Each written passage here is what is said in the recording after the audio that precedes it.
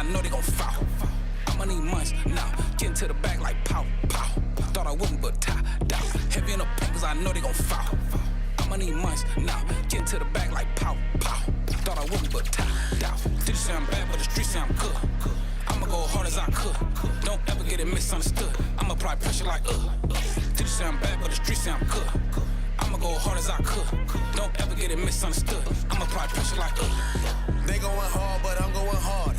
That's for my son and my daughter. Hit the valet, tell them go bring the car up. Boy, you know I'm pushing Rari. I tear the tar up. I'm sorry, but I am not sorry. Cause I'm here now, but this not where I started. I used to work at Fish Market, cooking up sugar, take orders from bosses. He tell me to take out the garbage. Get mad as hell cause that smell made me nauseous. Through my apron like I'm over artists. Start working on being an artist. Hollywood, I'ma hit the red carpet. I'm dripping, so approach with caution. John Wick, I ain't missing a target. Stop the car at the light gets dirty. Purple jeans where I can't get dirty. Blue strips make a chick get flirty. And she ain't coming back till around 6:30. MMA game, we go hard in the paint. Take position and move like a tank. Maniac with no restraints. At Tufton, I'm checking your rank. Heavy in the papers, I know they gon' fall. I'ma need months now, getting to the bag like pow, pow.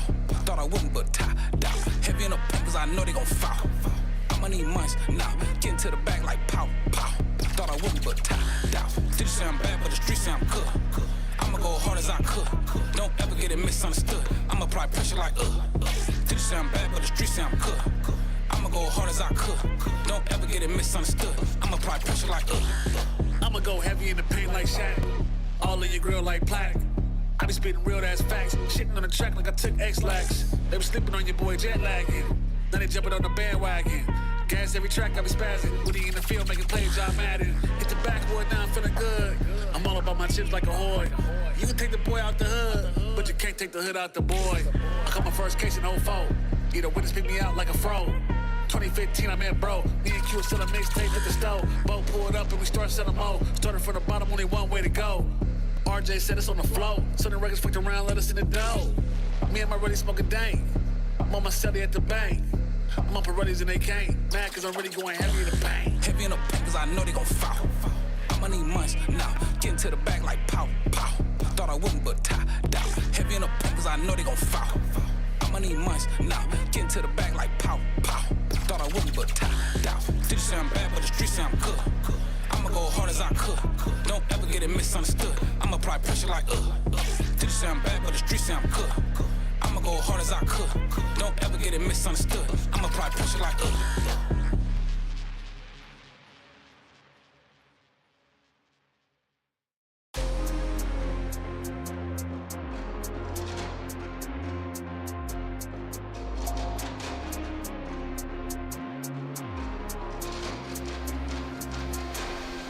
My price went up, you can't afford me. I'm everywhere, I know you can't ignore me. I cost too much, yeah, pay just to see me.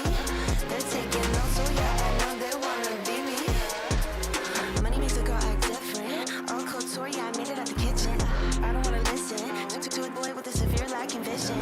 I'm on a mission, yeah, I don't get stuck in traditions, nah. I'm on my business, y'all are my witness. Fill my cup with a splash of citrus. Make lemonade, that's what gets me paid, yeah, yeah. Turn a sour day into a power play, yeah, yeah. Superpower, babe, let me light the way. Give me space now, you should know your place, yeah, yeah, yeah. That money comes easy, no risk, no task, no forcing it. Big stacks to the ass where I'm sourcing it. First class, I can sell a whole course in it. That money comes easy, I'm the one with the cash influx, yeah. I'm the one they trust with the big bucks, yeah, I really good luck. My price went up, you can't afford me. I'm everywhere, I'm where I know you can't ignore me. I cost too much, yeah, pay just to see me. They're taking notes, so yeah, I know they wanna be me. My price went up, speak to my people. Yes, there's a fee to see me, yo, I'm way too regal. Just look, don't touch, stay off my aura. Oh, I know when the energy, they all need more of. Upgrade, made an upgrade.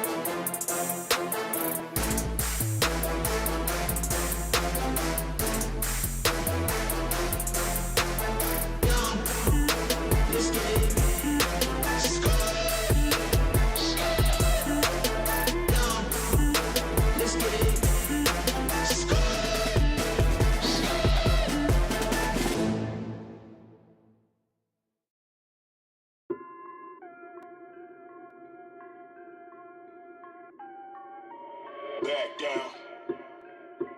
We don't back down. Back out, waiting for nothing, I get it right now. Seizing the moment, no time to lay around. Will we ever stop? Hell nah, that's not likely. Will I ever stop? Hell nah, that's not like me. Back out, waiting for nothing, I get it right now. Seizing the moment, no time to lay around. Will we ever stop? Hell nah, that's not likely. Will I ever stop? Hell nah, that's not like me. If I play me filling up, talk about it, I seen enough. Off-road in a monster truck, never cried or complained. Jealousy not in my veins, when they laughed at all our pains. Bottom floor, sky's the limit, huh? Breaking every box, what you know, get at your feelings, bruh. I can see it in your eyes, they can sense it in your soul. I just take the good with the bad, then I made it go. We don't back down. Who they talking to? Right now, I'm the one to bust a move. We don't back down. Who they talking to? Right now, had to get it like this. Back out, waiting for nothing, I get it right now. Seizing the moment, no time to lay around. Will we ever stop? Hell nah, that's not likely. Will I ever stop? Hell nah, that's not like me. Back out, waiting for nothing, I get it right now. Seizing the moment, no time to lay around. Who they talking to? I'm the one to bust a move. Who they talking to? Had to get it like this. Get it like this, now passion like gifts. Thirsty, get a sip. All this hustle, never quit, I'm posted up. Making plays, never fake it like I'm lit.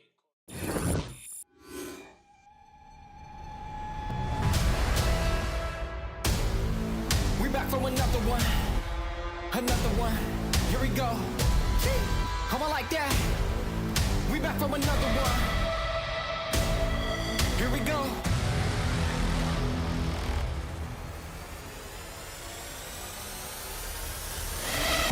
On the scene like we never left. Time to go put them back on the shelf. No, we do not need permission. We came in alone, now we leaving you by ourselves. Now nobody wanna play me. Everybody think I'm crazy. Guess I gotta live up to it, nothing but to do it. Hear me out.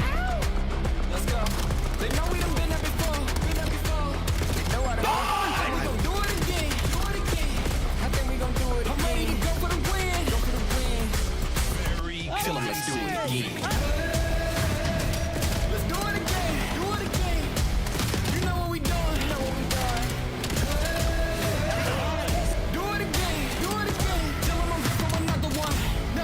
Let's win.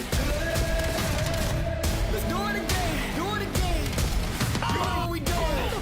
Like that. Do it again. Tell them I'm here for another one. Right. Tell them let's do it again. Who you know got the power to turn on the switch anytime that they want. We do. Who you know got the energy? I bet I can take it that you know who don't. This guy's crack. I'm on the move and better believe I stick to the plan. I got the city behind me, yeah, 'cause they know I'm the man.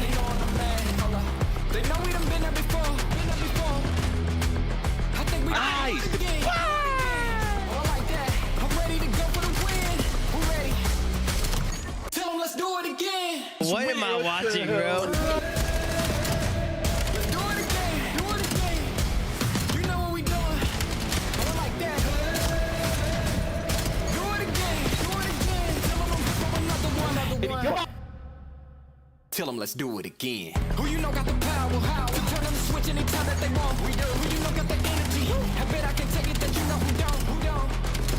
I'm on the move and better believe I stick to the plan. Keep going, Craven. They know I'm the man. They know we done been there before. I think we gon' do it again. I like that. I'm ready to go for the win. Who ready? Tell them let's do it again. Oh my god. Let's do it again. You know what we doing. Do it again. Tell them I'm here for another one. Let's win. Let's do it again. You know what we doing. Oh, I like that. Do it again. Tell them I'm here for another one. Tell them let's do it again. They come in, they handle business, absolutely, and that is our final match of week 3. So I did. That's bomb. I run away. Young, get your chase. Wait, that was you assassinating? My bad. Dante, I thought you were getting assassinated. No.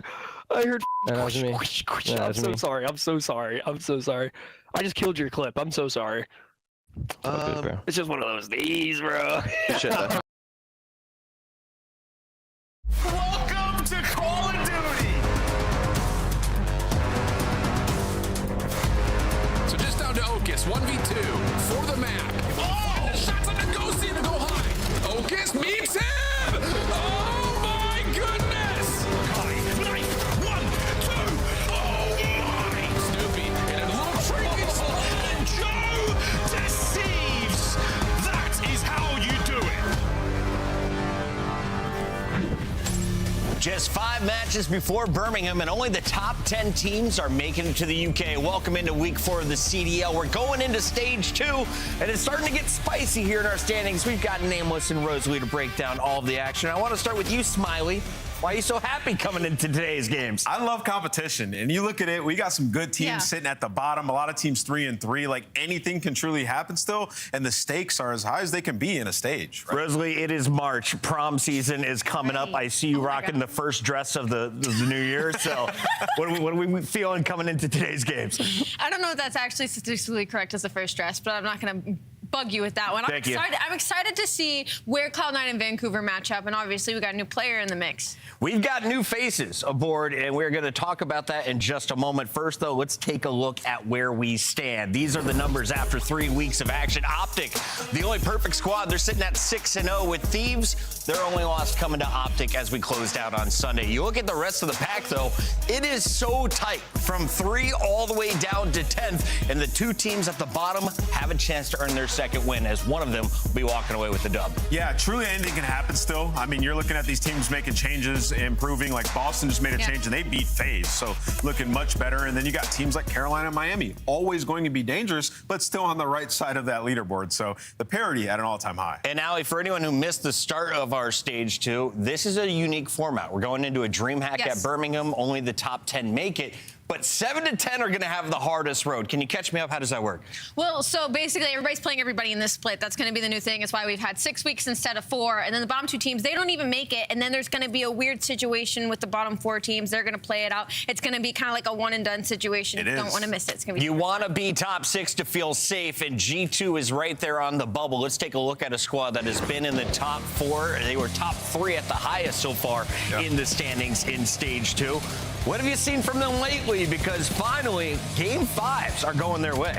Yeah, Search has got a lot better. Everybody's been consistent, and you know, for them, that was their main priority. They have a deep bag in terms of map pool in S&D, and they've won back-to-back game 5s, where we had one you have to win 2 searches. So yeah, this team has all the makings to burst into that elite tier. Just got to start cleaning up these series a little bit earlier. They've become a gatekeep team essentially now. They've gotten past that mental block of the game 5s because their map 2s were fine. And honestly, look at their search and destroy right now. It's one of the best in the league. They have a #1 conversion rate. They're 3rd and 5th at attack. So for G2, now that they've gotten past that block in game 5s, that's what has made them such a threat during this stage. And you got to look at the wins. They're over massive teams. Faze and Falcons, if it comes down to a tiebreaker, they will have the head-to-head in that matchup. So let's take a look, though, at a squad that is in our powerhouse talking points. It's LA Thieves. Are they truly a top 3 team right now after their match against Optic? Where do you rank them right now? I'm not giving them a top 3 right now. But I don't think I'm giving anybody a really solid top 3. That's kind of like the angle I'm taking in this situation. For LA, they're on the bottom side of that just because it's so back and forth with them. Sometimes they play down, sometimes they play up. Their biggest thing for me right now is their search and destroy does not look great. I think that should be their primary focus throughout the rest of this split heading into Birmingham, because right now, Optic Texas is the best overload team in the game right now. And if you're LA Thieves and you're looking way further down to that Sunday, should you have to go up against Optic Texas, I think you try to find strength in the search and destroy. What do you see in the Thieves, Ann?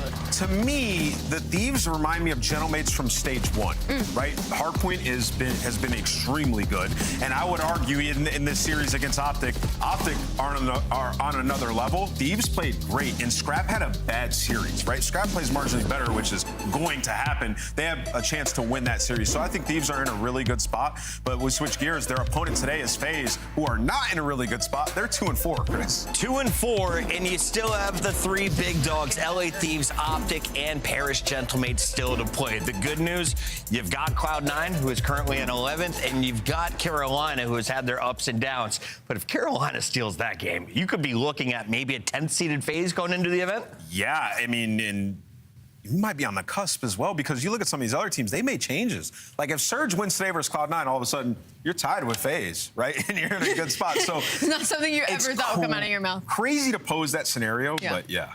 Allie, does Capsule come in with a win as he makes his return to the CDL? Let's update the world with what Vancouver has been doing in between last week's loss and today's future W. I think they do. I love to see Cap back into the league. You know, we've seen a lot of situations where we get these newer players, they would be put in a tough situation. Some of these teams get sent back down to challengers and not finding themselves back into the league. And for Cap, what they're hoping is that he brings pace, right? Immediately when you think of Capsule, you think of Berlin, you think of the sprees, you think of the aggression, and that's what they're hoping to bring to this Vancouver Surge team, because that's been how this game is. The teams that are playing at a pace, and now even Optic Texas are starting to head towards that direction, or the teams that are finding the most success. And we've seen this guy on a bunch of squads, from the Mutineers to the Boston Breach. How do you think he is going to fare on his current lineup with Vancouver? Yeah, I mean, he's coming into a really tough situation. I will say some familiarity there. You know, he played with TJ, won a cup with him early in this title. He's won 3 cups, and he got top 2 at the Dallas Open, right? So he's has the experience from the pro level down to challengers, and he's earned this opportunity 100%. I think he's definitely going to come in and play better than Abe. I mean, Abe on this team is not playing well. If anything, more consistent. Yes. If anything. And another thing he brings is just search and straight prowess, right? So it always gives the teams at the bottom a fighting chance to win S&D. We're always excited to see new players make their way in, and returning pros get a second chance at life. TJ Haley on his 5th life is putting up a 97 in S&D. He has 2 1v2 clutches, but I think it's the guys on the left. Kips and Exceed have had a massive impact. In fact, we've got a great graph showcasing just how impactful these players have been in their rookie season. Yeah, one player could change your whole dynamic, right? You bring in a guy like, just speaking from Exceed's point of view, he came in and became the leader of this team. Everybody's playing well, rallied behind him, started to lock it up. The overload search got better. You see the impact Kips is having. I mean, he's making everybody around him play better. Neum for the Thieves. I mean, this is an awesome graphic, by the way, just 100%. showing the difference. And what's great about this graphic is it's movable, right? So, like, this is still pretty early on for a lot of these players, too. I mean, you give it to the end of the stage, those numbers easily could go up depending on how things go over the next couple of weeks. Is this going to be a better team for Vancouver, true or false? Yeah. True? Absolutely. I believe so. Double truths. All right, let's take a look at the schedule before we get into our first match of the day. Vancouver taking on Ocus and Cloud9. Keep an eye on Hyde, especially in Search and Destroy. We got Thieves taking on Faze in the most entertaining match of the day. And Miami looks to right their wrongs against a very dangerous G2. That closes out our Friday. When we come back, it's the Battle of the Blues. How'd you go, Danny?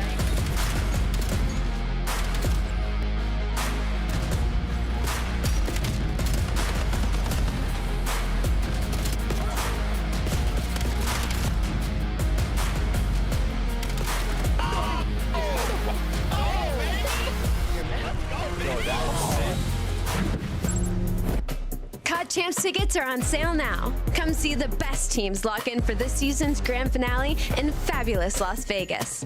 All 4-day passes come with early venue access. Head to FazeVegas.com or scan the QR code to get your tickets now. Look like the pros to play like the pros. The CDL team skins are available now. Scan the QR code or check out the in-game store now. Scuff, official controller of the CDL.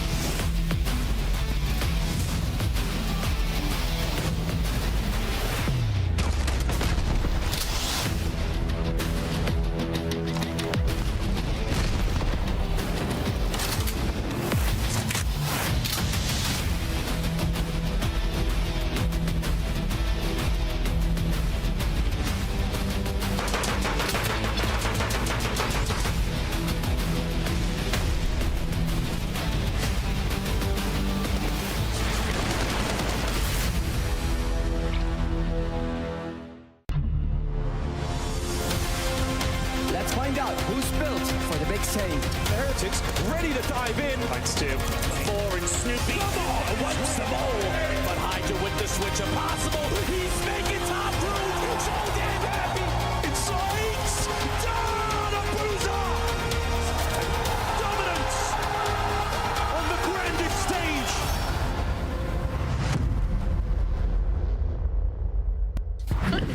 Welcome back into the CDL. It's time for the match that's had Maven rock hard since he woke up today. It's Cloud9 taking on Vancouver Surge, and he was flexing the abs. He was showing us the strength of the potential powerhouse Capsule coming back into the league for what, his 5th, 6th time? Yeah, it feels like he's gotten brought up a lot at this point. This time, though, they're looking for the Joe Deceive story. You go down to challengers, you learn your lessons, you win some cups, and you come back. Do you see the future for the Bush players playing out today? For sure. I think that's a really good comparison. Is it kind of like, is Joe coming back in? I'm most excited to see how he's grown as a player. You know, one thing about Castle that we did notice was the consistency was a little bit of an issue, but like we said, people go down, they come back up as better players. So I think that's what everybody's looking forward to most today. And let's keep it a buck. Some people are calling this the Battle of the Blues or the Blow It Up Bowl. Vancouver Surge was on that line. Basically, everyone on Twitter saying they got to do something, maybe even a squad wipe. Is a one-man change what they need? We just showed you guys the graphic of what changing one player can do for you. Some teams getting 60%, improved production. And you talk about Abe. I mean, the only players worse than him in the league statistically were Slasher, Okus, and Legend that have come in and out. So he needed to go back down to challengers, develop a little bit more. The system wasn't working. With Capsule, one thing for him is he doesn't care. He's going to fly around on the map, make his plays. He's going to get first bloods and search and destroy. That can help them a lot, especially TJ knowing how he likes to play. So search has to be like their backbone if they're to be competitive in this league. Search and destroy could be the backbone. On the other side, you have a very strong Cloud9 Surge squad that showcased their skills against Paris Gentlemates last week. They pulled off a massive upset. Since then, not a lot of success. How do you get back to winning ways today if you're this forced? Well, for Cloud9, it's just kind of like you got to play fearless, I think, is their situation. I mean, with the way they played versus Gentlemates, you just need to try and apply that to every situation moving forward. And this is like, depending how you look at this is like the best and worst match for them in the sense of like they get to test their search and destroy because now obviously on the other side, Vancouver Surge trying to buff in their S&D, so that should be good, the 2s and 5s in this series.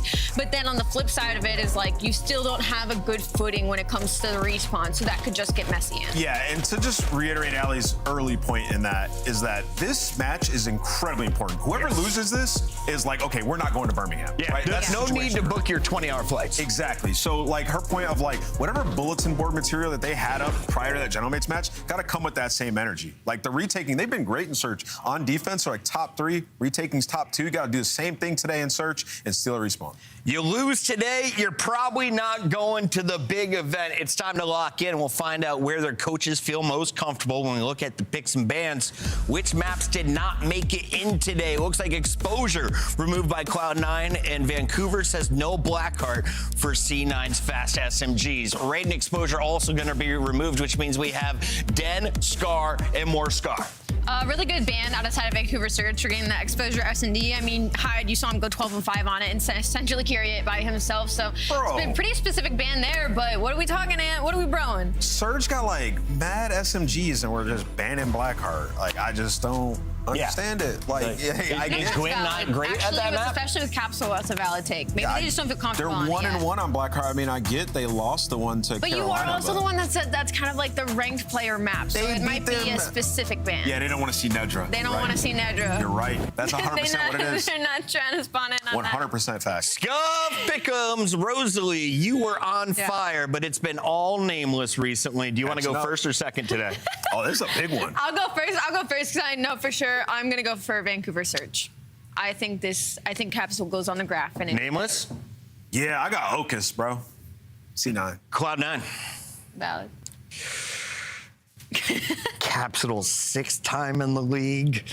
You might go crazy. 9th time in the league. Can we get this official chat? I'm going big cap with Allie today. I think he drops 40 in the first hard point. They don't need a second search and destroy. Sorry, Cloud9. 3 surges, and then this man with faith in New York, the Casters. Who do you have faith in today? Well, I don't know if fucking needs to apologize to anyone because until he got back to 500, more often than not, he's wrong. Yeah, so it's true. I probably apologize to the team I was picking more often than not if I was Chris. But you are back to 500, Chris. We're proud of you. Yeah. For this match, I mean, who the hell knows? I mean, the big conversations, Capsule coming in, and then the fact that even though neither has looked great, they're still alive. When you talk about potential for top 6, potential to get into the play-in, they still have some legs.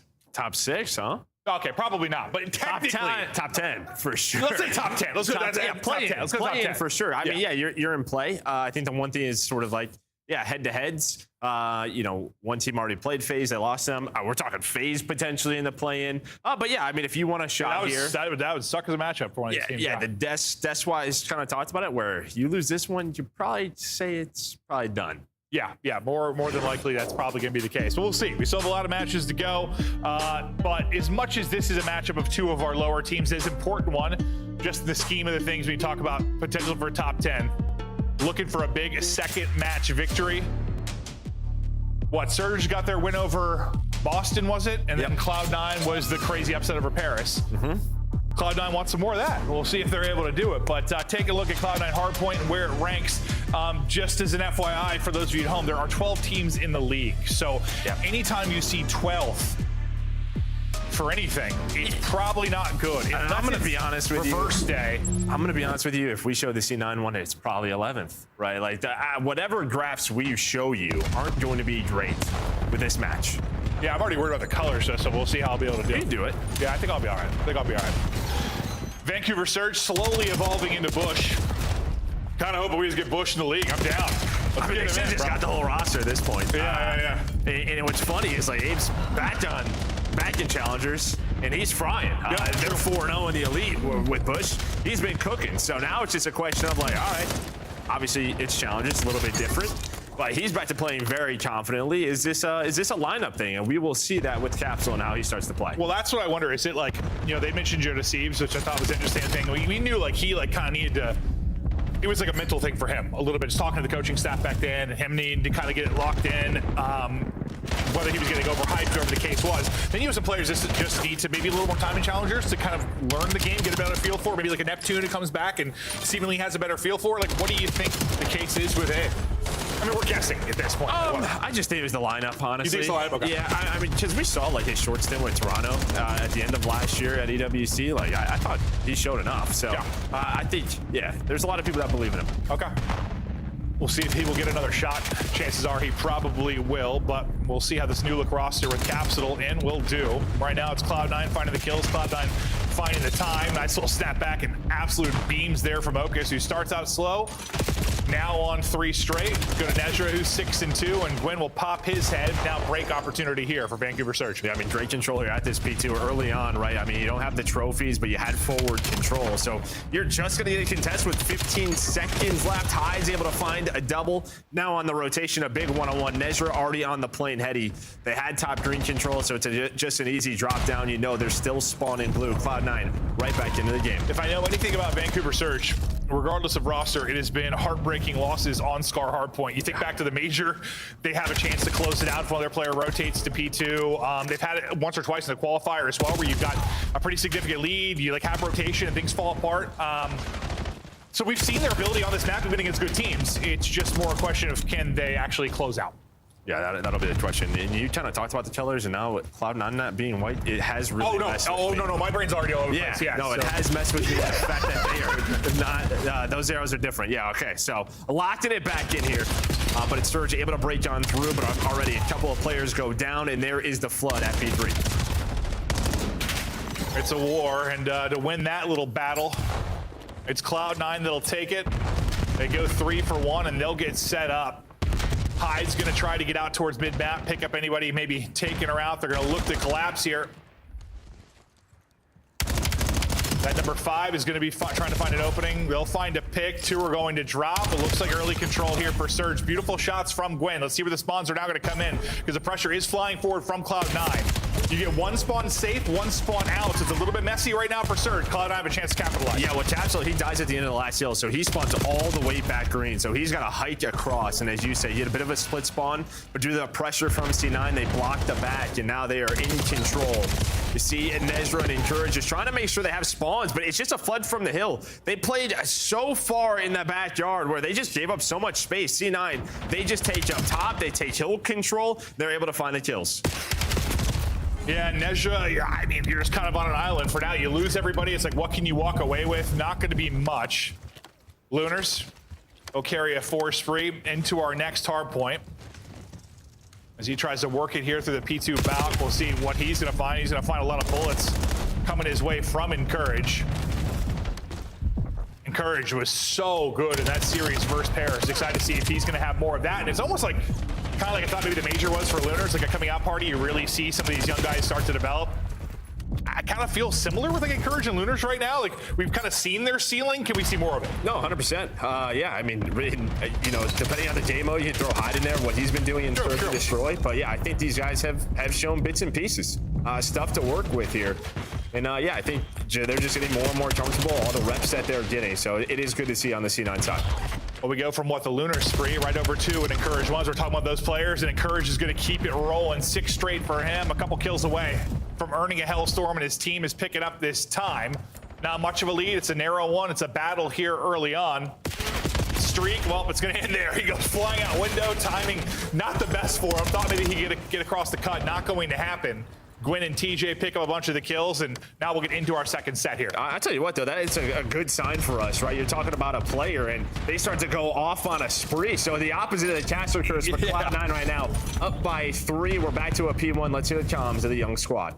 He's hiding under. I'm On P1, absolute P1. I'm flying at him. I'm flying at him. Luna's dead. I need P1. 1 back time. 1 shot back time. Dead. My wall, last hit. Mark it. Mark it. He's right side trailer. Right side trailer. Mark him. I spawn blue. Yeah, I spawned back blue, bro. One's white wall still. I'm pushing up. I'm reflanking left, bro. He's still back here. Still back boat. One shot, T. Alright, I'm wrapping, bro. Let's still back boat. I'm getting annoying blue. Alright, he picked me up. Wynn's laying down. One stop red. Top red. Top green. I'm up your head. I need him top green. Nice. One market, probably. I don't see him red. I'm going out. One market, Gonna be a market. Yep, one side, front side market. There's gonna be an area red. Market, Gwyn, tap, one shot. There's two mid. I'm out on new, bro. He's going red side. On the bottom, Gwyn.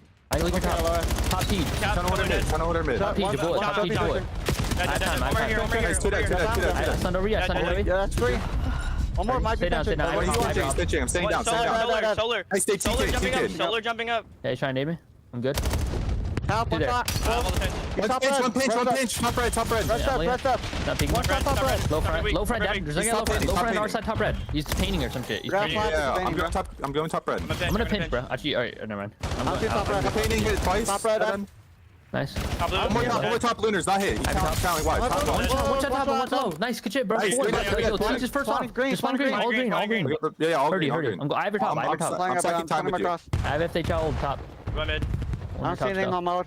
Alright, I'm just staring top. Nothing hold, for sure. I'm playing through. I have it top green. Playing mid cut. I have it top green. One could be back left corner, probably. One could be back left corner. They cut that. Back left. Go ahead, done. For sure, I look at top green. Nothing top green. Neither team has been able to find much separation. It stays close here. 2 points between them as we get out to P3. What are you seeing, Joe? Yeah, I mean, honestly, very similar to that first set, right? It was a lot of early time at P1 for Surge, and then you got a nice response from Cloud9 on that P2. TJ did a great job going on a wide pinch. He was able to break the hill, but then is quickly responded by Nezra, and, well, that's why we are back at a tie game.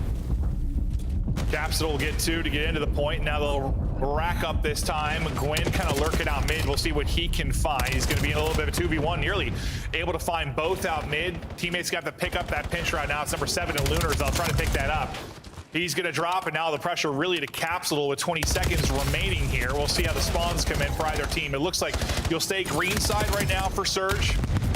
Still floating towards next. Cloud9 have it, but remember, last time this hardpoint pop is when spawns get really interesting. It might happen again. Yeah, and I mean, listen, you have invested a lot in this rotation if you are C9. You gave up about 40 points there at this P3, so you have to make this count. And yeah, last time they were in this spot, it was just an easy break for Surge. So Surge hoping for that again, but you were much further pushed out. Yeah. That was the problem. Yeah. You were just playing towards the back. You had no forward control. This time you're getting the cutoffs. Nezra having himself a map 5 spree, 29 and 17. Exactly. Now they had much more position position this time around. Not as chaotic as last time when they broke and tried to hold, but yeah, no, it might be gone. And similar to last time, they just don't really find a kill. Everyone just gets fried. Ocus walks away with the only one, and Surge are going to get in. So you'll take those 40 or so points you got at P3 if you're going to rely on your ability to break. But with Encourage's double, maybe you'll get right back in. Good call on Nezhro, though, having a map. Ocus was floating around double negative and struggling with one of his slow starts, but he started to turn it around. And the chaos and the flip-floppity-flip of the hard points continue here in our map 1. Yeah, it's wasting Joe sometimes at this P4. Yeah, again, you're sort of playing for the spawns, and while that happens with those mid-map spawns, it's just an immediate flood. But now a chance for Surge again to have early control on rotation. You go 1-for-1, but Lunar's locked in down top green with this double. Should alleviate some pressure, but you see TJ spawns all the way out. So right now, you can't really play for Hill. You're playing for positioning with a couple of picks that come in for C9, and this could lead to a break. Here's the opportunity, big gunfight win for Hyde. TJ through on the bench, not able to really find anything. Cloud9 get in, they break, they're up 5. This is where I was worried about Surge at times, was the end of these hard points on Scar. A little bit different scenario than some of those I was talking about, where it's kind of a throw because they had an advantage. Here, not really the case, but they are back out in front. Gwen just trying to contest here from the front. Going to be difficult to get a ton of time here, but what can they walk away with the final 20 or so seconds? We'll keep an eye on the upcoming rotation.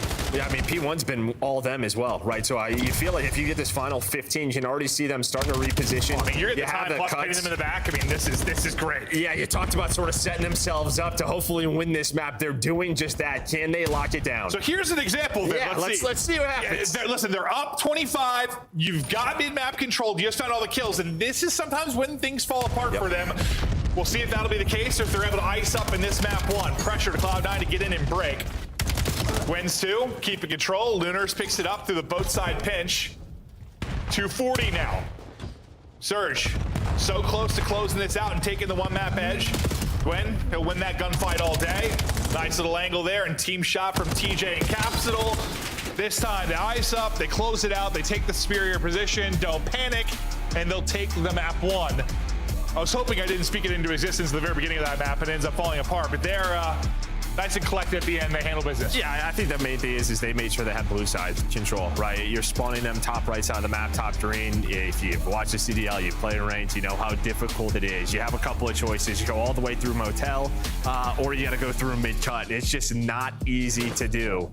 Yeah, you're just facing fire, and it's just not fun. That's why I got nervous, though, because I was like, well, they don't really have too much advantage now, but then like they go up 20, they have them pinned in the back green perfectly. Like, you have everything you want.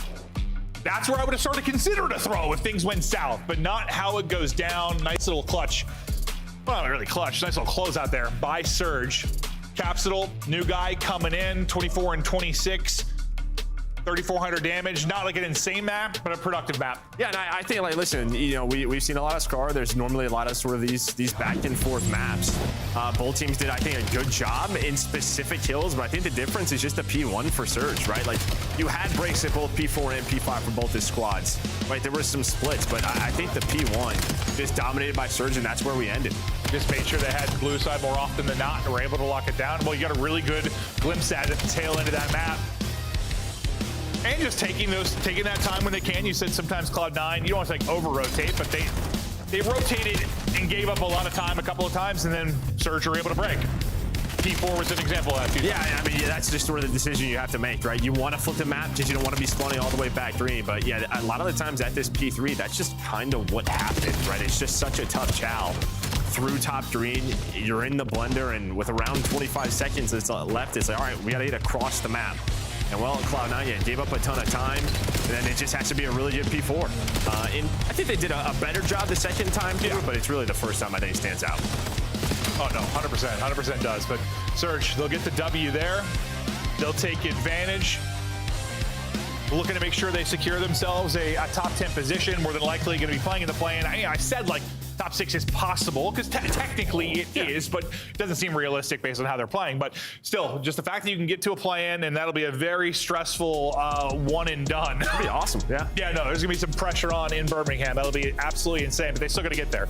Taking a look at just kind of the game flow and how that broke down. A lot of back and forth. Yeah, tons of lead changes, ton of back and forth, as you said.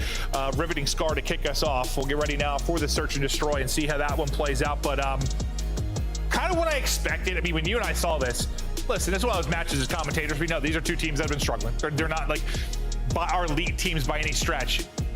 But being in a similar position, we're like, this probably is going to go 5. It's one of those matches where you just could really see it go the distance between these squads. Yeah, I think when we looked at the schedule today, there's sort of just like, all right, we're trying to figure out where everybody is, right, in terms of going into the major. And I think today is a big day because you have a fight at the bottom of the table. You have a fight like potentially at the top of the table next match. And then the last one's sort of figuring out the top into the middle, right? So there's just a lot of questions that are going to be answered today. Yeah, no, Faze have got something to show today. Yeah. They're like in the conversation with these teams right now. It's kind of how it feels. But we're going to take a look at some stats before we get into the search and destroy. We're getting ready to rock here in just a moment as players get ready to roll. Your rookies in search and destroy, what Nezra and Hyde have been able to do. Nezra with some incredible clutches. Hyde has been, kind of a consistent, like, double-digit guy for this team. Literally what I was going to say. It just feels like every time you watch Search, he is, double digits. Just plays with such confidence. And a lot of the times that's all the preparation work I put in, Joe. No, I mean, a lot of the times for the young players, like jumping into, I don't know, the CDL, Search is where you kind of struggle with confidence. But maybe the fact that it's the entire team, you're just continue to play with that sort of swagger that you had in Challengers. There's no vets sort of making play calls or how they want to play. You're the one sort of setting that tone. Yeah, that's what I mean. I just kind of go back to their Paris upset because that was I was gonna say the big win for them. That was their one win. It was a very big one. It wasn't Nezra clutch. It was like a Hydra double digits. High double digit search and destroy. Like there were some terrific moments. But Din S&D for Surge, as you saw, has not been good. I believe it was 1 in 6. So a chance here, potentially for Cloud9 to capitalize and get right back into things. You can see their Major 2 record up top, both sitting at 1 and 4. So a crucial one between them. Gwen gonna get aggressive with the sniper, but it's Okus that's gonna find the opener. TJ, one of your playmakers, the Search ripped out of this early. Capsule though, gonna find a timing. He's not gonna realize there's 2 there though. So it's gonna be, okay, he'll step back. I'm gonna say Nezra, I didn't see if he took any shots. Capsule nearly able to wipe 3 off the board.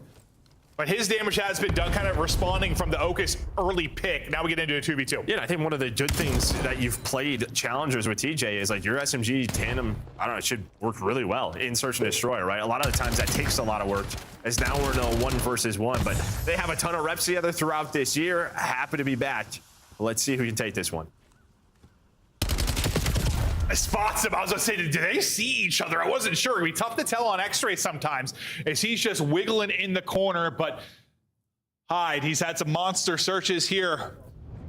Does get 2. Gwen will find his 1. No success with the snipe, but he closes out the round. Yeah, but I think you see from both players just like, the smoke's just still there, just no little annoyance. It's tough to see. They're all just like laughing. Yeah. No, look at this. Yeah, that's just. Guy shot the tree, killed a squirrel. Sure did. Smoke can make the most accurate shooter a little windy. Well, and just the way we've seen it this year, like it's also just sort of like when it's going away and dissipating, it's still there. Yeah. Like, even towards the end of it. Well, it was an Okus instant opener. This time it's a Gwen.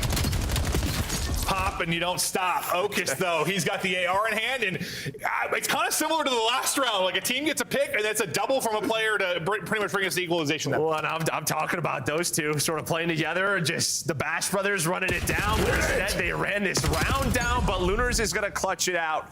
Was a 4 versus 2 into a 2v2, and it is the long route from Lunars to catch them wrapping back. Yeah, the Bash brothers got bashed. Just run into a pre-fire. It's just M15 headshots. Unlucky. Lovely shots there from Lunars, though. Has he in flashbanged? No, he sure is. His brightness on. No, who is it though? It's like one of them. Is it Courage or one of them has like a bright light? It looks like behind them almost, like to the side. I'm like, are you not getting glare on your screen? Like most of them have like a camera in front, right, for the webcam, but like somebody has like one behind. And I'm like, nah, I couldn't deal with that. I'm sure it's not on a screen, but every time I see it, I think about it. I'm like, that just looks crazy to me. Capsule last time here offensively, absolutely. Didn't want to do that. Didn't want to mantle. Help's not going to be there, or is it? For a second, I thought player might slip away, but you got Lunars and TJ. Deal with it, TJ. I lost my brother, but I'm still here to follow it up. Family. Well, now he's going to go for the trade. It's going to be a 1 versus 1. T just not able to find it. They wanted to get aggressive, but Cloud9, they stay disciplined. They hold a couple of irons. All right, you want to run at us? Freebies, we will take that round. Yeah, dude, it's encouraged. Like, you can see his like lights behind him. Like, I don't know. This trips me out, man. I do not miss those things though. The ring lights? Oh my God, during COVID. No, not the ring lights. No, like the backdrops we had to set up. Oh, or like when our whole house became a studio. Do not miss that at all. Whew. 2-1 Surge. TJ couldn't close that out and keep Surge perfect. Right to mid-map. Nezra wants to get aggressive. Maybe an awkward timing with one middle, but his teammate will pick that up. Yeah, TJ was just on the other side of the statue, right? But he had a one-on-one. Lunars was there for the trade. We're just trading all over the place. All of a sudden, you're in a 2-on-2. And, well, running into Dojo for both of the squads has not worked out. Lunars closes out another round 3-1 to Surge. What, 1-6, I think it was on this particular map in combo, but finding some success here. Gwen hitting some snipes. Looked like the team is having fun. And Yeah, Lunars both of them. I don't know if they're like talking trash in game or what. But both teams are just laughing. I'm not really sure what's happening. They're like, wow, that round was ass. But yeah, I mean, again, just both teams, as soon as they continue to run forward towards Dojo, oh, that's what they were laughing at. Yep, Yeah. that is it. Okay. Gwyn and Hyde are laughing. Okay. At the shot that he hits. That makes more sense now. Yeah, because it was those two cracking up. Okay. For some reason, when I saw in the kill feed, I thought he got a snipe from in little and then rotated like off the pick. I didn't realize he hit that like 360 as he ran away. That makes way more sense. But the Bash brothers back to it as TJ and Capsule able to find openers, and they might just run into the pre-aim of an AR again and get laid out, but they don't. This time, you have 3 players there. You might get 2 players close to half HP or 1 shot, but the fact is, you're able to take out Encourage. Yeah, you had the numbers. I thought again that was just, they're both just it was close. Yeah, it was close. Maybe he just got a little worried about Gwen's like snipe. One hits a wall run, you know, just gets high, just switches up the aim, and yeah, both able to play their life. They're getting high while playing Search and Destroy, Joe. Well, I mean, it might work for some. True. Not work for me. I just go to bed. TJ's in a cave, dude. Always has been. Mom, bring me some frozen pizza. Bagel bites. TJ's hungry. You think he talks in the third person to his parents? Mom, TJ's hungry. I don't think so. I can see it. I can see it. I love Tej, bro. Yeah, we can do this because we're in fantasy league with him. Fantasy league. Yeah, we're not crossing any lines. We promise. No, we've been in a league with him for like a decade now. Yeah, we're good. I love him. Cloud9 need to find some success and find some success here quickly. Capsule gonna play around the smoke and then just try to find something through it. Not gonna work out. He's gonna be isolated and dropped. TJ maybe next up the bat, but it looks like off the pick they're gonna rotate out to the information you have on this man's screen. Ocus has cleared out B. Yeah, they just gotta go quick, right? I mean, sooner or later you feel like Surge is, all right, yeah, we're gonna check this. All right, we have to wrap back, but all right, they took so long. Both sides taking a good amount of time, but you will have a chance here if you are a Surge, potentially catch them off of this. Really relying on TJ, and that's what happens. And he just catches the timing right underneath that mid hop up. Number 1 playing so deep, I think he's gonna catch Tej. We'll see here if Tej picks it up. Tej does. Tej is everything. And this 3 versus 4. Sure is. Tej is everything. Might have got a pistol bullet in as well. Last guy up is Ocus. Snipe out, flick-a-doodle-doo. Gwyn puts him down, and TJ dialing back the clock is his search and destroy wizardry. We always hit a TJ round like that. I feel like at some point it is bound to happen. And honestly, like, you did everything right if you are Cloud9, but like, I don't think Nezra has to be mid-cut. There's no reason. It's just a chance you don't need to be. You have bomb. It just felt like, all right, are we pushing Dojo out? Or are we playing towards the back? Just not on the same page. I think he just thought he got there before he crossed, I guess, that he could like. You just don't need to be. Yeah, there. no, you're sure. You're right. You're playing the bomb safe. You just he don't definitely need to not be expect there. him to have crossed underneath it. That's for sure. But yeah, I mean, you just take a timing, and well, the timing doesn't go your way, and then TJ makes him pay. And if there was like less time to work with, maybe TJ doesn't have time to like take the route through and clear, but they had enough time. Incredible round there out of Tej, and they just need one more victory here, and they are done. Capsule. Maybe not having like a monster map, but he has been an influence early on. He's got a couple of first bloods to go. No, I think you're happy with sort of what you've seen just early in rounds. I think 3 out of those 5 are first bloods. Yeah, first bloods, just sort of bringing the pace here. Sim and T's just sort of worked in the map in tandem. Yeah, and even if he hasn't found like a ton of success, it seems like he's got a lot of information, right? And if your teammates are going to clutch up and capitalize on like in the last round, you feel pretty damn good about it. But one that maybe we thought would be a little bit tighter, not the case in this map too. TJ gets the plan in. 3 versus 3 now to close out the map 2 and go up 2-0. Oh, that looked real good to me. I looked away for a second, but I thought, okay, and that's through the wall as well. I didn't think that was through the wall either. Is this scope centered properly? Is he to redial that one was through the wall. No, I didn't think it was for some. Okay. That was just supposed to be but they don't push off of that. Now TJ's isolated, right? So it just felt like TJ wanted to go. But now Dwayne's gonna have to hit a couple of shots. And while he does just that, those were on point. He took a couple practice shots, a couple warm-up shots, and then he started hitting. Gwen was all laughs throughout that. Hit some circus shots, some quick scopes. Doing it all. We'll see it one more time. Little flick. Why is it always Beautiful like that? Like, even playing like the easy ones sometimes? Oh, no. Yeah, I mean, how many hours profit of this? Yeah, so say how many hours of Warzone have you played with me? I will miss the easiest snipes in the world. Hit a flick. Then I'll hit a flick or a guy jumping off a 200-foot tower flying through the sky. I'll headshot. Yeah. Well, 100 miles away. Same thing. Yeah, no, I don't know what it's like. You just, I don't know. You just don't think. You just flick. It's just like whatever. Muscle memory, instincts. You don't overthink it. The easy ones you overthink, bro. You just sometimes do.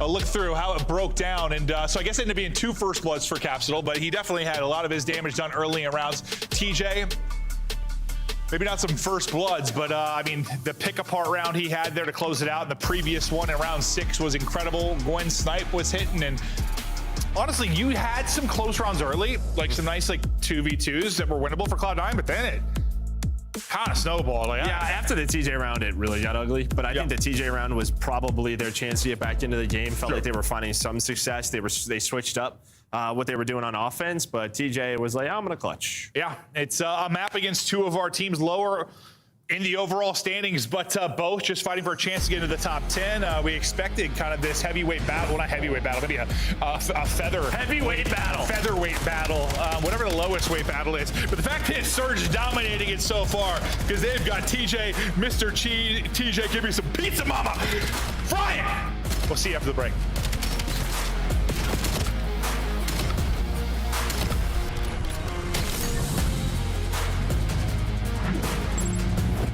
Scuff, official controller of the CDL.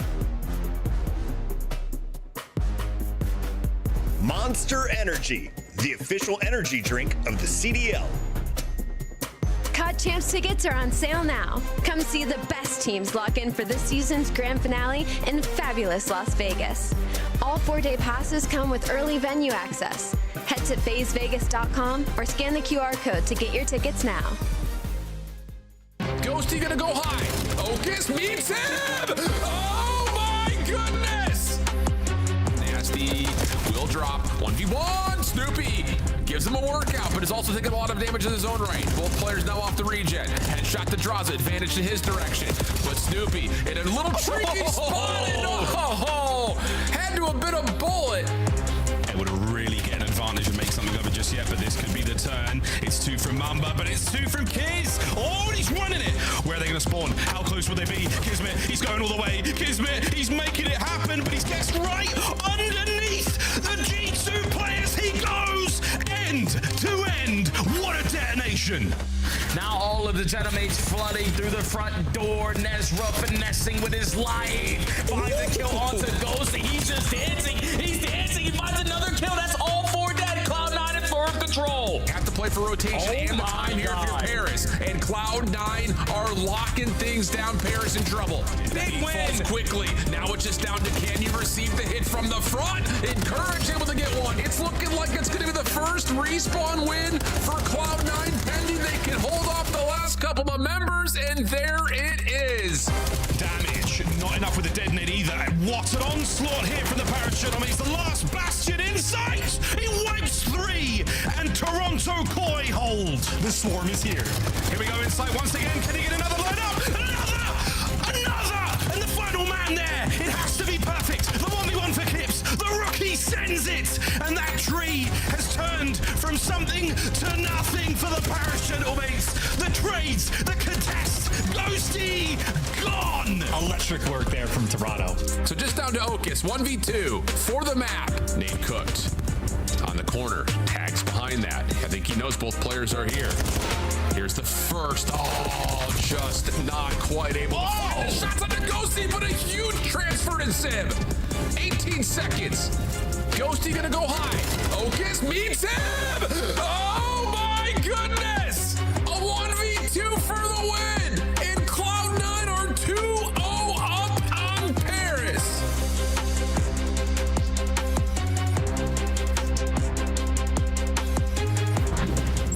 Hello and welcome back. Surge in control. Up to I kind of wore the shirt for this match, didn't I?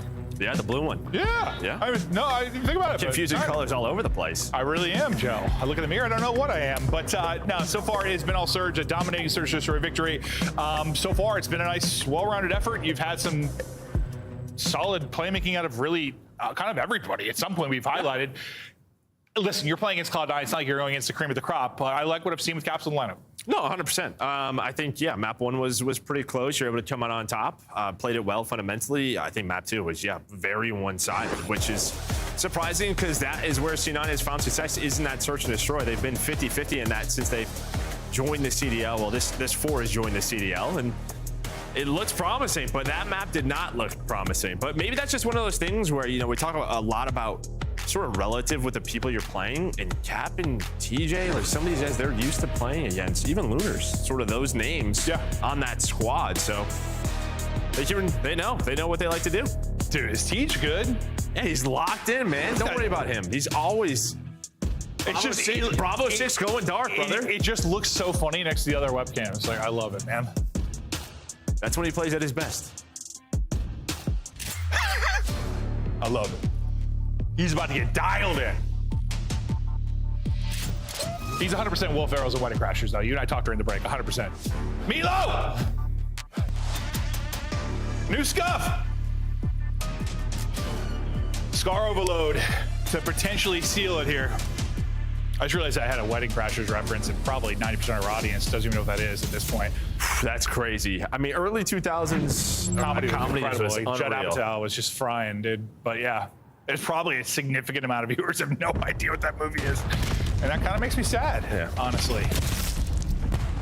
TJ and Gwen will get us started off. And they've already basically pushed up into the A point. They're finding every kill. Only one guy up is Nezra. I thought this would be a score, but Nezra, his 2 kills could be everything here to stop it, and they are. And Courage has time to get off spawn, and well, you deal with Nezra there, you got to score. You just don't. It really, I mean, the first kill is whatever, but the second one is the player with the ball running. So he's just able to catch them crossing. That player is just hoping to get through. But yeah, Nezra's shots able to stop this, and now the map is just flipped. Otis is getting pushed up, and that was your chance, but you're going to slow things down, and Courage is going to back all the way up as you fight mid-map. Ezra, he's shooting. You might need to have a 2-on-1 to take him down right now. That guy was not missing a bullet. And there's the score through for Cloud9. So as good as it looked for Surge, out the opener, now playing off the back foot, back green. I mean, you know you can just get pinned back here and how difficult it can be. They're in hell right now and trying to fight out.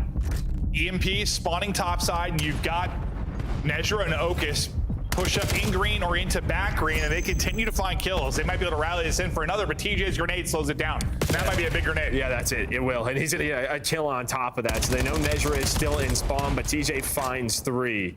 But it's all about this immediate mid-map pressure that you still have from Cloud9 as it encourages to be the next one up around P1.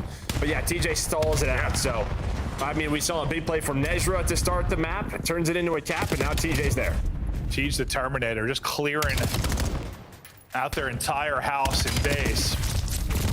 Now some real difficult gunfights to get forward, though. We'll hop over to Gwen's POV. He has hopped into top green. And he's going to reposition to mid-cut. And taps out of the play. He spawns up Motel and says, boys, I'm going to pinch boats, and hopefully you stay alive. But they did not stay alive, but it may not matter. He is able to find one as he gets there. I think we saw Nate just drill EMP carrier. Yeah, I think we did, like, through the window there. So that'll be an easy clearance for Lunars. But they haven't really seen any type of offense really since the opening break. Now maybe their best opportunity to get forward, but they can't win these first gunfights over towards Whitewall. multiple players flanking. One's going to drop. Nezra's still going to be up inside of top green, so that'll turn some heads. Some nice pistol shots from Lunars. He's just going to try and hit the gap, but there's not really a gap there because Encourage is holding the line. I mean, again, Nezra's just in your spawn. So he's finding kills, and you just have to deal with him. That makes you have to turn your head, and then he's just going to go back to his squad and get involved. What C9 need to do, is just turn this into a couple more taps. They have been controlling this half. That's what I was gonna say. Like, I feel pretty good if I was Surge right now, only down 1-0 with how the map has played out and where they've been taking their gunfights from. Well, as I say that, it's no longer going to be a 1-0 edge. Cloud9 now up 2-0, and yeah, I think you need to, with all the control you've had. I'm not saying it has to be 4-0, but like it feels like it should be. No, I mean, this is sort of, when we talk about attacking the strong side, you're seeing it happen, right? Spawning back green. It is just difficult when you get pinned back there, but it's the clutch nades. It has been TJ's nade, now Tapsol's nade. That is going to be an all 4 dead. And Surge trying to get the hell out of here. Can they get it out? And, you get a score here. Things will look a whole hell of a lot better. You just want to waste time now. Just get it plain side and waste as much time as you can. Bro, I'm telling you, I don't know if they've gotten a kill across the 50-yard line. Like, it's been a while. Like, since the break, I don't know if they've got a kill, like, onto players, like, coming off a spawn or onto players pushing out from their base. Like, it's in the single digits. It hasn't been a good team push. So we haven't seen a great offensive team push. It's just whoever's been that first like gunfight, whether it's been at white wall or like up through mid, has died, and everything's just stalled out. Like, and it's obviously not the easiest thing. No. But you're hoping to sometimes catch like a decent timing, like catch somebody sprinting or getting to position. That just hasn't really been the case. And to be fair, they have had how many 3-4 downs that they had? Maybe one in their own base, like clearing out, but outside of that, like none. Yeah. And that's usually what sets you up for easy kills. They just haven't been able to do it. Yeah, now the problem is EMP resets, and it resets motel side. That's where Cloud9 wants it. As well, nades are going to connect, and again, you're pinned all the way back motel. Otis just with the pistol, and that's pretty much a 2 versus 4. Encourage gonna have to wait for his teammates off a spawn, just trying to fly, but you missed the EMP. Oh, did he think he had it? 100%. Yeah, 100%. Right? He had to have. The way he slid through, he thought he had it. Yeah, because he still had his pistol out, so he's like, "Oh, I picked it up," but he didn't. I don't know what to compare that to. No, it happens. Yeah, I don't know. It's something. Yeah. Sometimes we've seen it in multiple matches. We're now a chance here. I've been pretty sure that they scooped it and just didn't. Okay, that was a. I still think you're blessed you got out down 0-2. Like how that played out, like that was not a pretty half for Surge. And I know how difficult it can be from that side, but yeah, this is the kill. So so Lunars, he was one shot still. So that's what it was. He was still weak from the break, but that was like your one chance. I know. I think like in our stat stuff, they call them like runs, which I just call like scoring chances. I don't know if you had one for Surge other than the first break. There was the Lunars one where he tried to like win a 1-on-2. That was about it. Oh, okay, yeah. That in the opening break. That's it. Not really many chances at all. Yeah, it's tough because like as much as like Cloud9 absolutely outplayed them, you're probably, you feel okay. I think if you're Surge and if you're Cloud9, it's like, man, we probably could have put up more. Yeah, I think the only thing for sort of C9 right now is their slang. Can Nezra and Encourage keep this up? You need to do the exact same thing if you are Surge, sort of get in a green and just be as annoying as possible. And that is, again, a good break here for Surge. Yeah, and this is where we have those conversations about capitalizing on opportunities. I mean, Cloud9 really, they had a lot of chances, only scored twice. If you find similar control here for Surge, does this turn into 3, 4, 5, whatever they're able to put up? They're trying to set this up. You have like 2 men in Tapsol and Lunars on both goals, and while you're just rotating back and forth. Those aren't boys, those are men. Yeah, they're just shuffling, and Gwen's just trying to yo. Where is he trying to yo with this? There's still somebody back there. No, that's his teammate in Tapsol, and there we go. So it took a minute, but they're on the board. It's not the cleanest score, though, so I don't think there's gonna be much of a rally here yet. Lunars is 5 HP, and he's just hoping he avoids all nades here, gets back to full HP. Neither is going to be true. But they definitely aren't able to pin in Cloud9. Like Cloud9 did for most of that. And now here's a chance for C9. Just Hyde goes on the flank, and then Otis was able to control plain side. He wins both of those gunfights, so you had blue control off a Hyde spawn, and you're able to put it in. Yeah, and that is something Surge were not able to even really get all that close to doing. So brilliant there from Cloud9. And this is the problem right now with this map. 3 players just spawn up Motel when you should spawn Bat Green. So, I mean, Cloud9 is just right back into it. Yeah, spawns just feel kind of random in this mode sometimes. Well, sometimes on Scar, you just spawn in map. It's almost like squad spawn-esque, and it just, it's unrelenting. Like, you feel like you should have control of the map, and then there's 3 people pre-aiming you still, and it doesn't make much sense. No, it certainly doesn't. It certainly doesn't. Like, there should be like more of a counter opportunity, or at least like mid-map. You should take mid-map. Opportunity. Your first spawn should be in the back of your base. Yep. Just like control. like control. Yeah. Spawn in the back of your base. If they are blocking those safe spawns, then that is when those mid-map spawns happen. Correct. But it's been some weird ones. Yeah, or at least like if it's not back green, like at least make back B. Yeah, exactly. Not Motel. No, he literally spawned Motel. Yeah, where you you get 3 dead? Oh, there's 3 more in your face. Let's take 2 feet, get to a heady, and catch people sprinting. Perfect. Not great. No, it is not. Surge just trying to get some kind of control, but you still have 3 players locking it in here from Cloud9. There's 1 pick, there's 2, there's 3. There's 1 player left, Motel side Capsule. I thought he was going to pinch it out, but he's going to trust his teammates, and he's going to push it forward. He has everybody in front of him here. How much is he able to take down? He's able to get 1, get damage into another. Beautiful pistol shots there from Lunars. Now your chance to come back and rally here if you're Surge. Down 1, 2 minutes to go. You have mid-map control. Sneaking through the cracks, I believe, is encouraged. It might come down to like what he can find for Cloud9. Yeah, did he stop the MP carrier? That's going to be the key. Everybody turns to try to hunt him down. So good comms there for Surge. Now they have to get this across, though. And, well, it's Nezra again playing the defense. And, well, I think that's due to Encourage's route. You saw everyone turn for Surge. A little bit of pause. And yeah, I mean, you just give up a route half second, give up a cut, and this could be a counter opportunity for C9. How the hell get teammated? That's a tough one.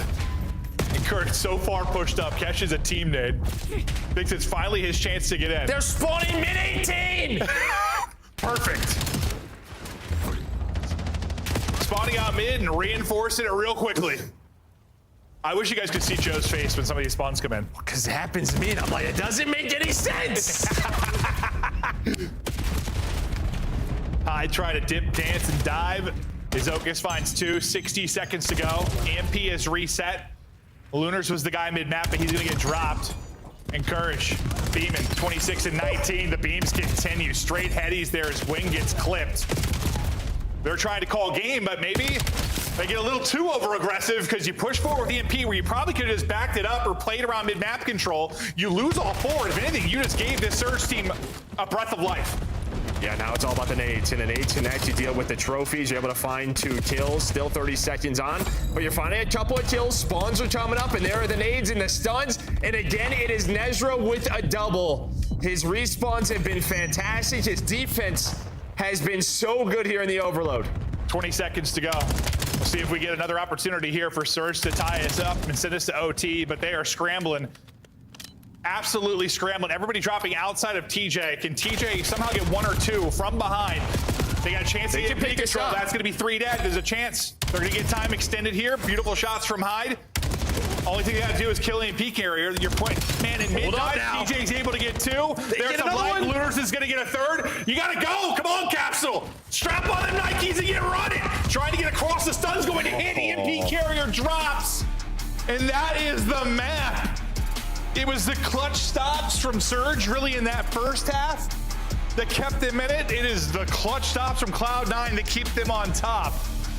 What, 3 or 4 times they stopped that when it feels like it's not a guaranteed score, obviously, but it's real close. That's always the decision, right? What perk are you running? You running Flak or you running Tech Mask in this game? And well, he did not have Tech Mask on, so the stun just going to slow him down enough, and then the nade hits you, so yeah, nades are big when it comes to defense and overload. Man, that is tough. You had the opportunities to close this out 3-0. Tej, a monster play there at the end to open things up, but falls just a little bit short. On the other end, as you said, Nezra, a big one, +10, nearly 4K damage, 23 non-traded. Had a fantastic map, but even less than like those statistics. You know, we don't have one really on here, but just like your clutch kills. He had a ton.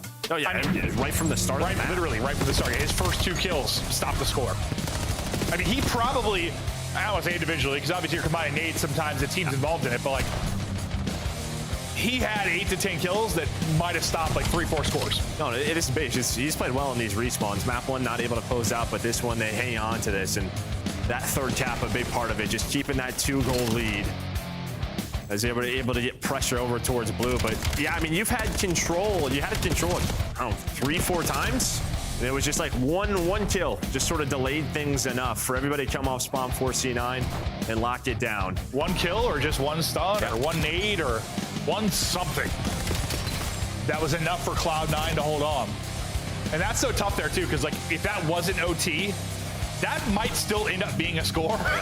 More than likely it does, but due to the rules of OT, with him dropping it there, it ends it. But yeah, they had 10 or 15 more seconds there. You might be able to tie that up, but not how it ultimately plays out. Oh, he was dead anyways. Yeah, they didn't have top green control. So I thought the stun was a big deal, but they weren't going to get that kill. So maybe that wasn't going to turn into a score. I take it back. Yeah, I might not have. I didn't realize there was somebody top green just staring down at that, pumping in damage. But Cloud9 get a map. Now we'll see if they can do it here on Den Hardpoint to extend this series to a final map on Scar. We're seeing Scar and Den across this entire best of 5.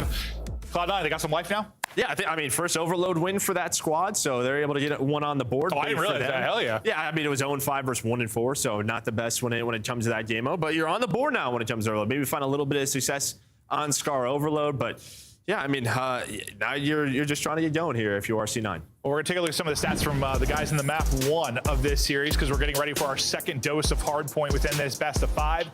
Nezra, Gwyn leading the way for their sides. It was a 250 to 203 win for Surge if you're joining us late.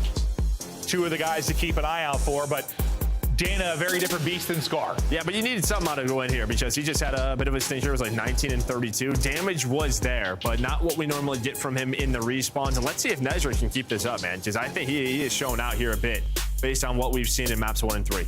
Listen, I don't know that you or I believe that every single player on this Cloud9 team is going to be a staple in the league. But if you had to pick one of their players right now that you think might have the most potential to be a mainstay, would it be Nezra right now? Man, that's a tough one. I know. Sorry to they've all like had moments. I feel like, yeah, probably Nezra. I'd say it's a tough question. Yeah. I mean, who the hell knows? Because we see how these 4 like play together, and this is still very much like an amateur team in many ways. I know they're in the pro league, they're pro team. You know what I mean? Like they're getting there, but you never know. Like one of these guys, you throw them in a good system on like one of the top teams, they could just be nuts. Yeah, and then historically, like Search Stars, I mean, this is even going back to when I was competing. Like you were great in Search, you'd figure out respawn sooner or later. Yeah. So I think you throw a hide in better than the other way around, typically. Yeah. Yeah, no, 100%. Yeah. Yeah.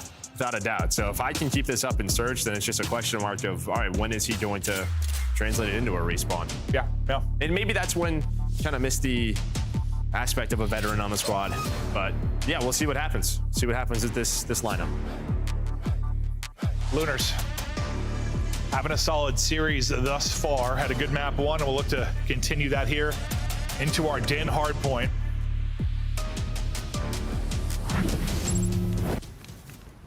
To Den we now go. Surge to close it out. Cloud9 to push us the distance so they can walk away with the win. Spawning on your strong side will be Cloud9, trying to get time and hold for the P2, but they'll lose a couple due to the gunny from Tej. Courage just trying to play it safe. He gets hit with a nade, just backing down for now, hoping for some help, but that's an opening there with him down for Capsule to get forward. Bring around the Rosie we go, but the kill's going to Surge. Yeah, now you're waiting on Hyde, right? He's going to go on the long round. What is the timing? Lunars picks it up. So whatever sort of sixth sense he had, he knew, all right, we're looking for this guy off of spawn. I'm going to turn. He's able to find it. So a good chunk of time at a P1 again for Surge, and that was the key to map 1. Now just trying to flip the map. They had 2 spawn out. 2 have already set up over towards P2, though, for Cloud9. Some big one-on-one gunfight's going to be going down here in a moment. Looks like Lunar, I like this. Just he's playing patient, I thought, just for his teammates to be able to attack. Unfortunately, he is going to get isolated. Yeah, I think he was peeking that. I thought he was just like hiding. No, so did I. Yeah, so I thought he would just sort of lay there until his teammates collapsed with him, and then right as I said that, he got fried. Yeah, and then he spawned there, so it's all good. Yep. Surge now trying to combo this P1 and P2 to get out to a big early lead. I think they thought they had a little bit more cushion than they did as Nezra got here quickly. Nice nade from Tej, though. Hyde's double might keep things a bit messy, but nope, TJ's will silence that. And about as good as it can get. For Surge, TJ's streak continues. He's now on 5 straight at 8-2. We'll check in with him in a moment. See if maybe he's starting to build towards any kind of streaks. Still a little bit of a ways to go, but he's gonna be the guy taking the route through, so we'll see how the timing is gonna work out for him. Yeah, big kill there by Otis. Just what 2 of your teammates spun all the way back out towards P2. He's just going on this long route, but he's kind of by his lonesome right now, so a little bit staggered right now if you are Surge. So he's gonna have to wait up and yeah, playing his life for this Hellstorm. You get a break here, add a Hellstorm into the mix, and this one can be blown wide open, and he might just find it. 7 in a row, 10-2 start here for Tej. Good patience from Tej. I mean, yeah, the first gunfight, he took a... I was like, oh, hold up, buddy. Wait, you've got nobody else to help you, but the fact he was able to stay alive, still a little more work to do here for the streak, because nothing's really come through the objective. It's been all through his kills. Tej is now hungry. Number 8, one more for the streak, and there it is. 9 straight for Tej, 12-2. It's 100-15. You've got a streak earned. Let's hear the comms now from Surge. I hear you. They went old. Could be server though. I spawn blue.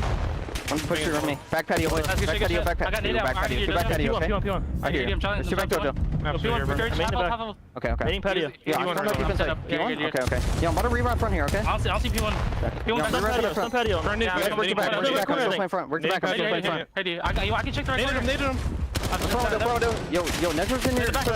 Server. Yo, server, cut you on the back. Server, cut you on the back. That's it. I hear. I stun front. Yeah, both of them. I got some time. I hear. I don't see anything out there. Yo, what's server? I hear. Low server. Low death still. Low death still. Low server. Nice. Could be. They're gonna be front. Yeah, watch your outer. I've had her. I don't see nothing mid. Could have beat me. Low server. Done. Nothing mid. There. Grab me far left. On the tree. He's a close up corner now. Close up. Outer and close up. Say like, one more close up, I think. I hear. Window outer. I'm starting close up. I'm trying to outer. Outer. Okay, low server on the desk. Nice, get up. Outer, low server. Outer. Stay. Here. I'll be cut. I hear you. He's not now. I hear you. Yo, peek now. Peek now. We. Yo, Nezra's left. Hold on top blue. I'm gonna shoot. I'm gonna ditch. Lower mid. Done. Encourage was over. One shot at the tree. I hear. One's gotta be our dump. I think he might be our load up, bro. He's gotta be our load up, bro. We're playing weird. I hear you. One's couch. I hear. I hear load up. I'm holding my top blue drop. Time be cut, low dub and couches. I hear you. Couches on your cap. Once we cut him in. Low dub and encourage. I hear you. I'm gonna jump out. Couches dead. Load up. No, load up encourage. Not weak. Load up. All good. Take your time. That's fine, load up. I hear you. I'm gonna go your top blue, okay? I'm out mid. One shot, hill, one shot. Team your top blue. Give me a sec. One shot. Yo, top broken weak. Top broken one shot. Your top broken. Kill one shot, Isaiah. Low right dead. Top broken. And top broken still. You cut dead. Yeah. Let's go. Come on me. Well, we were wondering if Tej was going to use his streak because he was close to re-wrapping, but then things got a little bit awkward. He had, I think, a death rise. He was about to call on the streak the first time. Teammates were like kind of waiting on him, yeah? Yeah, they were waiting for like 10 seconds. Right? He's trying to see the setup, but yeah, someone snuck through and killed him as he was about to call that in. So took a little bit of extra time. That wasn't the best streak, but they are able to find the final 15 at that P1, but you're spawning all the way out. A chance here for C9, and well, I mean, they need this chance to get back into it. Yeah, give it a little bit of life here by maybe misplays or whatever happened there with Surge, but the fact that Surge had a little bit of cushion to work with, and Capsule and TJ right now are just kind of running through them. You're like what you're seeing out of this subduo. You thought they might have some comfort, just what they did with Bush, and you're seeing a lot of that here. TJ, Capsule on the kill feed. They're working so well together, and I imagine TJ was probably a vocal part of this pickup. Oh, no doubt about it. Yeah, no doubt about it. Just the way things have gone, and wanted that aggression, and because they had that success, it is an easy ad for them, and so far so good.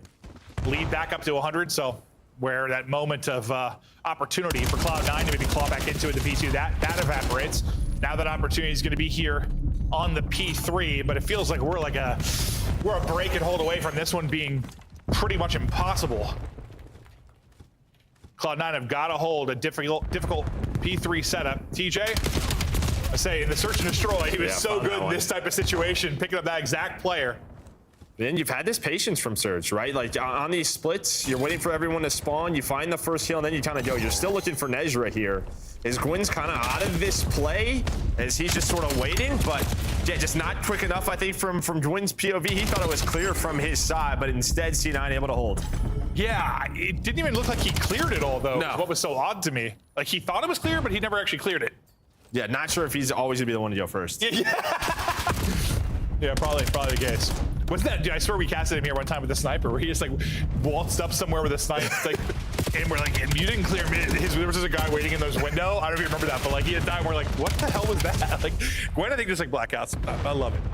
He's been having an okay series. Well, despite the last map. 70-point lead now for Surge. A new tree setup though. Got that locked down, able to win fights on both sides of it. Got good position.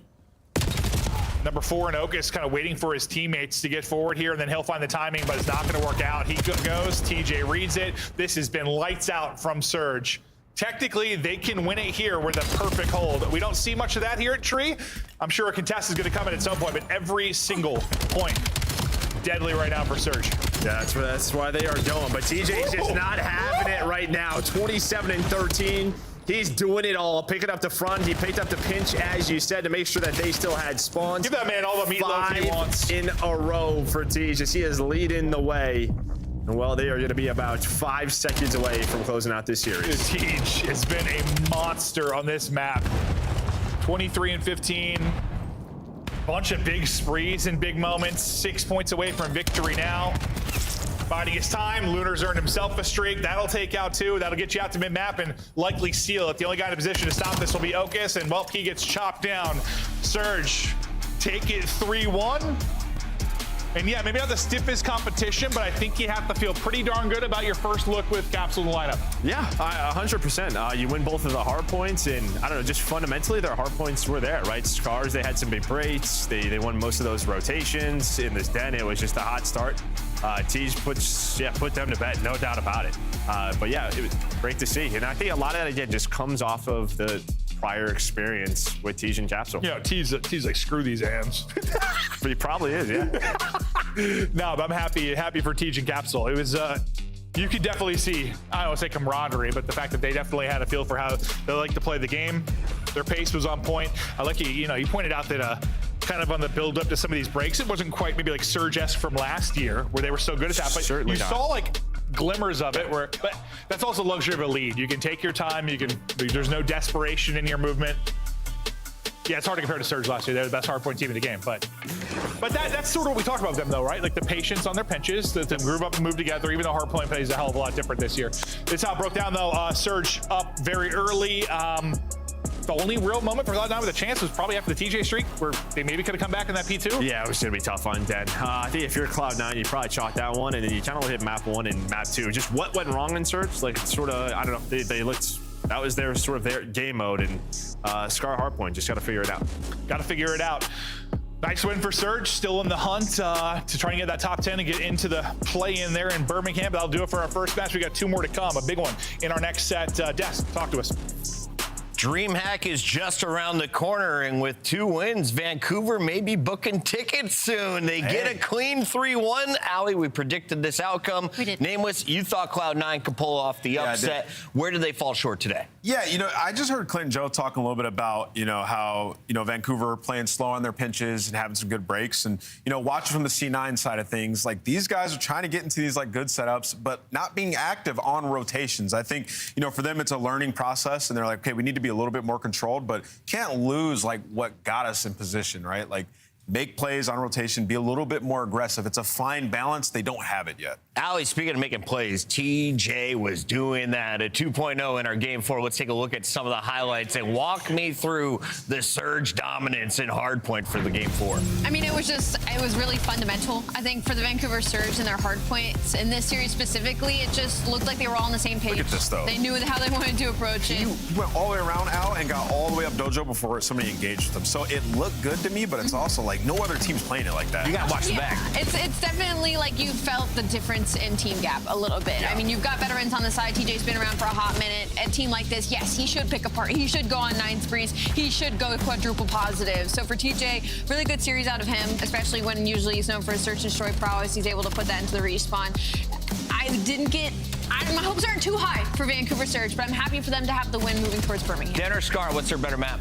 We only saw 2 in this series. I mean, the Den was comfortable. Yeah, the Den was comfy. Very comfortable. The P2 was excellent. And then, you know, talking from the lens of like watching Capstore, kind of paying attention to see what he was bringing to this team. We caught him on a lot of rotations, making big plays. I mean, you saw the one over at P2 where he just finds 2 kills, secures them that, and then he's just volleying back and forth. So the game definitely felt more controlled. How much of that was Cap and Surge or C9? Good question there. I do know who earns our scuff play of the game. It's not Capsule. Can you guess who it is, Allie? TJ. Gwyn. It's not TJ. It's young Gwynathan back again. This time popping off in his search and destroy. This is game 2 takeover. What's so funny is that when we looked at this layout, it was like a comment from Ann of like, we got the crazy SMGs, put an SMG in Gwyn's hands, like, why are we playing this map? Well, the ARs, I felt like, had a time of their life in this map number 2 on this Den. Gwyn was hitting insane snipes, and Lunars on the other side was also having a couple of really good first floods and a couple of kills. So big map 2 out of the ARs. And how many snipers are sliding as accurately as Gwyn is? I mean, Gwyn missed like a snipe that I thought was for sure a kill. Like there was 2 in a row, and he hits those. You know, it's just the hardest shots are the easiest sometimes. Before we get our interview with TJ, I do want to put the final punctuation on Cloud9's talking points here. Best player on the team in the green room. I heard a lot of praise for Nezra. Yeah, Nezra's insane. I mean, this guy does not lose ones. Yeah. Yeah, like he's just a playmaker. I mean, the defense we saw in the Overload, unbelievable. He can push pace. I think if he continues to lock in, work on his craft, like he'll be a mainstay for a while. Allie, Cloud9 running out of time as our teams are coming up against their last 5 matches. What do you need to see turned around, and what can you do between now and your next match? I need to see them focus on a game mode. You know, my big philosophy is that a team should always have a net, you know, something that you excel in, and I don't feel like maybe a little bit in the overload, actually. Maybe Cloud9 has a little bit of an overload, but you only get 1 in 5, so they need to work on something else. Play tomorrow. They play in the last match of the day, and that is against Boston. Winnable match? If you play like that, no. No. You have to say yes just because of the win over Gentlemates, because the capability is there, but after a win like that, I have to agree with Ant. Let's take a look at your standings. Why is this matchup so important today for Vancouver? Well, you are now up to 2-4. That is a 3-way tie with Boston, Breach, and Faze. And if Cloud9 helps you out with the win over Boston, the door is going to be wide open for a move over to Birmingham. Yeah, and you see 9, 10, and 11. Faze have beaten Surge. Surge have beaten Boston. So there are going to be some weird tiebreaker scenarios. You just got to win as much as you can. That is a huge win for Surge. If you're a Surge fan or Surge family member, you still have life. Faze all the way down into 9th place after being crowned one of our powerhouse squads to look at. We'll be talking with TJ on the other side of this. We also have Faze taking on LA Thieves. Oh, yeah. Come on, guys, it is a 3-match Friday lock-in. Match number 2 on the way on the other side of this. It's so...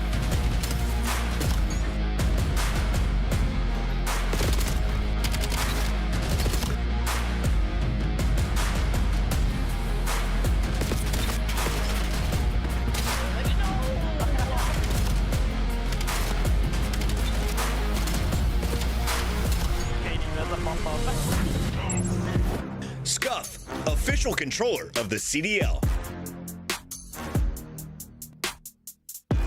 Monster Energy, the official energy drink of the CDL. COD Champs tickets are on sale now. Come see the best teams lock in for this season's grand finale in fabulous Las Vegas. All 4-day passes come with early venue access. Head to FazeVegas.com or scan the QR code to get your tickets now.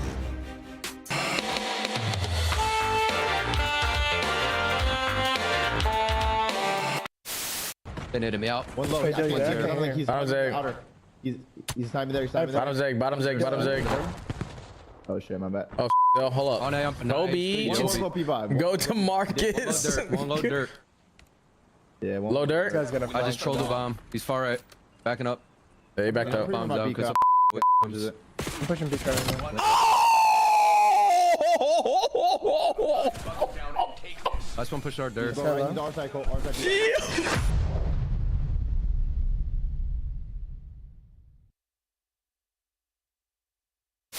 Let me show these motherfuckers how to snipe real quick. Let me show you how to snipe, guys. I got 10.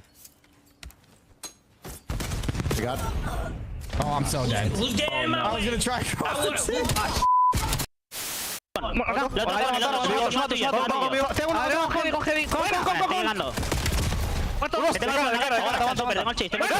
Te tengo de cara, súper. Estoy dando from, mírate medio, Nico. Te tengo de cara. Salió con un... Tú vas con... Mete el pinch. Sí, tengo frente.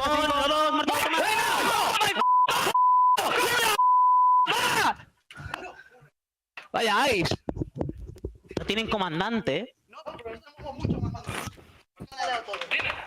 Metal. No, más sale esa racha, Adri. And Skies will just wait for about 8 seconds on the clock. Go burst, check it with the pistol. You'll watch Okus in a freaking turbine. You said, bro, all you can do is try to stick this defuse, but hit him with some kind of movement. Let's bait that he tries to go for the sniper shot, but just too fast. Leaves the Sky still finding a headshot. They just put Okus on tumble dry. They ain't ready for you. They ain't ready for you. They ain't ready for you. They ain't ready for you. They ain't ready for you. It's your time, better go get it. No slow with it, move like you're so in it. Knock it out the park, yeah, show in it. They ain't think you had the guts, now they know really, man, you better come with it. You ain't playing no games with them. Your homeboy gave up, you ain't changed with him. Do it right, cause you never switch lanes with him. You gotta fight for the goal, just play with it, hang with it. You're not down, no shame in it. But you gotta raise up with a flame in you. Put your fist in the air, let's push till we down to the victory, yeah. We can picture it, yeah, let's go. They ain't ready for you. They ain't ready for you.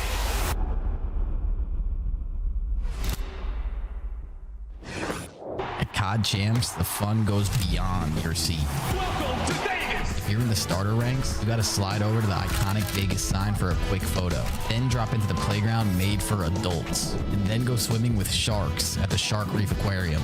Now at the next level, full send the obstacles at Spy Ninja's Adventure Park. Then get active at Lake Las Vegas Water Sports. For the ultimate experience, take a helicopter tour of the Grand Canyon.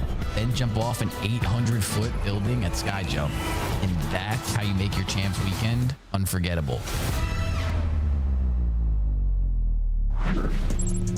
Yo, right after COVID, I went to the Grand Canyon, took a boat through that shit. It is amazing. Go the hour and a half away from the strip, go see a little bit of nature, come out a day early to Champs. We'll be kicking off, though, in the arena. It's going down the 16th to the 19th in Alley. Yes. If you get this shirt right now, your Champ shirt from FazeVegas.com, you have an opportunity. Look how cool the back is. You can wear it to car meets. And what happens if I wear that to Champs? You get an upgraded seat. Maybe if they pick you out and you wear some swag, you could get an upgraded seat at Champs. So make sure you get it up. Get spotted, get upgraded. And we got to talk about Faze, though, because they may not be in Birmingham if they keep playing the way they have. They have dropped some Game 5s. They've not even gotten to Game 5s in other matches you expect them to.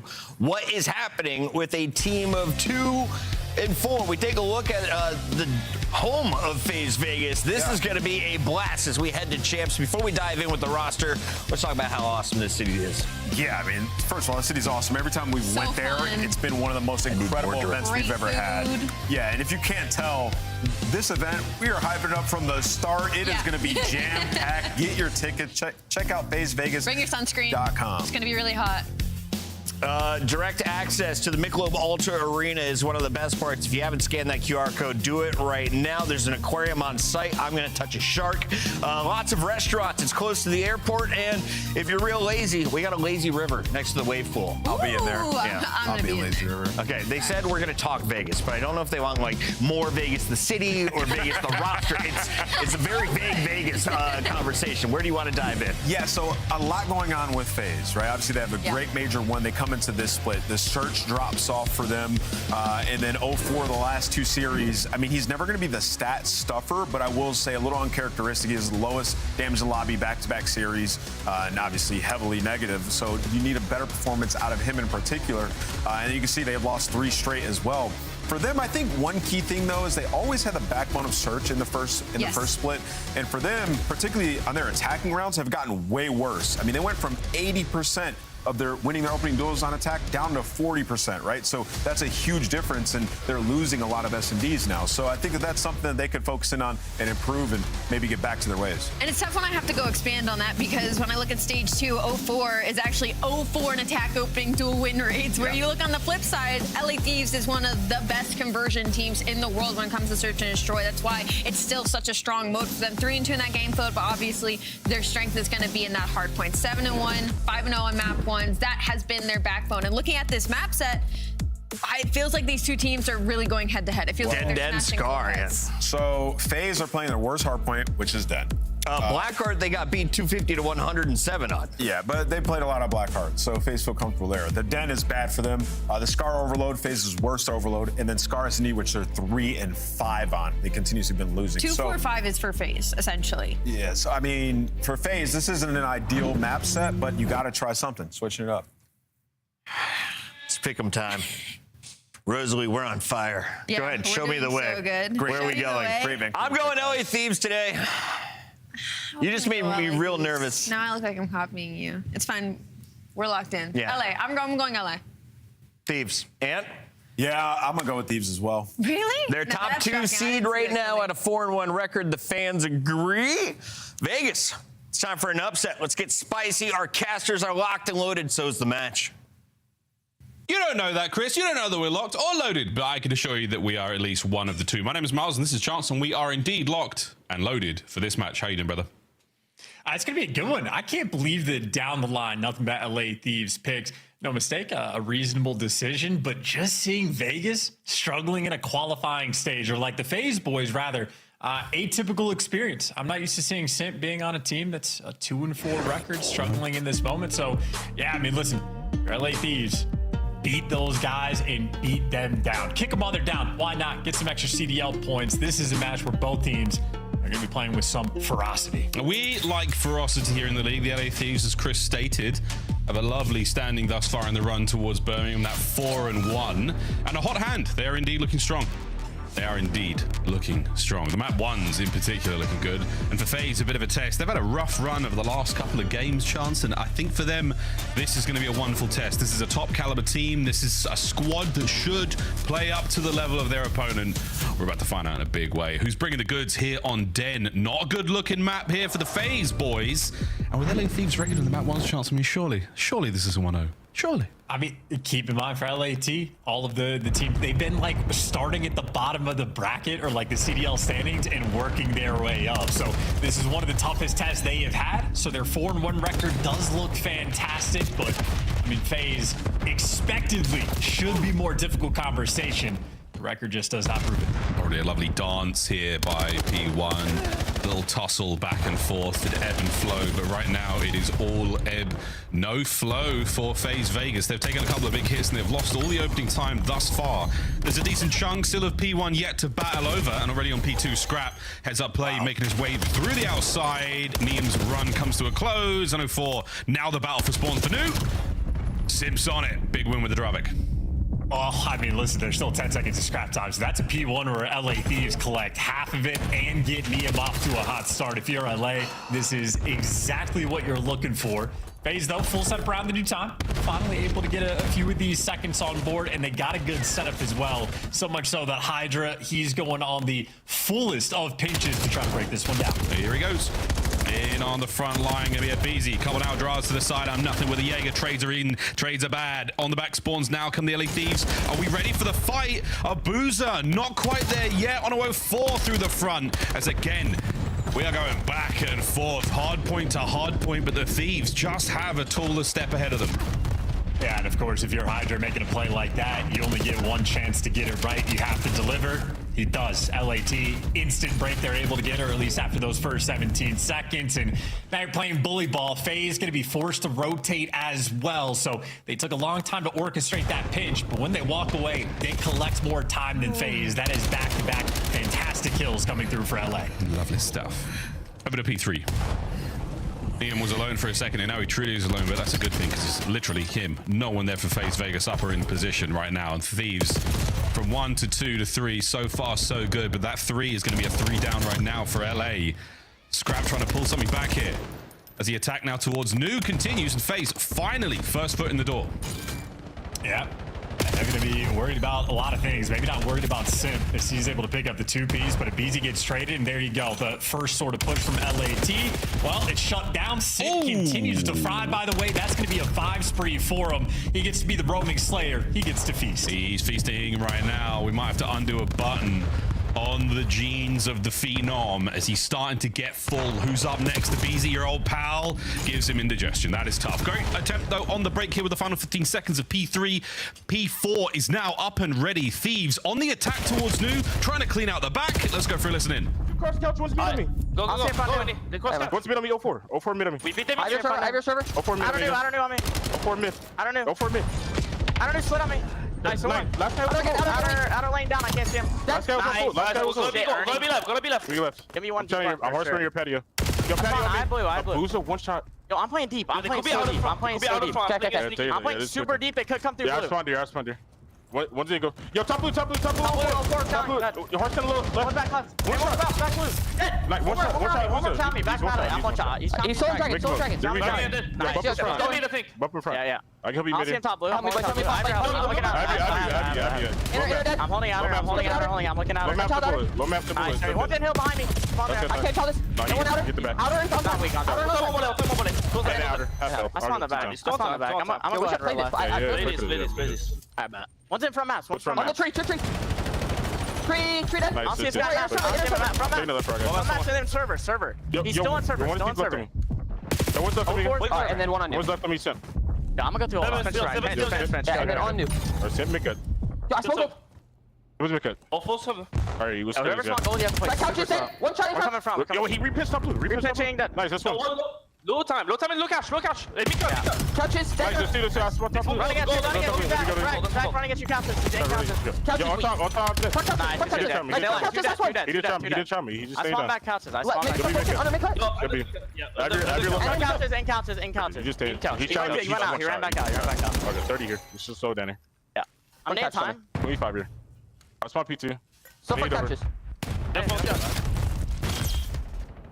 Well, first set, Thieves still settling in, still getting cozy. Let's hear now how Faze are doing.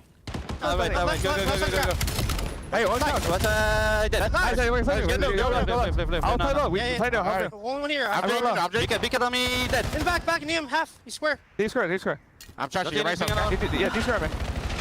Double guys. Head up, one more. Guys, spawning out. Yeah,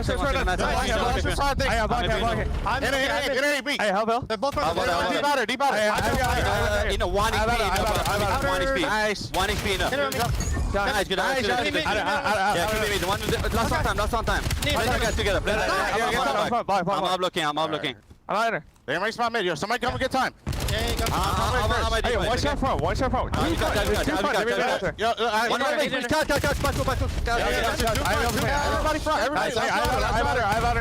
Everybody need that. Last in front. One is out of week. Two. I'm going mid. I'm moving. Nice, good job. That's what he knows. I'm getting you. One second. I'm here. I have a streak. We should go. I don't see block on. Dojo.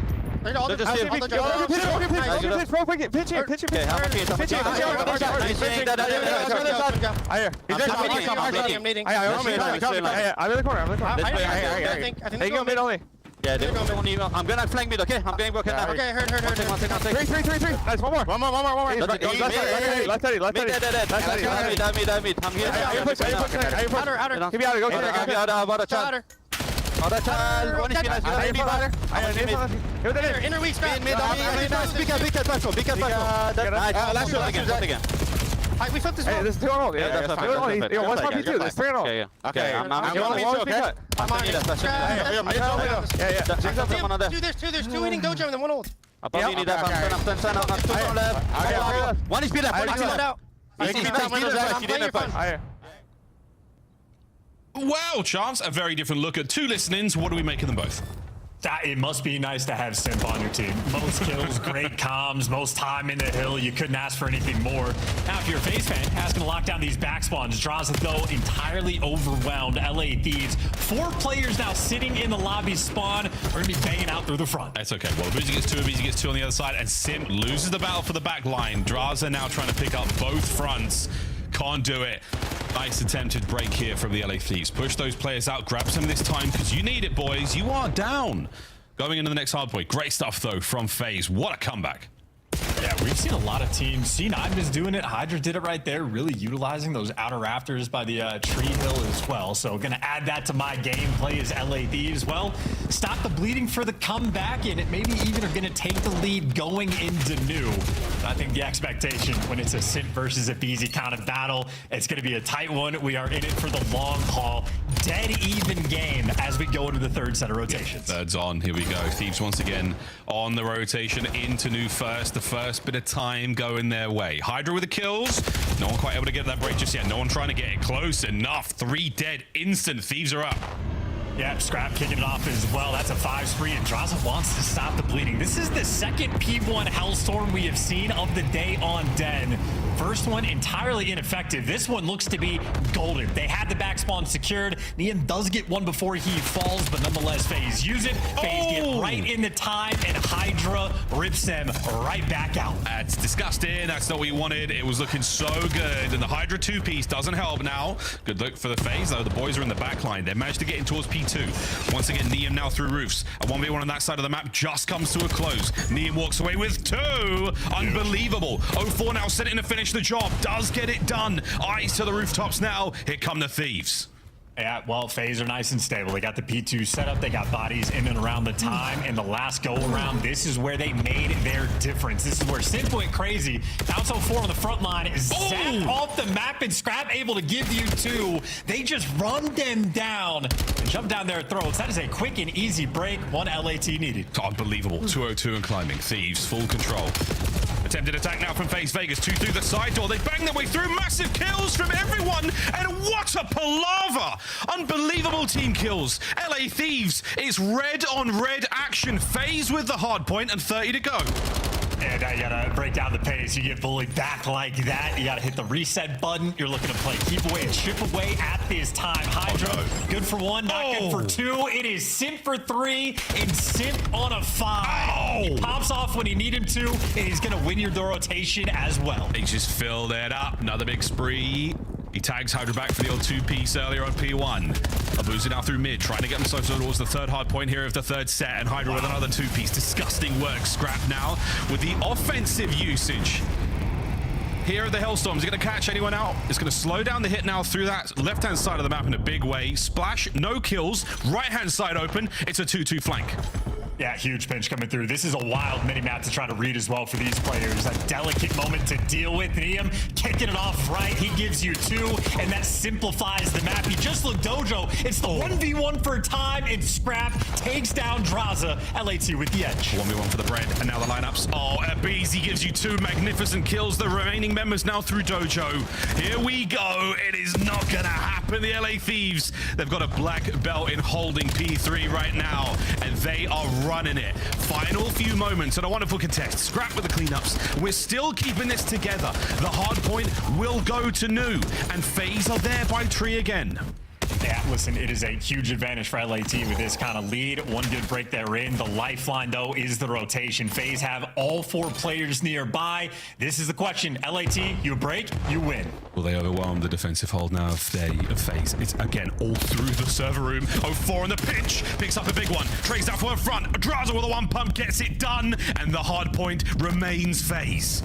Yeah, we rushed it. We had everybody there for the hit, but that gets broken down. Now you got to reset. 1 more try. This is for the game. Now Simp trying to push this, please. Forward. A little bit of disconcerting attempt now from the Thieves. They don't quite make it happen. Lead change. Another set of kills. 04 remains composed. They cut down their next wave, and Faze Vegas close it out in map 1. And how about them getting it done on Den as well, holding that iron defense towards the end. And that is crazy work from the AR players as well. Simp was obviously the MVP of map number 1, but I think both Abuza and Draza really kicked up there towards the end on that final hill, winning the key gunfights, winning the routes that were being taken. And that is just a heck of a way to start off this series. It has been traded 3-0s the 2 times these teams have matched up this year. At the very start of the year, LAT beat them down. Well, they matched up on land. Faze had their number, and Faze continues to do so. There's going to be 1 minute and 40 seconds in the hill there for Simp as he throws up 37 kills and 4,600 damage. He was the king of that lobby. Keep in mind, 17 of those kills were on the objective. And he throws up because he's disgusting. Impressive objective kills from the LA Thieves there. Again, a lot of great breaks from both of our squads, and the rotations were superb. That was a great top-tier game of Den. Very, very, very fun way to get this series going. Faze Vegas, though, you managed to break the perfect run the LA Thieves have had in their map once, and you managed to get it done on Den as well. So kudos to those boys. They've been in the lab, they've been in the hyperbolic time chamber, putting in the work. All the weight's off in this very, very important matchup for Faze Vegas, down in the standings, looking to climb back up. Search and Destroy coming up in a moment, Charles. Before we get there, any major moments from the search, or sorry, from the hard point that really stood out for you? Well, I mean, Simp on the second and third P2s was an absolute monster. But again, the highlights we're just watching now, that is Abuza picking up the pinch routes coming through on the P4. That is Draza getting a 2-piece on the time as well when LA Thieves sent 3 players in through AS&D. So in moments like that, these are the ones that I think are the most difficult to like practice for. When you are on the fly having to, hey, we get 1 shot for the breaks. What do we want the call to be? We're not pinching through Dojo. It's tough to read for either team. Faze, well, they take care of business and just take down a nail biter of a map number 1. Great comeback there, that 118 to 50. Looking back at that P4, we start that next set with a bad flat line there from the Thieves. And then a wonderful back and forth. Great game at Den. Super finish there. As we stay on Den, folks, don't put your shoes on just yet. Playing Search and Destroy up next. Mate, which way are you going for this one? Because again, both squads, we've seen some amazing Den gameplay. Amazing, quite literally perfect Den gameplay from the Thieves. How are you feeling about Faze's chances in this map? Well, you would certainly lean toward Thieves because of their recent success, the dominance they have displayed on this map as well, the creativity they have brought to the table. And for Faze, S&D, a bit of a pain point. Like, they've gotten beat down by Boston, taken some very difficult losses, and players that on this team, for the moment, just look uncomfortable in the game mode. And that is not something you would expect to say at all. But Abuza, stage 1 to stage 2, impact hasn't been there with the sniper. Draza, we talk about how much this guy grinds your chows, the 2v2s, the 3v3s. He is an S&D mastermind. Hasn't really displayed it too much this year. And same thing for 04.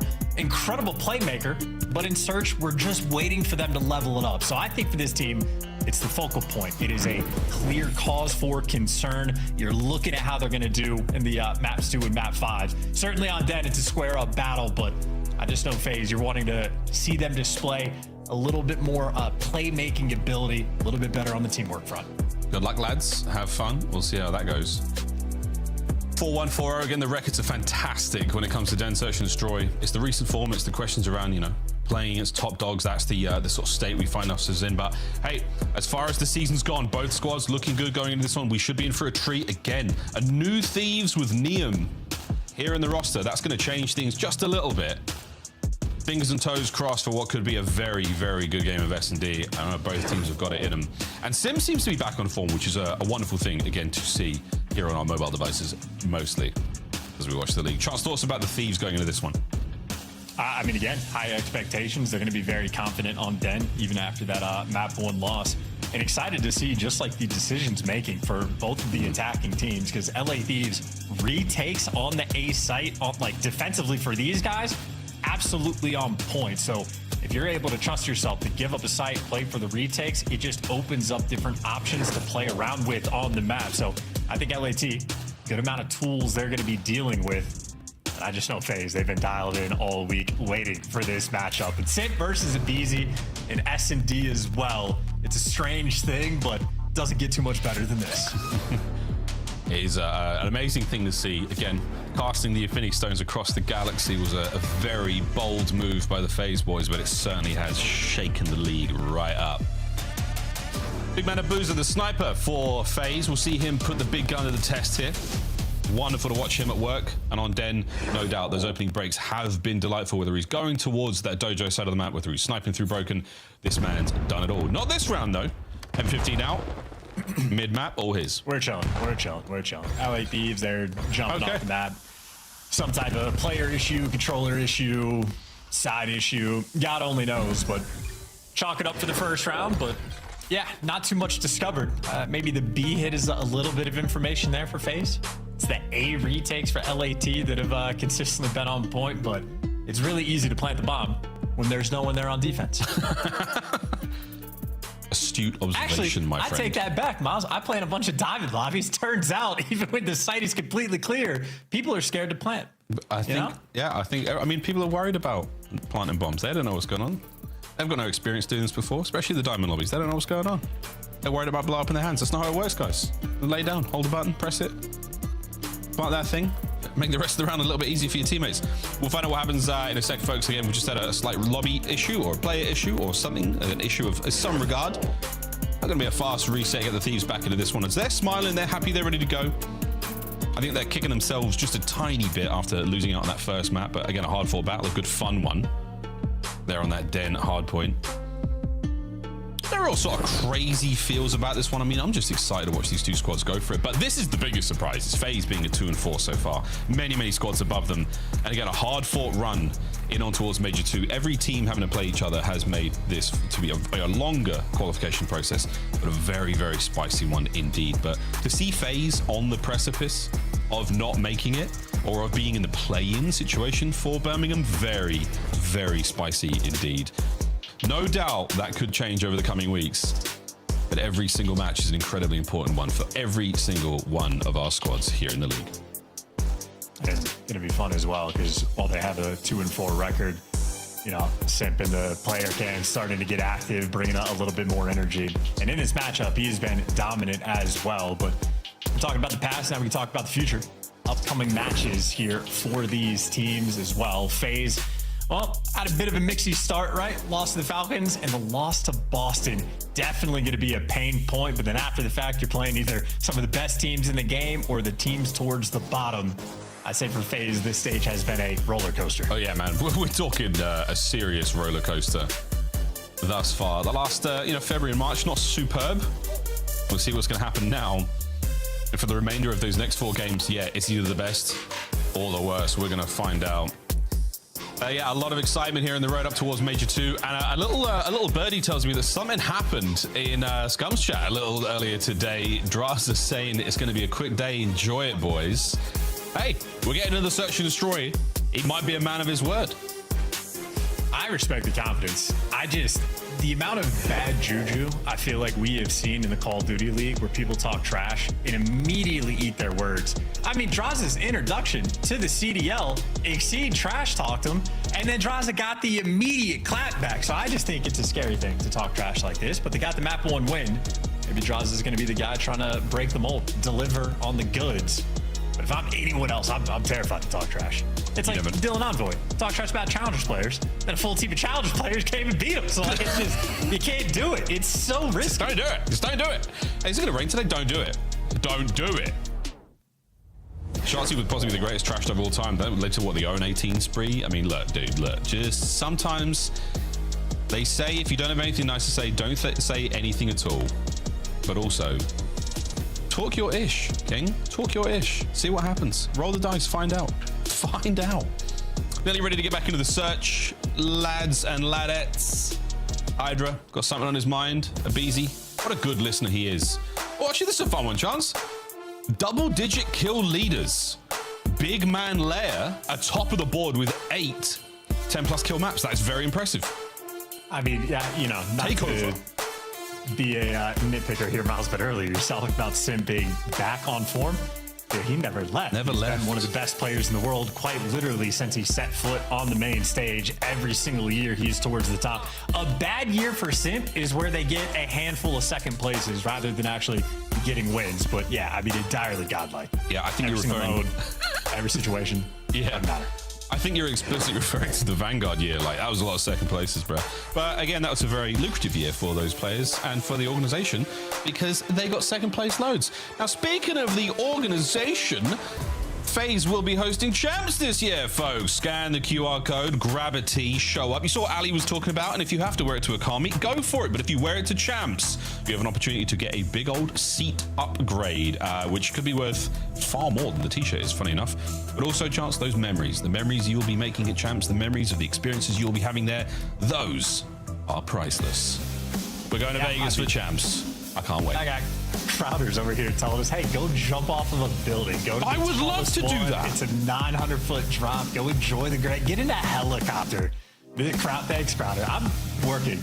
I'm focused. But the fans before the event, we could maybe work something out before the event. Have you been to the Grand Canyon? It's huge. And that's his whole deal. It's really big. Have you been to the Grand? Have you been there? It's great. Worth a trip, mate. Worth a trip indeed. Vegas, what a city. What a crazy place. It does live up to the reputation. Whatever you think of it, it's all there and it's very, very real. We're going back to champs, folks. Champs in Vegas. It's going to be something. Do join us there. Join us there. It's going to be a very, very good time. And again, buy the t-shirt. Join us dressed in possibly, you know, my favorite piece of champs merch we've released for quite some time. Thanks to the guys at Phaser as well. Wear that and hopefully get a seat upgrade. I wonder if we get the seat upgrade. Like if someone comes up and goes, hey, you little boy. And I'll be like, me? And I'm wearing the shirt and they give me a better seat when really I'm at work. I wonder if that happens. Can that happen, Chance? No, we're working. We get a pretty good seat typically. Yeah, we get our own booth. We get our own little space. We got a big TV. So. Yeah, good lighting. Yeah, big TV. Yeah, true. No, very, very true. Speaking of good lighting and big TVs, nothing on that one, folks. Nothing at all. We're almost ready to get back into the S&D. I'm not quite sure what happened there with the Thieves boys, but we're gonna figure it out. We're gonna figure it out during this quick break, boys and girls. Don't go too far. Map number 2, Faze taking on Thieves. We'll be right back.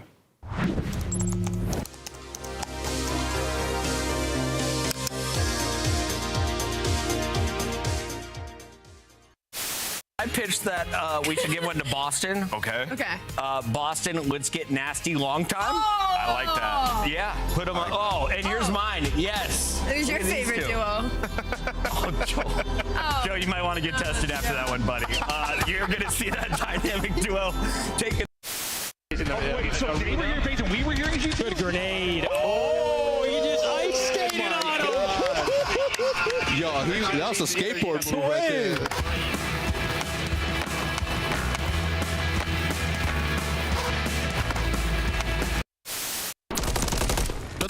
Cerca del... El otro tiene que estar por el under, creo. Going alley. No, en el alley,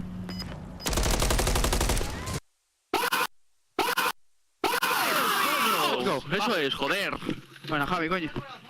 Madre mía. Nice try, man. Oh. I calmed it, dude. I said, like, wait for that. I know you. Real as well. All down to the smoke play from up high. He's going for a joke. Johnny down. 1v1. And Real singing across the stage. Long, I have the door push. Okay, wait. Long. I have the door. Use your 2 front door. Let's get front door. Watch your front. Nice one. Let's get late. Long. Stay alive, bridge down. Oh my God. Let's go. Baby. We're sweeping them. I promise you we're God. Oh my God. Holy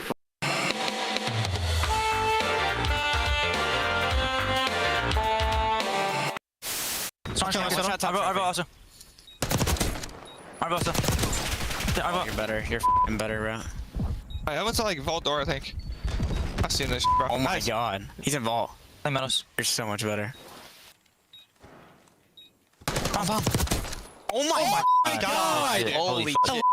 Let's go. You're the same shit. Them real quick. Holy Yo! Yobi! Still backside. One. I'm not safe. Stuck. Hey. In the corner. Absolutely. Coming. Holy shit. Let's go, boys. What the fuck on? I'll take that. Defuse. Scrap follows up with another one. It's all going to be on to Brezzy now to make the play, and he can't do it. This is dominant from Ultra. Scrap just stood up, celebrated, took off his headset. You got another round, bud. He's locked. He said, my bad. We're planting the bomb. Oh my god.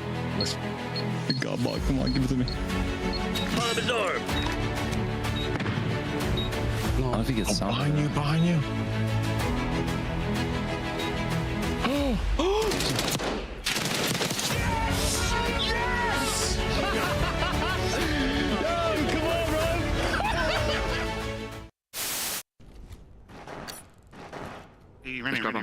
Just grab one.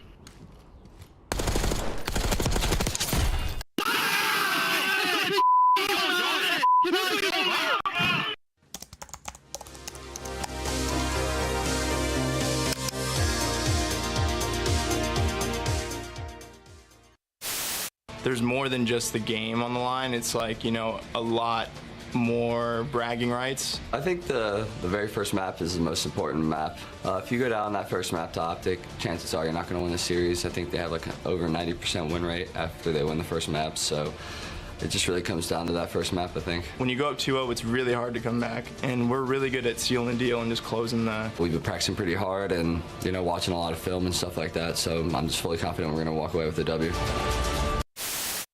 And they all just ran up. Bro, I'm getting wall banged. That's the most random shit ever. Hardpoint locked down. Oh, these guys are bots.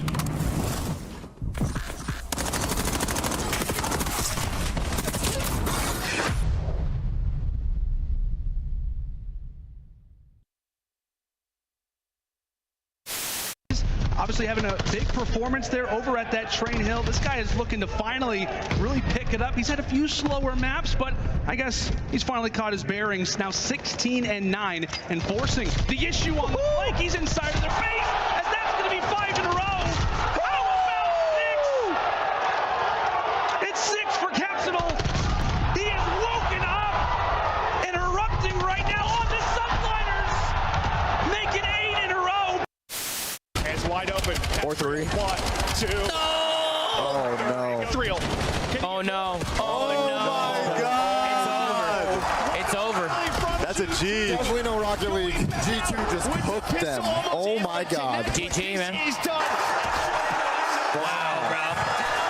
Wow. Look at him talking shit.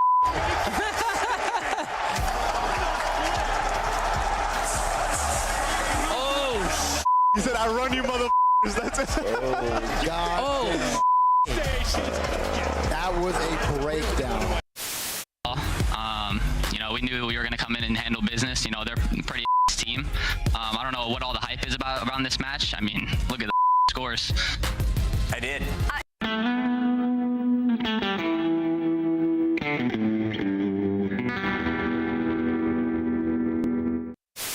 All right, hey chat, watch this. All right, we gotta go play the game. Let's take a look at this bad. He's gonna close. Nice. Good job. Yeah, nice. I'm on shot. Tempus freezer. Tempus freezer when he killed me. Okay, I'm chilling in. Oh. TK. Go back. Hold on. Nice done. I was side door and it killed me. I was like right inside a side door. Nice, good shit. I have it. Dead. Nice! Dead. Let's go, guys! Let's go! Let's go, Bruce! Nice, 2-1. You're 1v1 is Dashy. He's slow as f***. Yeah, bomb down on East Coast for sure. He's slow. Yep, that's shit. He's laying down behind the blue. He's laying down behind the blue right here. Nice, go, man! Let's Go, boys. Let's go, bro. Go. Come on, Eric. Go. Come on, Eric.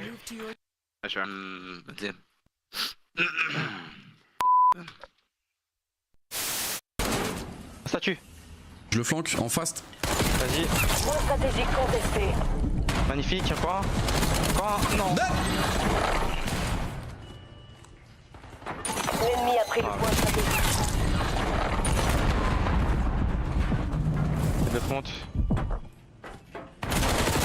Point stratégique capturé. J'ai un Hellstorm. Et ça a peut-être fait une route à... Non. Oh là là, t'es bon.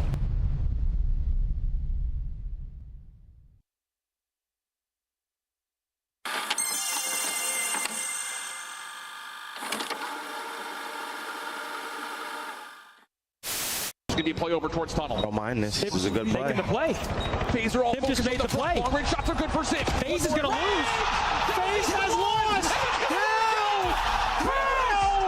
Back to the grab. Brother, that was Breakdown is unacceptable. Brother. That one is bad. Wow. That is as bad as it gets. It does not get worse. You were up 5-2. Neptune 1v3s and then 1v2s. Nameless. I dare you. Go ahead. You won't make it out. I'm going to go with the Riyadh Falcons. Oh, you're not making it out. He's not making it out the stadium. Yeah, I've never liked him. I never really have liked him. Man to man, like that aside, I've never liked him as a guy. I'm just kidding. I have no idea who he is. He's got a good beard. Oh my God, here we go. They got the stack. Second tick is done. Faze trying to go. It's moving so quickly. Can they get in and contest? They're soaring through. It's just about done. The contest is in. Shotzzy kills everybody in front of him, but Faze are able to get in. Getting a point, man. Here we go. Gotta hold with no respawns. They're holding for now. They win one. Nobody left. Faze hold with no respawns remaining. Well, Hex is claiming this is going to be the best champs ever. Well, for these two, it absolutely was. Just a moment ago in the venue, the green wall and the rest of the venue, of course, giving the congratulations to that lucky couple. Heck of a way to set a proposal up, I'll say. What a fantastic weekend, man. Like, it's all about the love, man. Congratulations to both of them. You know, We were hyping this up, right? It's the fourth matchup. You know, we've seen you guys constantly in grand finals. You guys came out and made that look easy. Yeah, I mean, like I said, we've been saying it online the whole time. Online respawns are different. No sound EQ, we're a way different team, and we just showed it right there. Also, people seem to forget who built that camp. I know how they play. I taught those kids how to play Call of Duty, so don't forget that. All right, like let's. Yep, that's G. Let's go, Tom. And Pembrow. Go, Tom. Always a Nuzlo, bro. Oh, something with 40. It was always a Nuzlo, man. Go Faze, man.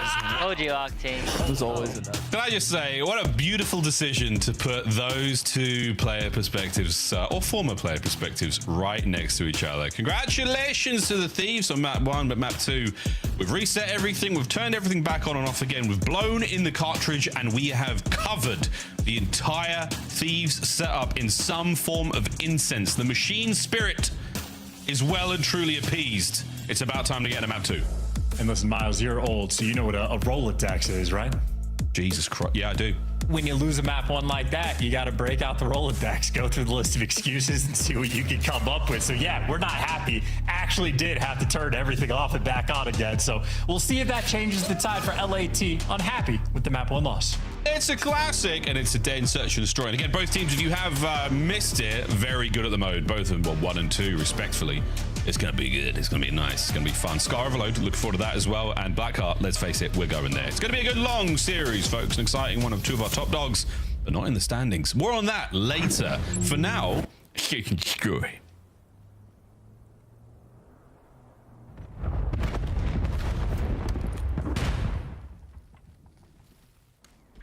Man's towards B. Smokes are in, stuns are there as well. And 04, he's seeing an opportune moment to plant the bomb. A man after my own. Oh, I mean, listen, he got the bomb down, didn't get out with his life. 3v4 attempt, Simps on the pinch. I mean, we calling that a first blood? He absolutely just hit the Mario bro right off the map. What was that? What? Hydra diffuse. Surely. There we go. 20 seconds on it. Simp stays alive. A boozer. It's a classic bait and switch. That's the round. What the hell did you just do? What? Hey, listen, the servers were, it was the ping, Miles. It was the ping that was the issue. Yeah, it went that kind of ping. Yeah, and listen, shout out to Abuza for the 3 kills in the round, but make no mistake, Sim makes the big play in the smoke. Off the fuse going through. 04, the gymnast that he is. Brother, his and what are the better player cam reactions you're going to see? All time. Because what he wasn't trying to do that. He was trying to mantle. He wasn't trying to wall jump. You can see he actually looks at his minimap. The second He hits the jump, and it's an accident. It's a mistake. He was trying to mantle. Instead, he just jumped off the map. Snipes up for Scrap, and it's done. Is all he's going to find. Well, yeah, immediately back down. Clearly squaring up for a B hit. Scrap will be responsible for the pinch with the sniper as well, at least in the short term. But Faze was able to get this bomb planted incredibly quickly and clutched a 3v4. Now, though, you have a Booza here watching the cross. This is a much more difficult situation for LAT, and they do not know what they want to do. Oh, they've left the B-bomb site for now. We're absolutely praying. Oh, for a pick. The second opportunity not going to be there. Anyone else going to cross? It's not a safe place to cross, and timing for Scrap is so unfortunate. The only thing he's possibly done wrong there is missed that shot by a pixel. And look at this, Simp. Are they going to check this? Oh my god, he gets at least one. The bomb carrier down for a second longer, 30 seconds. This is getting a little dicey for the Thieves. And once again, thank God for Simp that he was actually able to get one. Kills, though, being exchanged. 2v2 after the bomb plant. We're getting mixy in the smoke. 04 is going to dance around, this time staying on the map, looking for number 2. Yes, with a knife in the smoke and the defuse for 04. That runner finds a way. Lovely round from Faze. He makes up for it. He makes up for straight up just absolutely destroying himself in round 1. That was insane. 2 rounds in a row. No, 4 clearly a student of the school of Selim. If you're in a smoke and it gets a little bit weird, pull out the knife. Quite literally, at this range, knife is just better. Straight up. Yeah.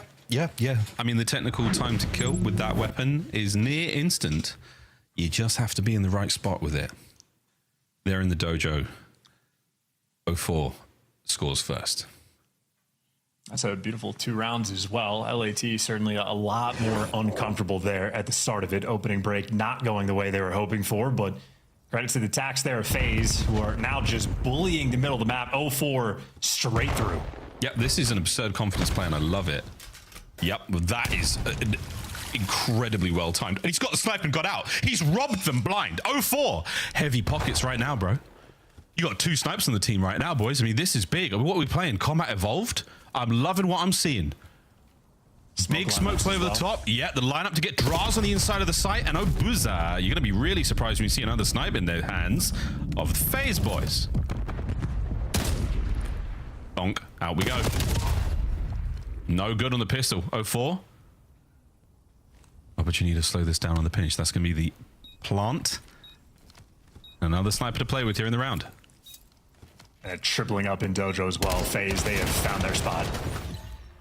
Trades are good. Through Dragon. Wow. And a flying Dragon Abizi brought down by the crouching tiger that is 04. What a round he is having. And now Hydra. Another serpentine creature of myth. 20 seconds. What can he do? I'll tell you what he can do. He can get slammed. 04. What a great round. Dude, I'm a big fan of 04 right now. Planting bombs, has smoke lineups, robbing people of their snipers. As long as he stays on the map, it's a fantastic time. Even as a knife kill in this game. Yeah, man. 04, big fan. Big fan of your work. 3-0 lead now for Faze. And he's got that, I'm not going to let this go. And he's got that insane suicide from the first round. This guy's having a legendary POV in this game so far. So that makes what? Simp is probably Tom Petty and he gets to be one of the heartbreakers? I mean, breaking something right now. Round 4. Fight. Before with 4. Can we just get an 04 cam? Because he's going to do something. He's going to do something ridiculous.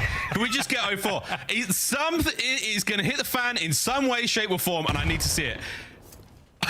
I'm scared. I'm scared. What's he going to do next? Oh, yeah. Here we go. He's making it happen. Here comes the first blood.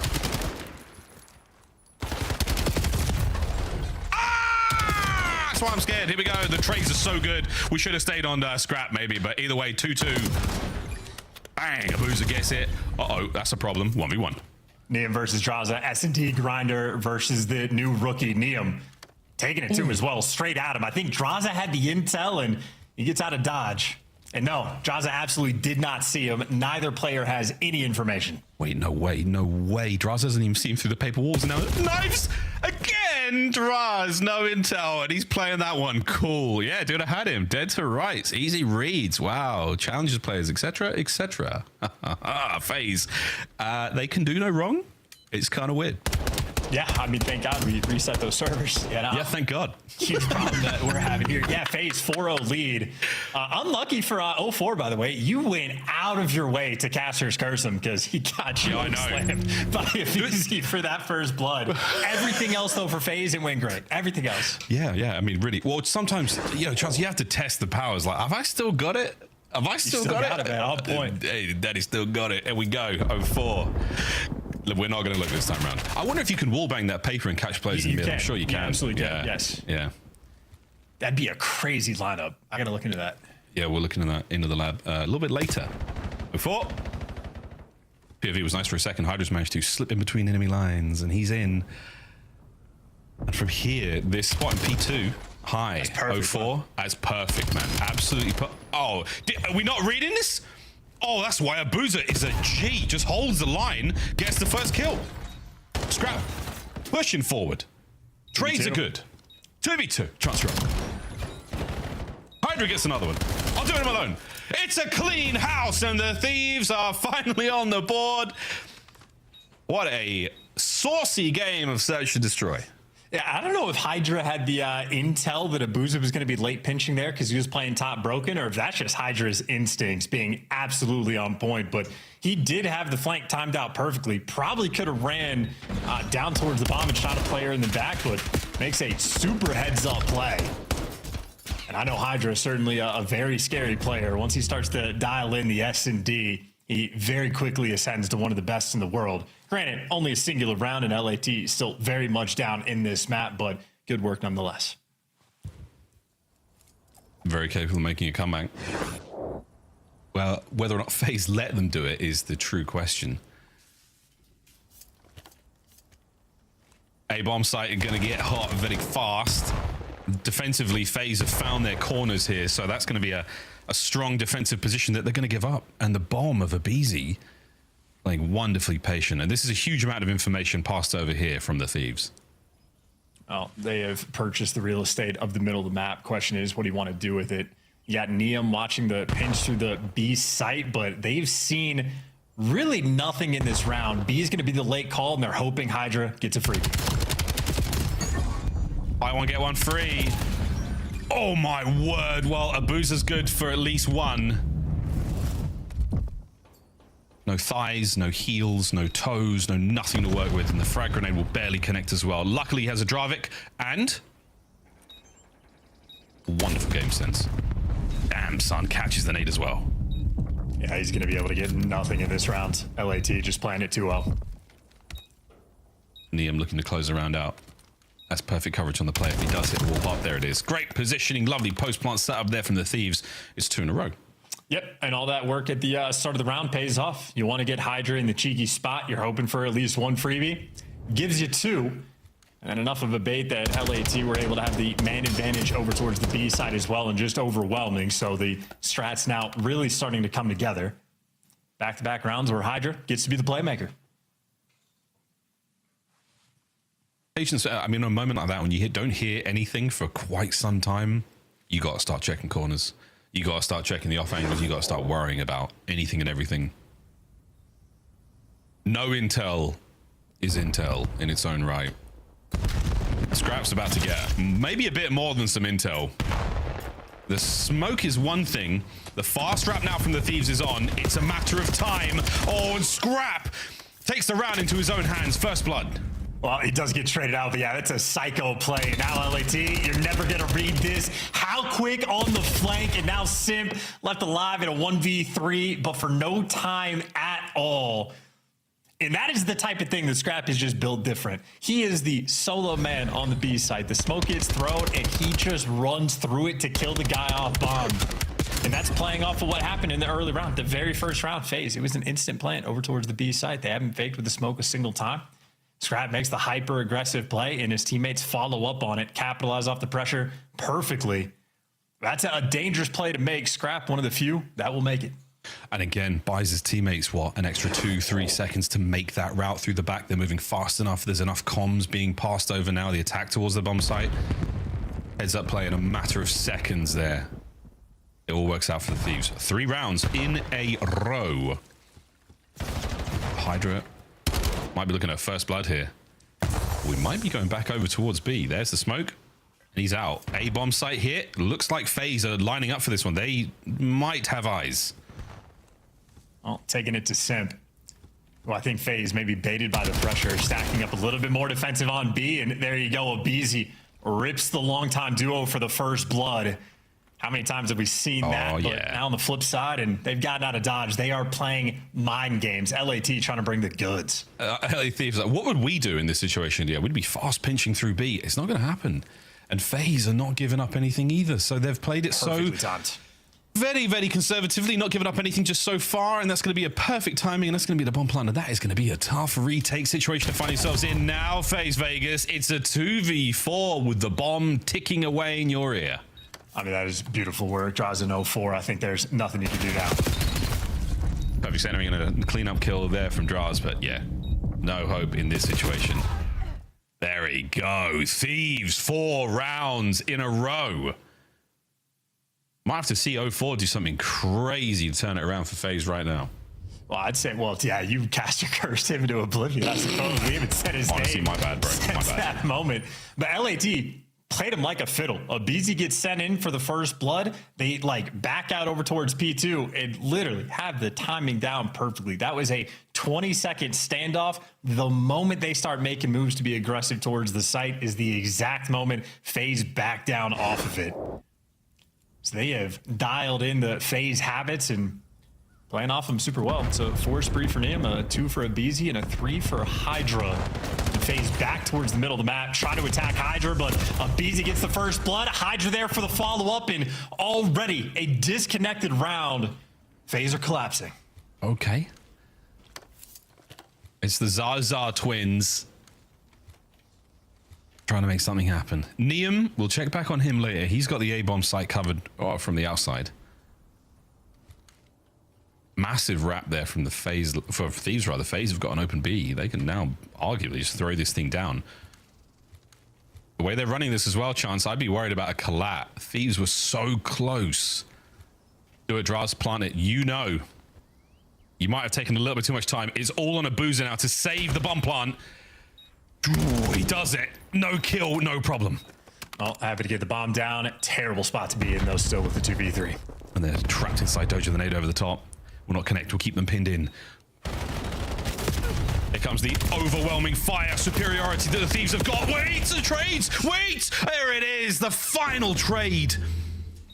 Neum seals the deal. A 5 spree and a 5-round spree for the LA Thieves. They are 1 off from tying the series up. And Neum as well either has the Hellstorm or is going to be a kill off of it for the next round. Either way, though, for the 3v2, perfect teamwork. Abizi does a good job of just getting in the mix, making things happen, and making sure that if he's going to fall, both Draza and Abuza had to overextend to pick up their kills. And for a 2v3, the Zazas played it well, but just didn't have the numbers. What a breakdown we have seen. The first blood for Neum. I think that might give him the Hellstorm. That might have done it. It was scrap inches off of the sniper's or yeah, 6. Oh, good God, man. Yep. Back it up. Call it in. See how we go. Possible information now to just run it towards the A-bomb site. Get the bomb carrier over there quickly. Play for the kills. Here we go. What will the Thieves do off the back of this magical Hellstorm? That's the run towards the A-bomb site. And now a battle is on for Hydra. He has the cross. Okay, this is diabolical. And Neum gets to be the late pincher. LA Thieves, this is looking like 6 rounds in a row. Oh, man, and they've set themselves up so wonderfully for this. Hydra's going to bide his time. And the corner will be checked, though. Simp, wait a minute. Now Scrap has to hit a big one. Can he do it? Sure can. All down to the Phenom, and he has been pinched, sandwiched, closed out, eaten alive. LA Thieves, 6 rounds in a row. Yeah, I jinxed 04. I don't know why you would do that to him. That poor guy on that front, but outside of that dagger, LAT just starts making good plays. Yeah, that might be the scuff play of the game. It might be me absolutely smoking it for Faze. Sorry, guys. Yeah, kind of my bad. But 1-1 in the series. Exciting stuff. Very, very fun matchup. A big comeback from Vegas in the Hardpoint and a ridiculous comeback from the LA Thieves there in Search and Destroy. Going into the Scar Overload now. Both teams feeling all kinds of ways. A perfect use of the Hellstorm as well. Not just perfect use of the Hellstorm, perfect response from the team. Everyone played their part. Great, great game of Den, Search, and Destroy. GG, go next. Yeah, in 04 went from 4-1 to 4-8. So that is 7 deaths in a row that he had and 5 first blooded. All right, my bad. Some of them were like to nades as well. So he is just getting tremendously unlucky. So that's what it's going to be, Miles. That's just, you know, what a day. What a day we have. We're going to a game 5. It's good to know I still have the power. Players, let it be known. We got you covered. We're going to cover you now in the quick break. A very quick break because we want to play Overload. That's right. We're going to play Overload right after this. We're going to Scar. We're going to play Overload. It's 1-1. Don't go too far.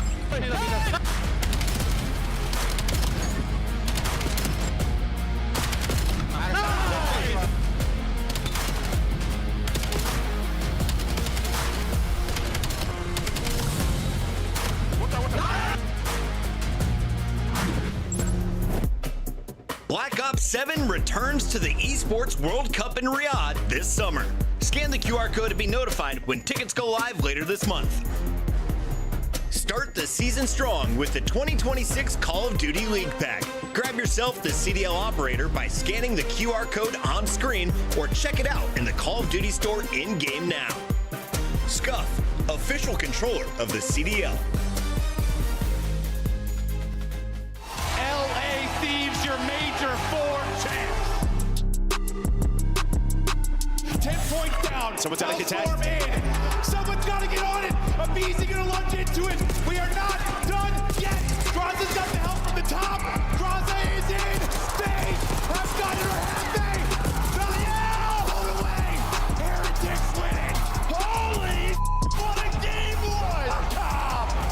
Boston might just get this done. They are still holding. Once they turn the lead, they will vacate the point. Can we keep them back? Hardpoint changes hands. Rocker in. No. Game 5. 50 kills that he breaks, and he makes it into the time. Will it be Sip? Will it be Shotzi? Who is massive in the final moments as Nashi falls? 246, 246. Nobody gets it here. It's the rotations as Abizi gets a triple. That one is done. Yeah, Hydra, what's his timing going to be like? Looks like it's going to be good. The movement is there, and that is incredible. Out of Hydra. Are you kidding?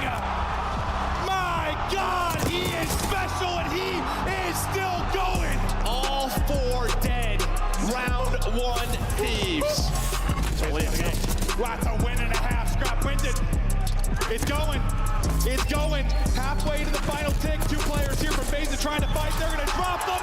They're going to win. It's back to back for the LA Thieves, your Major 4 champs. Something special. LA Thieves, your Major 4 champs.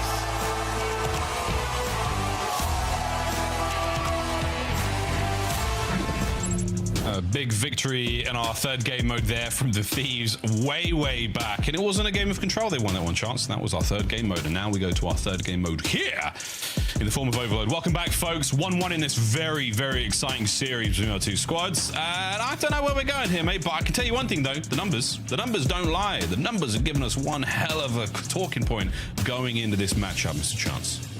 Well, I mean, yeah, I tell you though, bouncing back after map 1 for LAT, not an easy thing. So for Faze to try to bounce back after a map number 2, losing 6 in a row, going to be a very tall task. And it's not as if their Overload has really been the shining light for this squad.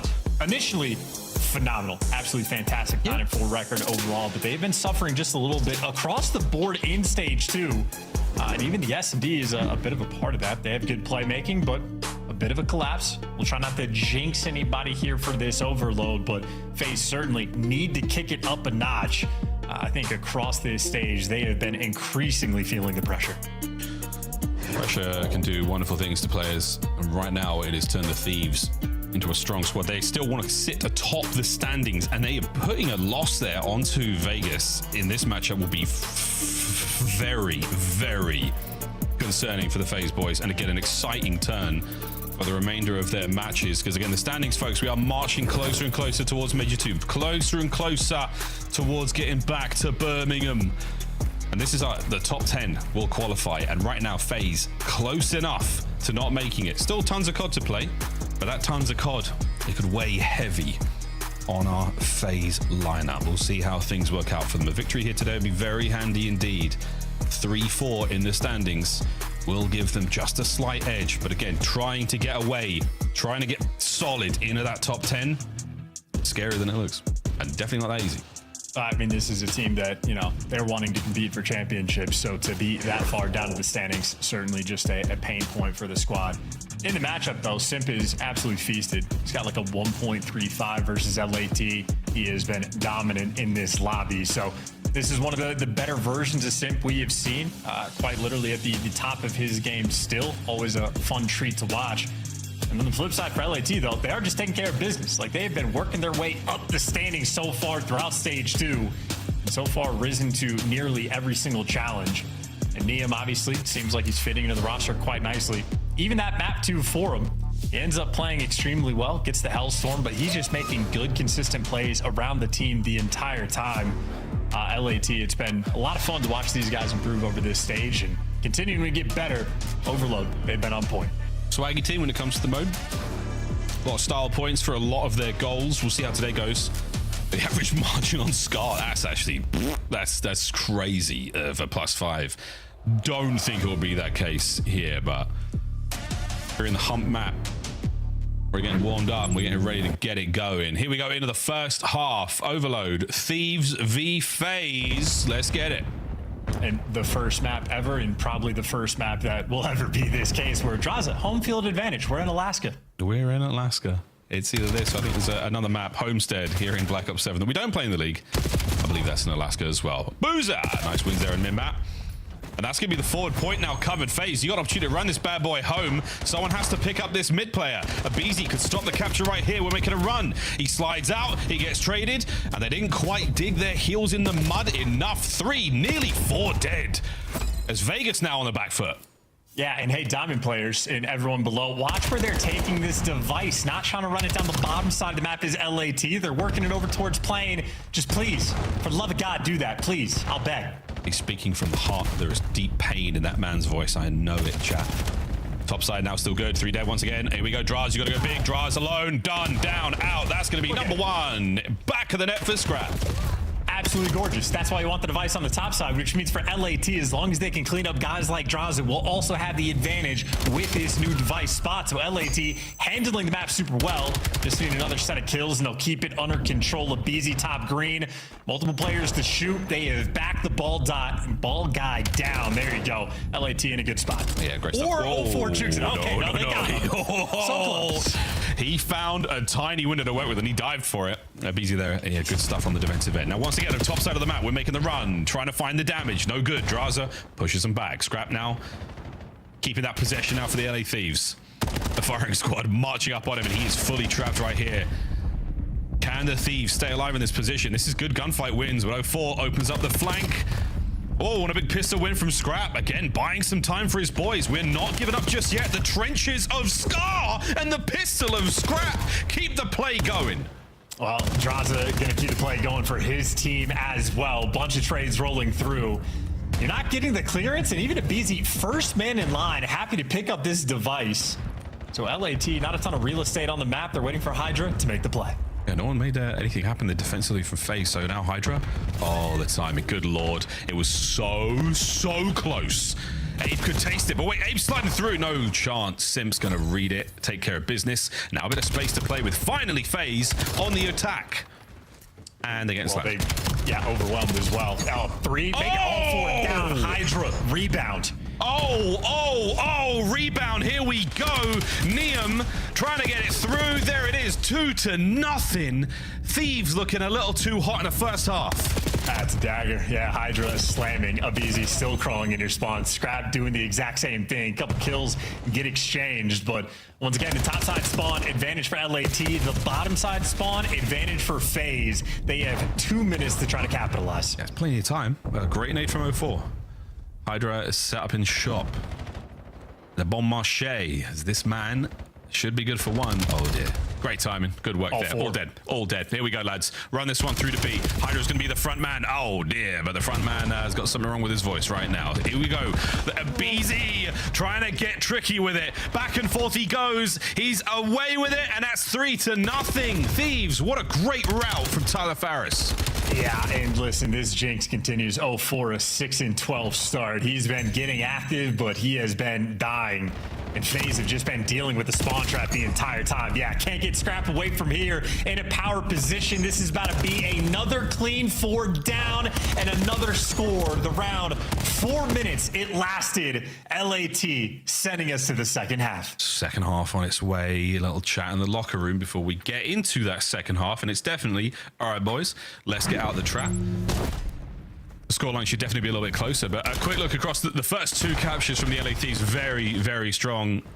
Very strong. Abizi's route as well on the third. Impressive stuff. Yeah, and this is also no time wasted on the decision making. The moment they pick up the device, instantly hit the correct lane. It helps when you're slamming like that. It makes the direction a lot easier to calm, but LAT clearly have done their homework. Dialed in on this map. Great routes taken down low as well. I think in my experience, anytime the device gets to bottom blue, it's just a nightmare to try to guess. Is it going to be up top, down low, out the back, through the side cut, back through mid? Very difficult to track, and well, LAT, happy for it. You can put your feet up in this second half, just get some kills, and they'll be good to go. Yeah, but absolutely. 78% possession as well for the Thieves. I mean, that 22% was the opening break of the first half. The FaZe Vegas were able to get something going. They touched the ball once after that. So this is not a nice game of overload so far for FaZe. They are on the back foot. 2 clean kills. Are we able to get the ball rolling right now, lads? Sim cut down by his old pal Abe, and Draza, he's fighting ghosts at P1. Well, he's made it to no man's land. Teammates able to pick up a couple kills. Last man's going to be top blue, but Simp can't get him. Neem, iron defense right there. Rookie making a big play for the team. Super defense once again. Abuza now with a possession. 4 spree.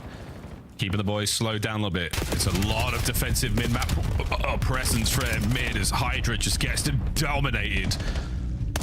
Absolutely dominated. Wow, Scrap and Neem find their kills. And again, EMP unable to make it past plane. It's being held in customs right now. And that pickup is going to hurt quite a lot. 04's got to go huge here. Slow these players down because that A goal is looking very, very tasty right now for the Thieves. Good work, 04. And finally get something going. Draz has to get one.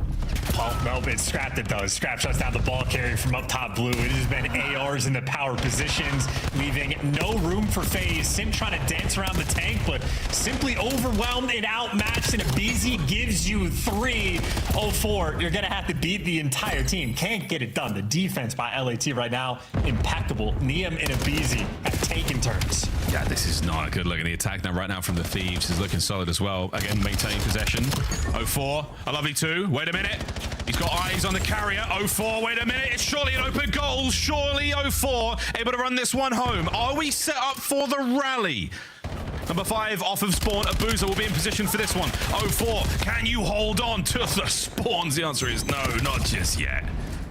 Yeah, and the base gets cleared out. Now Abuza going to be the front man in line, and he is all the way top green.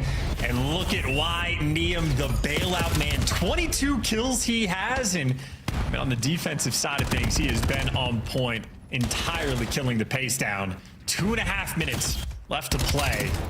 And LAT happy just to hold this device in hand again. Every single wave of kills they get is just a dagger to the face cam. Wait. Oh, it's Neem. Oh, it's Neem and Abizi. An offensive moment of magic. Can they turn that defense into offense right now? Neem is trying to do that. What a wonderful mix-up here. Oh, the timing is absolutely gorgeous. 25 and 14. Shooting players in the back. Here comes the EMP. They're chasing him like he's a ghost. Can't find him. Finally, the stuns connect, and he still gets the kill. Running at you with the pistol. 04, come here. That's Neem's kill. And you can't get through mid-cut, or maybe you can. Niam dealing out the goods with the pistol. And again, this is just a victory lap moment for him. Niam absolutely putting on a show here in map 3. Might not get the capture. It's not going to matter. At 4-1 with a minute 30 to go. Good lord. Scrap slowed. Okay. Opportunity now to get something going. Over to Abizi.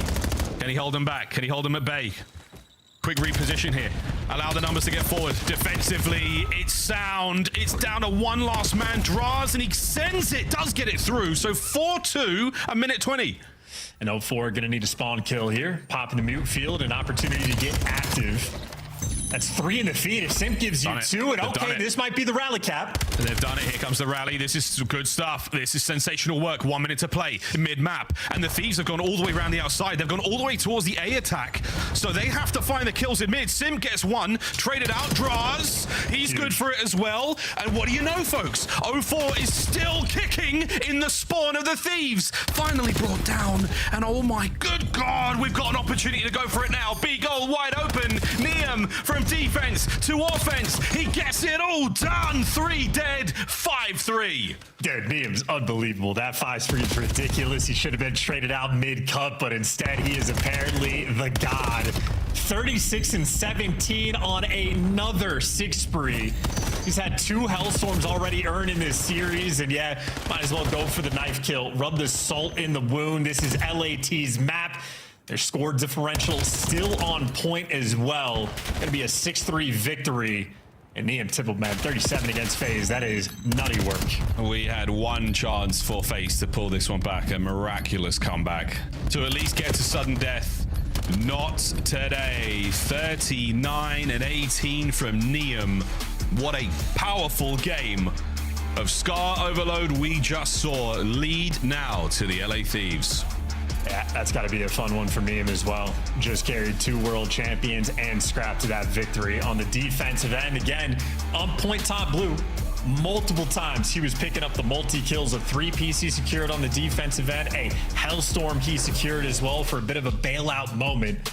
Admittedly, Faze certainly cranked up the pressure, started to make things a little bit interesting, but ultimately the 4-1 lead they had after the first half, just insurmountable against the team when they're playing like that. Yeah, there was, again, one little window to work with. Faze lose a couple of gunfights. They lose 04, the man keeping the pressure in spawn. So tough to deal with. But a wicked bit of work there, man. To overload Scar, Thieves, they are one of the nicest teams to do it. It certainly helps when Niam is running the shows like that. 32 non-traded. A hat-trick for Scrap. Glorious work there. The 6-3 final score. And they closed out the first half very fast as well. That was a 4-0. You really suck the air out of the room with a moment like that. Great stuff. Looking across the highlights, a lot of Niam here. Hats off to the rookie. Good stuff. Yeah, Schmoobin as well. I mean, the movement on point, decision-making on point, getting pistol kills as well. With Beezy able to pick up the 3-piece of just the cleanup kills, but you see the amount of teamwork that's going in there towards the end. And wild stuff, and at the same time for Faze, if you looked at the scoreboard, Simp was very much alone there in the damage category and the slaying. He gave you tremendous output, but the team right now just a little bit lacking there in the respawns. Faze really trying to kick up the firepower, but LAT have their number. And Draza, he promised us a quick series, or promised Scump's chat rather. I don't know if he's going to be happy about the way this one pans out. Yeah, it's that's death or glory by a phrase like that. But yeah, Niam, we're watching the magic here. That last cap, that was it. Certainly sealed it. The 6th was unnecessary. The 6th was just a cherry on top. The Faze, good fight in the second half. Not quite enough for them there. And now we go into another hard point. We go to Blackheart. I promised you, chat, a Blackheart. And now we find out whose heart beats more. Will it be the Thieves or will it be Faze? We get game 5. That'd be unbelievable, quite frankly. But Charles, how are you feeling about the Blackheart? In my mind, it's the ultimate blender map in this game. Like when you get a clean 4 down or a full setup on basically any hill on the map, you can do devastating things. If you're playing like the break game on it, it's the worst experience I think we have in the COD League, like in ranked right now. So you want to get the early advantage. Faze certainly happy to see the map overall. They enjoy themselves on Blackheart. Abuza has some of the best stats in the league on that map. But if you're just looking for firepower, I think LAT are happy to take the challenge of Blackheart. They want to square up and see if they can take him down. We'll see if they can. Blackheart, yeah, when I think of trying to break anything on Blackheart, if you don't have that early rotation, it's tough, especially ranked. P2, ooh, it's ugly. Ooh, got to get a guy through the back. Not easy to do. One guy that could be going through the back is going to be Sim. This is how map 1 looked like, and Sim, big him energy from Chris Lair in the damage department and the KD. Not necessarily the hill time, but 99 is pretty solid overall. Let's be real, man. Scrap was a big hitter in the hill. That's an incredible amount of time for an SMG player to shot in 37. Yeah, you are happy for that. Of course, a lot of that was collected on P2 while Scrap was, you know, mixing up on all the different hills. Nonetheless, heavy hitters we have in this matchup. And I just don't want Sim's hand. He has been remarkably consistent. Same with Scrap. These are two of the most consistent slayers and players we have in the league. I just know for the supporting cast for FaZe, they have to kick it up to force this map 5. Simp and Scrap, they often found each other on those rotation kills going from new point to new point, and it was typically Simp winning those fights. You know, you catch him on a sprint situation, you catch him with a driver count, you've just got an advantage there. But FaZe, the last 4 Blackhearts, outside of a tough loss against Riyadh, pretty good. I mean, the 77 versus Boston, that is unbelievably impressive, but everyone else are being kept at bay. Minnesota, another dangerous team on this map, being kept at bay. Can FaZe turn the blender on? Can FaZe throw the ingredients of the LA Thieves in there and make a delicious smoothie here in map 4? Well, you desperately need a good opening break. This is the map that is slam or get slammed.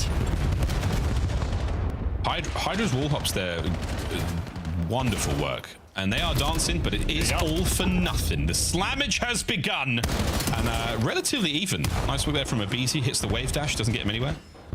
Brought down, and now FaZe. They're in. FaZe.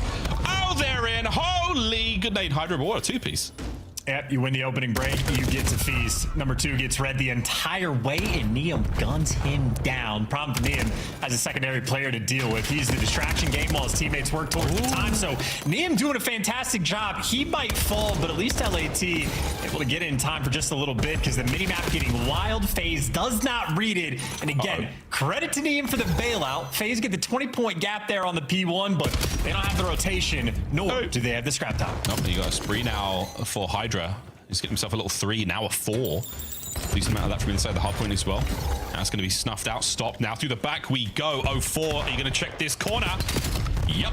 Good work on a Neum. Now the backline starts to take some damage. Here comes Abuza picking up the trade. It's going to be Draz. Straight to time we go. Is this an effective break from Vegas? Not yet. Draz, whoa, somehow picks up a man in the middle of the map, and we've still got 04 in the backline. No, Thieves hold. Yeah, beautiful hold, and that is the problem of breaking P2. Even when you force out those spawns, the map is small enough that you are on the clock. You are forced to flood into P2, into the clutches of Abizi. And now you're just getting handled on the mini-map. Final attempt here for the break, though, is Draza. Last man standing is going to have to kill 2 more players to get the time. Gets traded out instantly, and that is a P2 of beauty there from LAT. I mean, they just collected maybe 45 seconds on this hill, and they've taken a sizable lead. And the battle rages on as the final few seconds of P2 will go the way of the LA Thieves. Rotations now on. Awkward spawn there from Sim. It could pay off if he gets into the fight a little faster, but easy. Eyes are on for a second there. Yeah, he had a hint of a pinch, and now the attack through the front from the Thieves, and they're slowly but surely, there we go, being brought down. Scrap, he makes his way on towards time, but taken care of. FaZe, opportunity now to pull this back. Yeah, great comms and great work out of 04 and Draza as well. Draza picking up a couple extra kills at a time. His head was on a swivel. So FaZe there on the hill doing a great job for the first half of its second half. It looks like LAT just run them over. So yeah, no sim pitch coming through this time, and not a single kill was collected. LAT just snap in the moment, and now you might be welcome to the blender. It is Abizi. All these players around him fear him. Takes 3 to take him down. It takes 3, they get it done. Draws, the second attempt not good enough. Neum walks away with a solid chunk of hit points as well to fight with onto the next man. So a delightful bit of work here on Blackheart so far from the LA Thieves. The slaying power, that is what we have to work with. Oh, and it's, baby. What? It's not working out. It's 04 with a 32, 3 spree in time. Yeah, great finesse as well. Does a wonderful job of staying alive. So 04 doing what he can, at least early on in this map, to make amends for some previous performances. And there you go, a 5 spree to deliver you time. That was a hard-fought battle But you start your P4 off right, Faze, they've soaked it all up. Soaking it big time. Sim gets a ton of damage in Obeezy there, but Obeezy not deterred by his former colleague's attempt on his life. And now Abuza shots at close range. Delightful draws. Can you win the 1v1 on time? He can indeed. Faze alive and kicking here on time. And this is where you know their comms are on point, because that is an absolute trade fest as well. So we have had the oscillation of Blackheart. It has not been a beat down from either team. We've just traded away hills. You win the rotation, you get the extra time, and this time it is LAT on P5 first. Hydra finds another 2 out of nowhere, 12 and 8 overall, with the most hill time for his team. Lower right hand side of the minimap, the dreaded final hard point here in the first set. Man low, man on the wall run. And Hydra now far right. He's taken so much damage. It's finally brought down. Thank goodness. Now the numbers for Faze on the attack towards time. Unfortunate timing from Neum. They have yet to find the kill though. No good for the trades. Yes, finally in, and Faze will take that as a break for now. But Draz is alone. There we go. Oh, wins the key gunfight, but no, it's still going to be trades. Neum buys you enough time that the teammates off of respawn are able to get right back. So you're doing the little things right. Ultimately, though, back spawns pay off. 0-4 there to give you 2. Clean 4 down. Faze in control. Final 20 seconds. Almost assuredly going to go their way. What a battle we have had. Abuza's numbers typically fantastic on this map, even while he's struggling just a little bit, and even while Abeezy's popping off, it is still going to be Faze with a 20-point lead, and they flip the map as well. LAT, a moment of over-aggression. Faze, well, this is it. Do or die in this series, and so far it's solid on Blackheart. Let's go for a quick listen in. Watch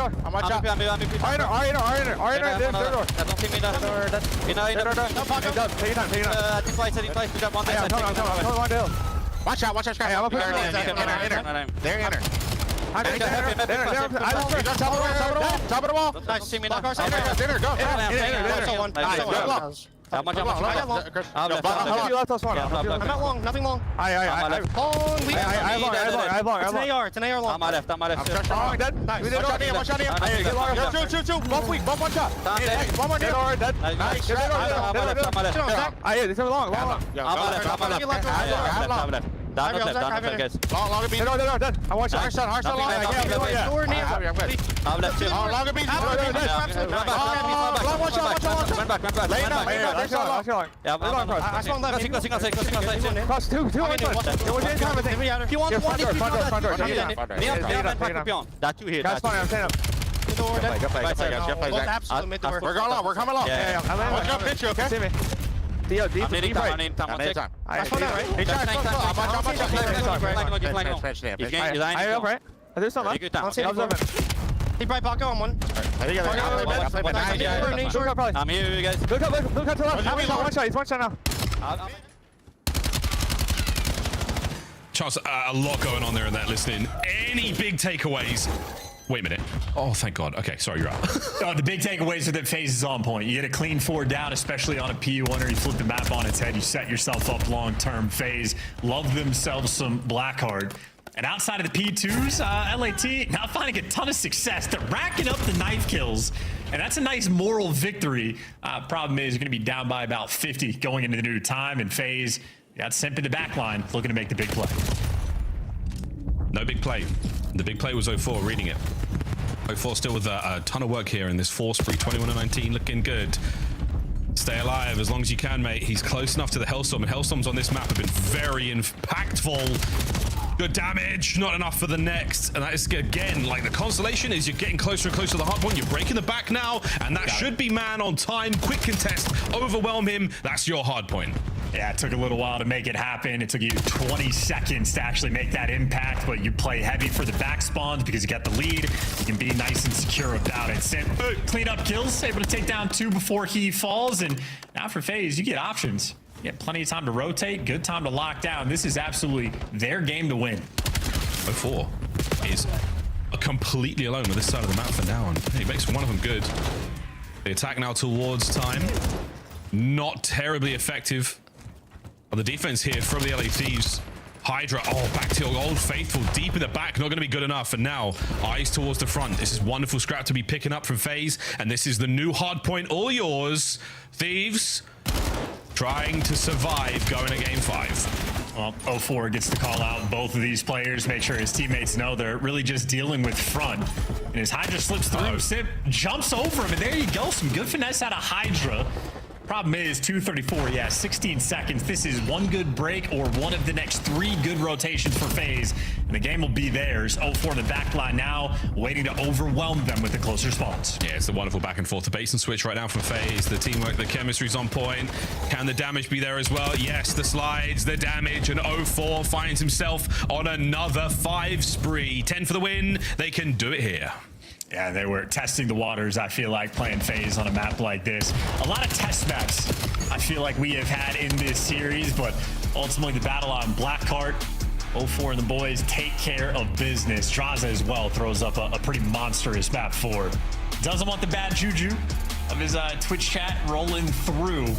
Bounces back there in the map 4 to force a game 5. S&D will be our decider.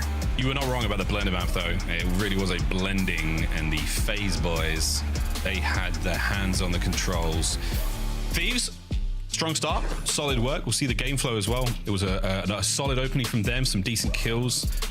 Massive work out of a BZ in the kills department as well. But FaZe, just too strong start to finish. GG, go next. And next is game 5. Chance before we throw to that break. Quick thoughts going into this one.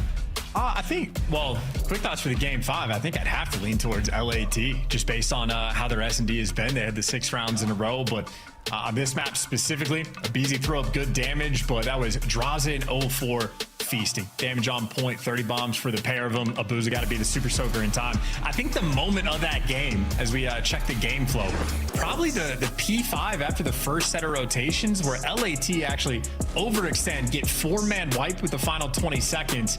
And then I think, yeah, FaZe was just able to run away with the game. So it's that final P5 where the little pink line starts to go a little bit up. They get the 4 down, and they never stopped. Able to play the trade game after the fact. FaZe dialed in on this map. Now they're all in. Blackheart goes their way. Vlalev, how are we finishing this out? Scar, Search and Destroy, a classic. We're going to watch our snipers go toe-to-toe, tete-a-tete in our final map of the series. An exciting one and an important one for the standings running in a Major 2. Don't go too far. Ladies and gentlemen, the Call of Duty League is giving you a Game 5 after their break. I'm like, yeah, that's the life.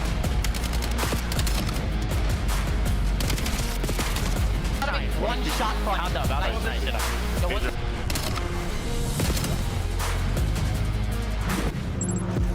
COD Champs tickets are on sale now. Come see the best teams lock in for this season's grand finale in fabulous Las Vegas. All 4-day passes come with early venue access. Head to FazeVegas.com or scan the QR code to get your tickets now. Look like the pros to play like the pros. The CDL team skins are available now. Scan the QR code or check out the in-game store now. Scuff, official controller of the CDL.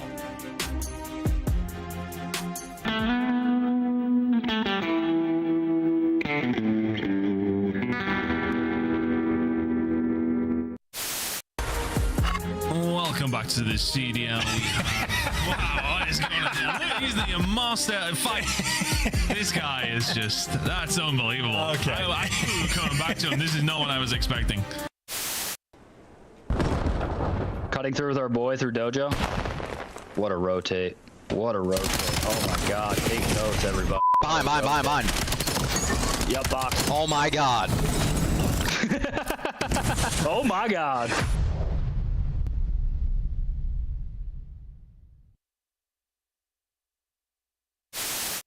Watch out, nice. Nice, guys. Go push it. What's it again? Nice. In server and outer. Nice, Dan. Keep on. I feel like he just had a 3.0. He just went 38 and 13. Holy that is insane. Oh my god. 38 and 13. Actually, stat padding. Oh, we might take on the shot right now. Couch. Good job, 3.38. That's so weird. Keep it up. We're done. Yo, one break, nasty break. Lost his front, one more, hold this. I have you on AG. Get lift that head. I'm blocking. Lost his front. Front, lost his front. So nasty. Go, baby. Holy that's the one.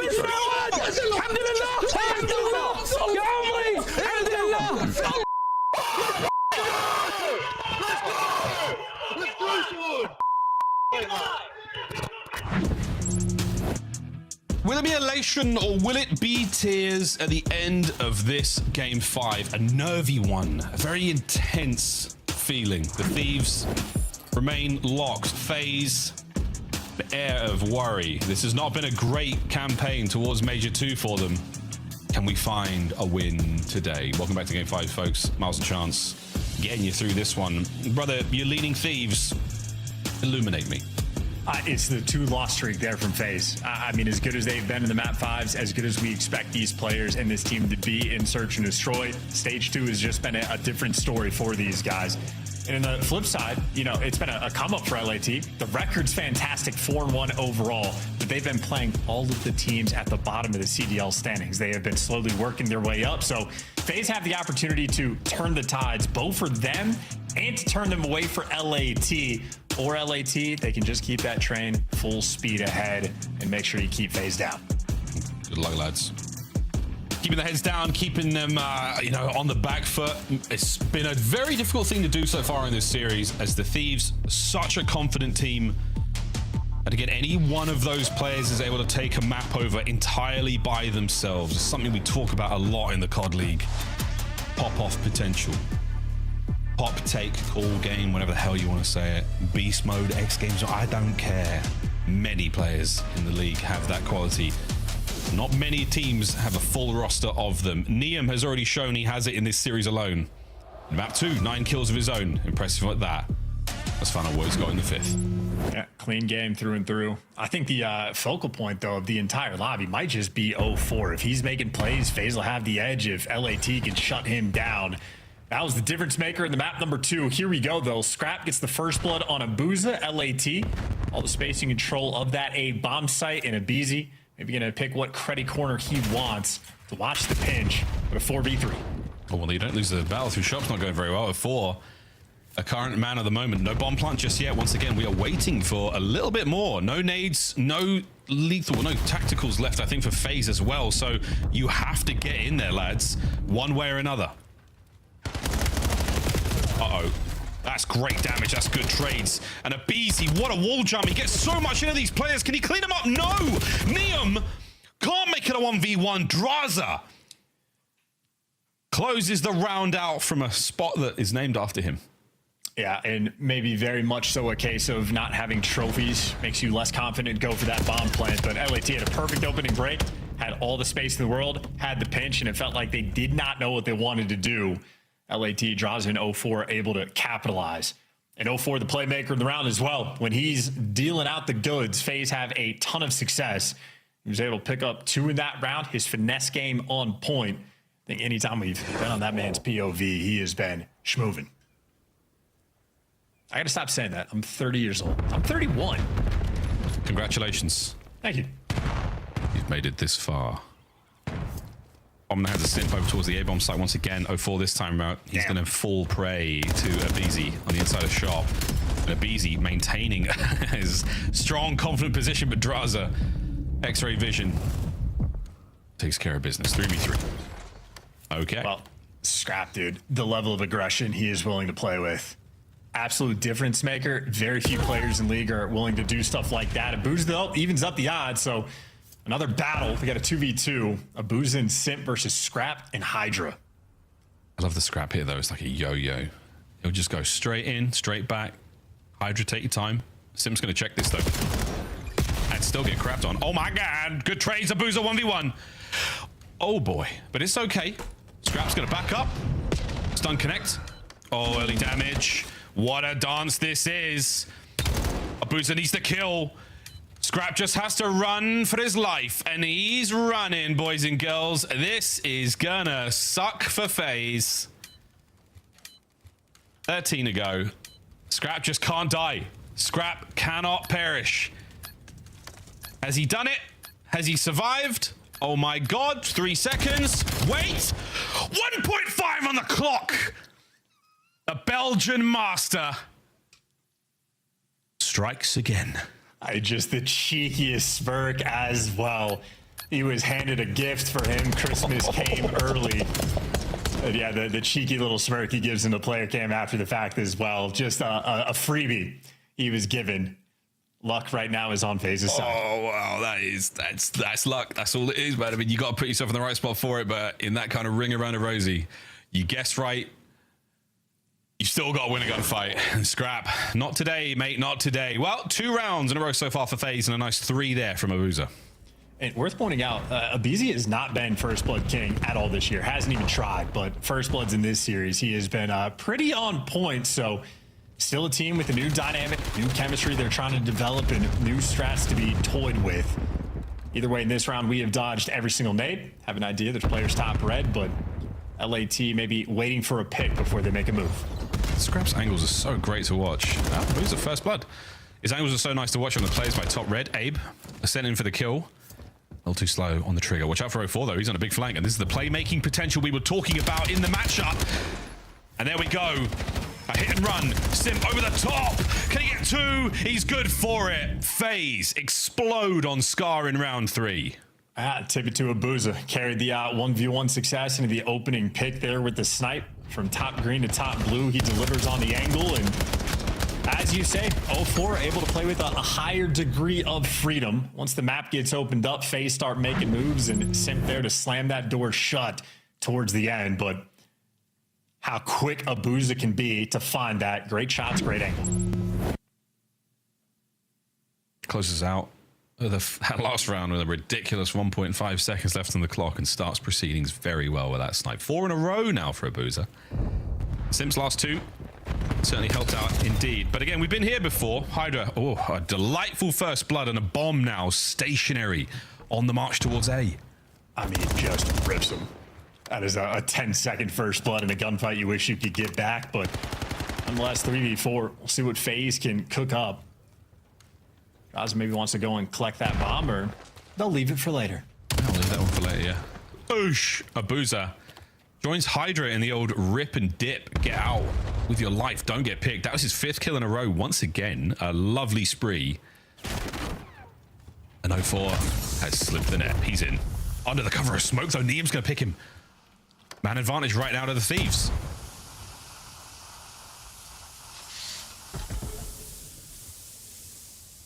Bomb recovery.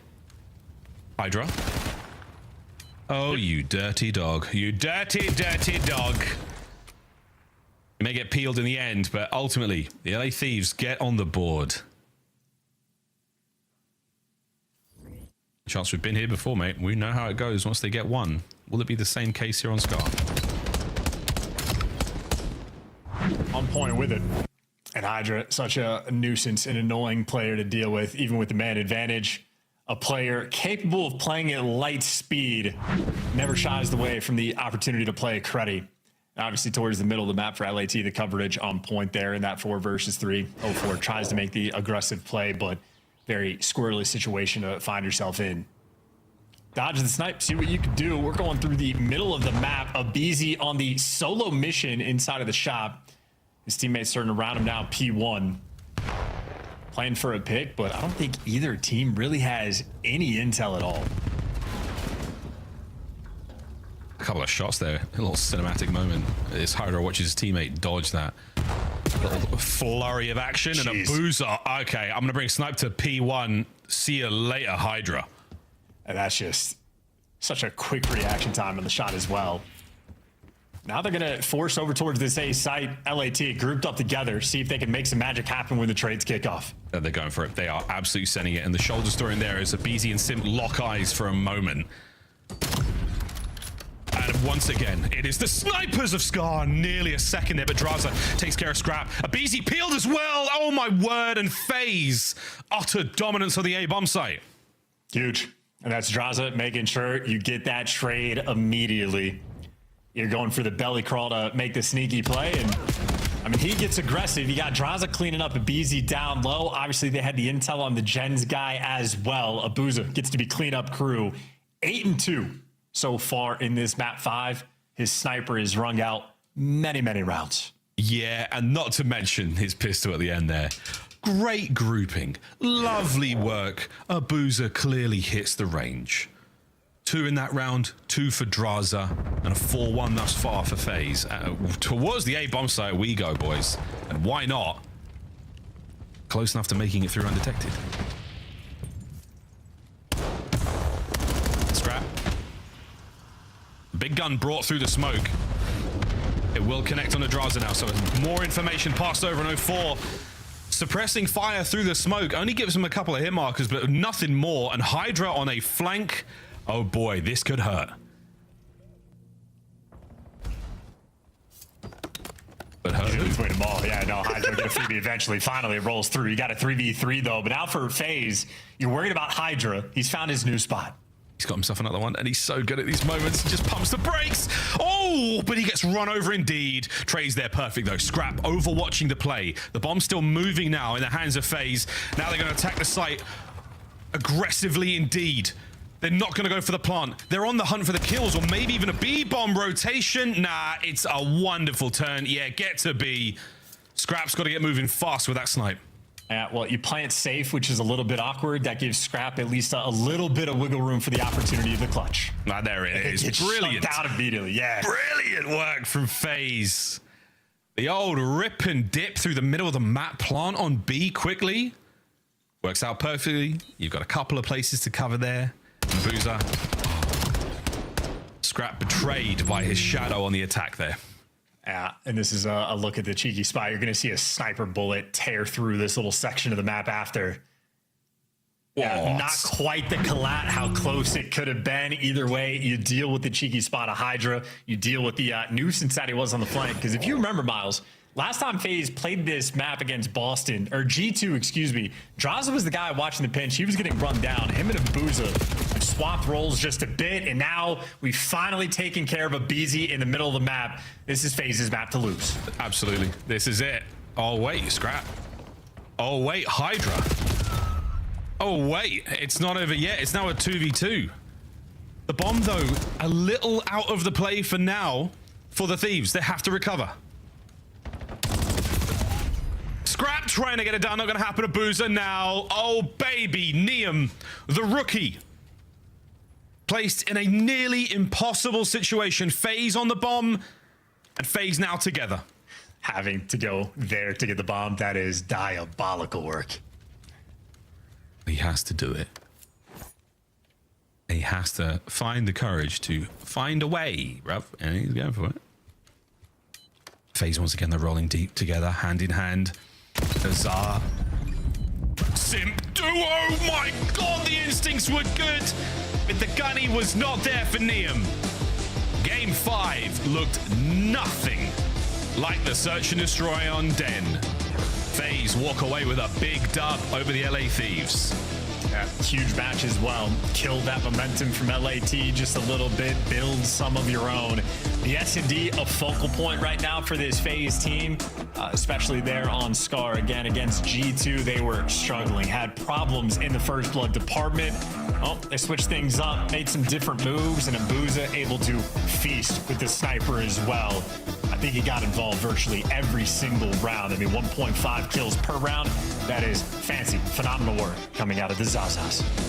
GG's. Abuza certainly taken over that final map. 6-1. Your score on Scar. Wow. Good fun.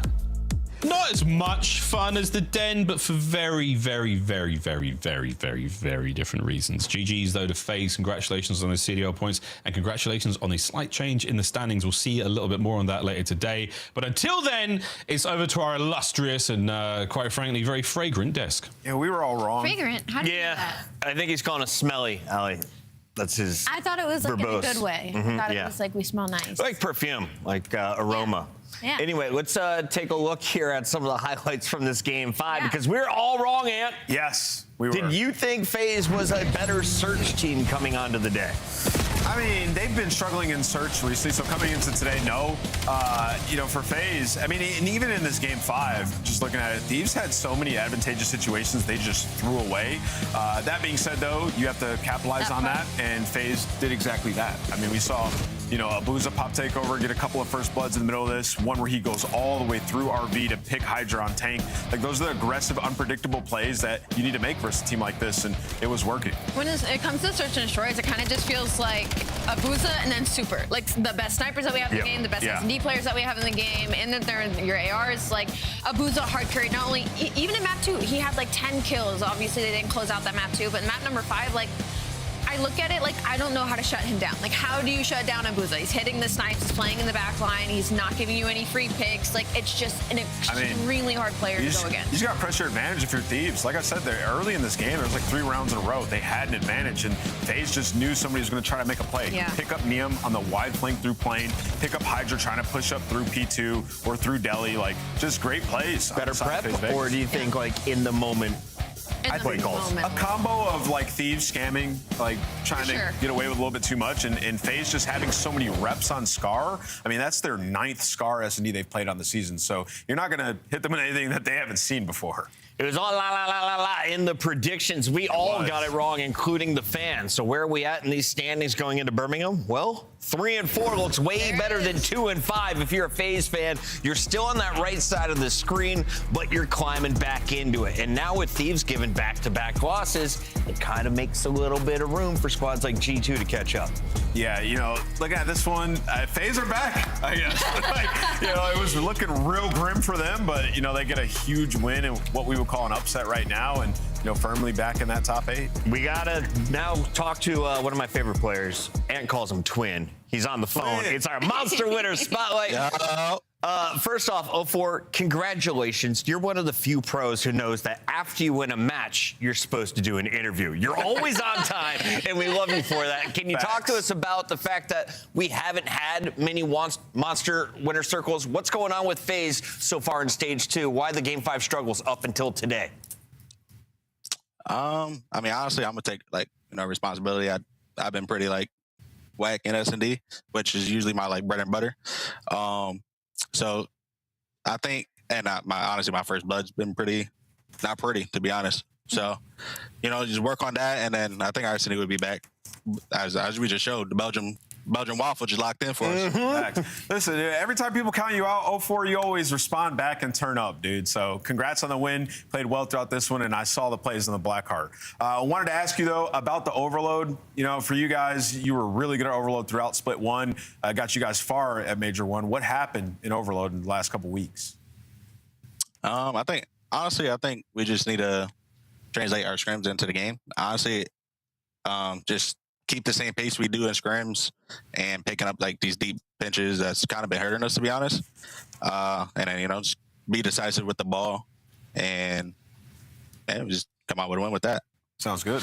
Yeah, and kind of going off of that, you snap your loss streak with this win versus LA Thieves, and looking at the teams that you guys have lost to in the split, you know, Boston, Minnesota, Riyadh. My question is kind of, do you guys feel like you are susceptible? Because it feels like a lot of good teams right now are doing this, playing up and down to the competition just because of how good and unpredictable a lot of the teams have been. Yeah, I mean, to be honest, I think this year's league is, like, pretty competitive, to be honest. So I don't think anyone is, like, really somewhat terrible. Like, it's a free win. So I think, honestly, this week we just locked in, and then, like, you know, every week is like you're 0-0. We're trying to get 1-0. It don't matter about their record. As long as we get to the Birmingham, we got. You have Optic tomorrow, and speaking of Birmingham, I know you're a youngster, one of the younger guys in the league. Are you excited to cheers any of the UK fans that'll be wearing FaZe jerseys? For sure. I mean, the fact we even have fans out there is insane. Me personally, I never thought I was going to go to Europe. So I'm just grateful for being in COD and be able to, like, travel the world and stuff. So. Hey, man, we're happy to have you along for the ride. Congratulations on a big win tonight. Best of luck tomorrow. Thank you. It is a brutal week for FaZe, but they just got half the job done, Nameless. Yeah, he said he never thought he was going to go to Europe. Mans was in first class last time we traveled overseas. So, hey, 04, Twin made it. All right, get your cheers ready for 0-4 in the Faze, guys, when we come over to the UK. In the meantime, we got plenty more work to do here from the Columbus studio. The final fight of the night. Can Miami put their name back in the hat? Or will they fall apart at the hands of G2? Stay tuned. Minnesota has been burning through the competition.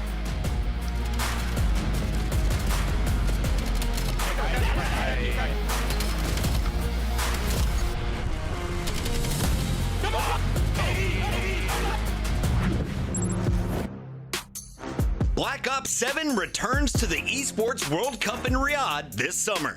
Scan the QR code to be notified when tickets go live later this month.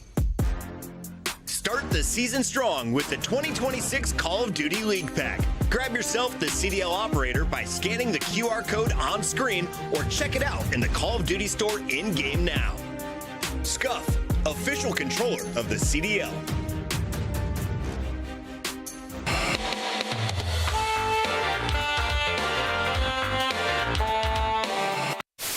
Do you play for the win here if you're G2? Or do you play for rotation? You look at the minimap, and yep, they're going to make their way into P1. Cramp over the top only finds one, and Boston have to sprint.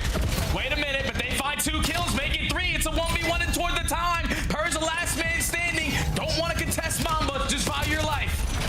But Cramp's able to find one Mamba a second. You got to stay in the hard point if you're Boston. Contest there for the win. Mamba can't get the win.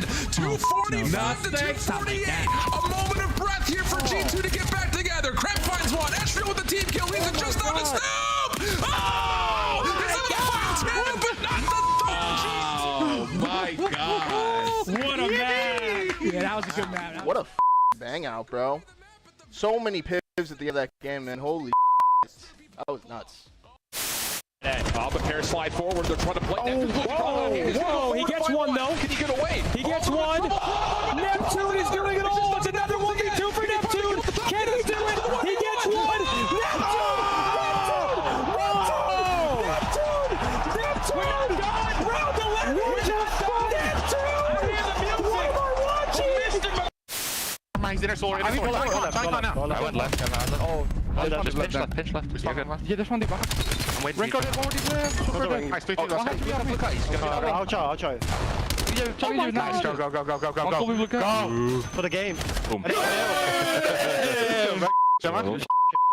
Holy what exposure. 8-0. I'm a big stepper when I walk, money maker when I talk. Another boys on a mission, never put them in a box. Clawing to the top, jaws open while they watch. Yeah, I'm getting to the chicken, I ain't never gonna stop. I'm the life of the party, know it's going down. If they wanna talk about me, I'ma tell them how. I'ma tell them. Everybody wanna be like me, fast lane, steady whipping 2 doors off speed. Everybody wanna be like me, but that's something that they never gonna be.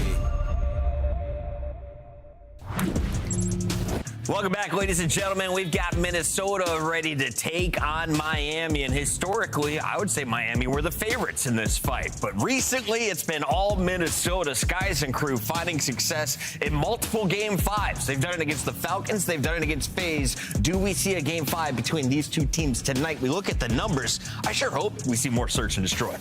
I think so too. Well, I think that we will get a Game 5, and I hope to get one because the search and destroy between these 2 teams should be unbelievable. I mean, even the last time they went up, Super was still able to put up a 1.43, so we should be in for a good one. And 65 snipes compared to 28 snipes. Is that a skill difference, play style difference? How do you account for the numbers here? I think it's a play style difference. You look at, the side of Miami, they're going to be playing around Super and search and destroy. Just point blank how it's going to work. But he's also ridiculous with a sniper. He is the best sniper that we have in the league. The numbers just make it look like he's wide and away better than Skies. Skies has been phenomenal. Snipe in hand and in search in general, he's having a resurgence here. He's also the OG highlight maker at the start of the season in the Monster Invitational. He popped off a sick 1v2. As we take a look at this Minnesota lineup, though, Kremp is the guy for me. He's been dropping consistent numbers. He seems to have the highest ceiling. Allie, what do you look at when you see this Minnesota squad? I just see like continuous improvement, I feel like, and like it's almost like building blocks stacking on top of each other. We're watching this Minnesota team become a gatekeep team, become a team that gives the top teams a problem. Because at first the story was Mamba being brought up, right? And him in the conversation of rookie in the year. And then it was Kremp, and Kremp lost us in the numbers that he was putting up. And then we go to LAN, and then it's G2 becoming Lanimals, right? And now we're getting the consistency in Astral when it comes in the slaying department. And we're getting the Lanimal skies that we were hoping to continue through this stage. So for G2, they're on the up right now. And this is their game 5s and they're search and destroy. Like, this is not going to be an easy They're series. currently 3-2. So how important is this win tonight? Yeah, it's big, right? Because they're trying to break into the elite tier of teams and get some separation. And, you know, you talk about them, they're 3-2. They have some big wins, as Ali mentioned, but they also have the Game 5 loss to Optic. So they're one Game 5 away from being in a spot top 2 right now overall in the standings. So, yeah, they're in a really good spot for G2. Ali, on the other side, is it true that Miami might not make it to Birmingham? I mean, the possibility is there. I don't think that's the case, though. I think this is too good of a team.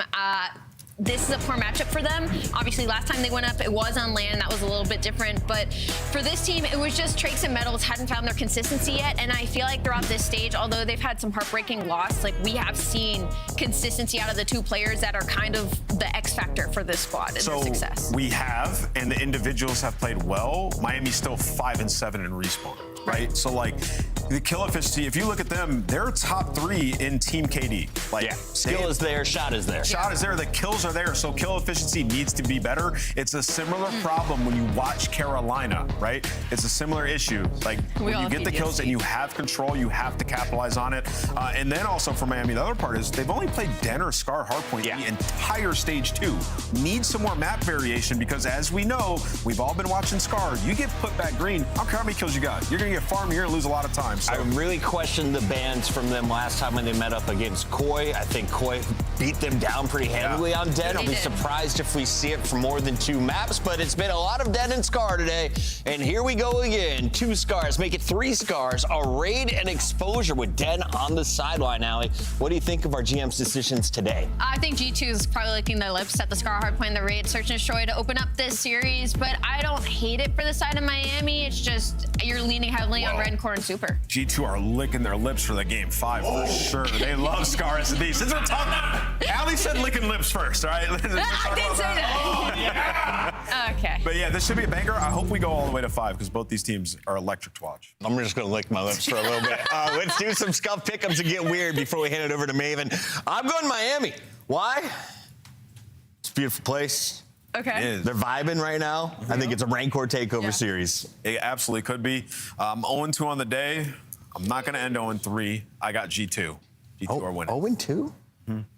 You mean you guys are 1-1? At this point, I start feeling like I have something against G2, and I really don't. I swear I don't. But I have to go for Miami here. I do think they're good. It's just you guys scare me. Inconsistent. They 3-0'd them to knock them out. G2 are confident in this series. Fans are riding with G2. Can I switch to G2? Yes. I don't want to ride with Rosalie on this. Yeah, I'm going purple. You want to ride Miami versus Minnesota, Merc and Maven. It's a whole lot of M's. Let's party. Ready to party. I don't know who's going to take this. Both teams have a good opportunity to do it. It's an important one, especially, for both, really. I don't think either are risk of not qualifying necessarily for Birmingham, like Chris said, but not getting top 6 100%. Like, there's a chance you at least have to go there and do a play-in. Yeah, I think that's fair. And then I think just sort of both of these teams, we kind of talked about just where is everyone sort of in the table, right? Faze with a big win to kind of say, all right, we're still a top 4 team. We can beat some of the best of the best. This is the answer. Can G2 stay in sort of the top 4, top 6 combo? Can Miami bump themselves up into that? And they're 2-3, but they played They have played everybody tough. Paris, they played Optic, Faze. they played Thieves, everyone.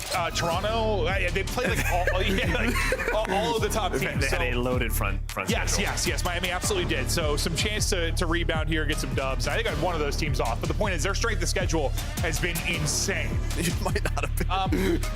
This is you and I were kind of joking around. We were trying to remember what team outslayed Paris by 30 and then lost the map. We were laughing about that. And I just saw basically that stat for them. They're number 1 in hardpoint KD, but 7th in actual hardpoint wins. That's not good. A big part of that is their ARs right now. The AR duo has bounced back, especially Super in stage 2. I felt like he really got comfortable on this title. But yeah, you would hope it turns into more W's. But I think a big part is, again, who they played. It's just gonna happen. Yeah. No, it shouldn't though happen much. I mean, if you're outslaying at hardpoint, I'd say 90% of the time you probably should win. All right. That was a stat for years. It was yeah, if you outslayed hardpoint, it was like around 90%, like 85 to 90% for like a long time. I'd like to know what that first NKD is. That could be like a 1.05. Yeah, no, you're right. I bet it is something around that. Yeah. But it sort of tells you, like, I don't know, the skill's there. The playmaking sometimes are there. Kills not coming at the right time. Potentially, we've talked a lot about teams' patience and their ability to really make sure they're working as a four-man unit on some of the collapses and pinches when trying to break a hard point. We'll keep an eye on that for Heretics and see how they're able to do. But, all right. Nice start for Heretics. P2 here. Trakes is piecing. Trakes will get 3 after his teammate softens one up and now in position to chain these two together. Nice here so far from Heretics. Yeah, I mean, you want this forward pressure because you have no trophies early on. Trakes on 5 in a row. And yeah, I mean, these guys are going to come off spawn, throw a stun, throw a nade, so you can sort of catch them in that action. That's when you find those freebies. Super with a nice reposition. Everybody up for Miami could be a strong start here for them. You said how he's been really coming into his own, or at least within this title. Yeah. Within this title, he's been terrific. It's all headshots through on the feed for Heretics as they are just lining it up and they are putting them down. This is one of those sequences where you are outside and, well, you've turned this into a nice little lead. Up 50, you've only left 13 points to G2. We have seen a lot of these starts on like all the maps in Hardpoint for various teams, if not all teams. Sometimes it's survived the opening blow. When it's your turn to answer, you need to, but man, these guys are shooting. Yeah, that was a big kill right there because, I mean, you would have had nobody on the hill for Miami, allowed G2 to come off a spawn. Krempto gets gunned. Rentor now on plane heady, in control. A chance to put 3 hard points in a row to kind of do what you just talked about. As Rentor's on 5 in a row, they'd be very closely in this hellstorm. See if he can earn it. Stunned up and has coverage. Looking to the back, trying to get shots in towards that green window. He'll give it up and he'll get dropped. Skies will get multiple. No streak will come in, I'll believe, for Heretics. Finally, a positive moment for G2, but definitely in a bit of a hole. But this 3 to 4 is where you're really going to have your opportunity if you're G2. If there's a break and flip that comes here right now for Miami, or in the next like 10 to 15 seconds, it could get ugly. No, this is, yeah, big time, as you said. Big transition period for G2, and they're able to find 3 kills. Rentor the last one alive, already up to 10. In the lobby. 10 seconds left. Speaking of 10s, is we're going to head towards that P4, and you will have a lot of forward momentum, right? So you give this up, you only leave 1 towards play, and that's going to allow Miami Heretics to move up the map, and you see where those players spawn. So an early breaking time here for Heretics, that's exactly what's going to happen. Immediate pressure, as you said. Crimp, slow start, but, well, trying to find something. Not able to, but his teammates coming up with some kills, and then they're not. That'll be the break. Still, though, with the close spawns out mid-map, G2 reinforcing this pretty much immediately because you haven't been able to get anyone pushed out for Heretics. It's been scrapping it up for both sides, so you're still spawning really close. Well, you were saying that, and I was about to compliment Estriel for his life because that's what he has to do there. Stall so they cannot push forward. He's able to find 2. They come off a spawn, and then everyone just dies. So that was a great chance for Minnesota due to the Estriel play. Instead, it is Heretics running away with this game. Heretics up 100. Let's go to a listen-in with Miami. Vamos fondo, vamos fondo. Ya, estoy yendo por verde. Vamos por el todo ya. Tiro piña en verde. Ahí por verde, ¿vale? Mejor. Verde arriba. ¿Creen muerto? Yo no sé rápido, Otro más con. No lo he visto. Vamos a la vuelta. Vamos para el fondo, vamos para el fondo. Fondo 2. Barco, ¿vale? Hay alguien coge. Venid verde, venid verde. ¿Viene? 1, 2, 3. Fondo mamba muerto. Vamos, chaval. Coge y toca. Fondo toca. Es el último. Algo toco. Hay que limpiar el barco. Viene uno barco. De cara a 5-1. Vamos flanqueando verde. Tú, ahí izquierda conmigo. Vale, te ahí abajo el P3. Tip izquierda conmigo. No veo. Tip izquierda una bala. Go Heady. Va verde, no lo veo. ¿Qué hago? Vale, falta Connie verde entonces. Nice. Tiro piña en el verde, creen. Tocado. Te vas a echar por la derecha arriba verde. No, mirad el con. Yo no lo veo. No lo veo. Voy a echar punto, ¿vale? Otro más punto. Voy a abrir izquierda, Vale, buscamos a uno, Derecha, derecha, ¿vale? Una dip izquierda, Muerto. Bloqueado ahora. Ya te he pushado, Nico. Arriba. Voy a mirar la derecha, ¿vale? Arriba verde, es que tocado. Ahí tenéis pedo, ¿no? Espalda de antes. Muerto. Bloquea. Estoy bloqueando y tengo el pincho, ¿vale? Tengo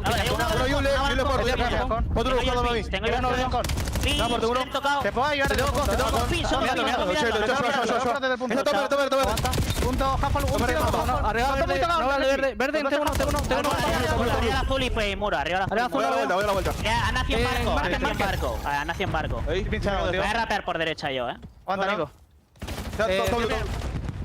Still, significant lead here for Heretics. The struggles for Skies and Crimp continue. Crimp, we know how dominant he can be on Den.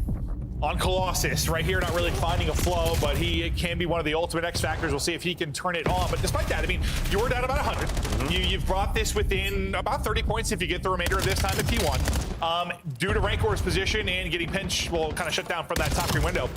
You're not in the best position going into next. You should have a very good spot if you are Miami, but still, honestly, a solid stretch from G2. Yeah, this is a big moment though, right? You kind of see they didn't know exactly where they were spawning. You had both players in Rentor and Trace looking at both sides, and Rentor is going to be the first one to die. So now you have this split opportunity for G2 to potentially lead to a break, but Super somehow finds the double pistol out. And well, that should buy enough space for Heretics to at least contest this, but Tremp is on. Trace and Super were the guys that I think went kind of nuts at the first P2. Okay, well, that is just a snap and a half from Rancor. Yeah, Mamba just got deleted. You found a decent amount of kills here for G2, but you really haven't been able to get Heretics out of the hardpoint or really contest much of this time. That will be your moment that you can. That'll be 3 dead, a big break moment. Is it felt like all that work you've done if you're G2 had sort of started to disappear. Yeah, they gotta find Rentor here. Estra does a good job pinching because he wanted to flip them and spawn them out, and he does that.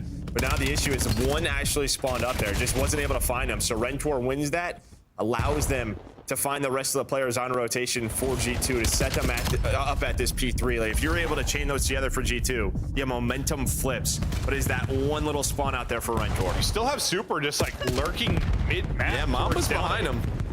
So I don't think he realized one got through at all. This is going to be a very, very, very frustrating moment. And that is on Super. I have to watch that back and see exactly how he got through. But that's the exact play.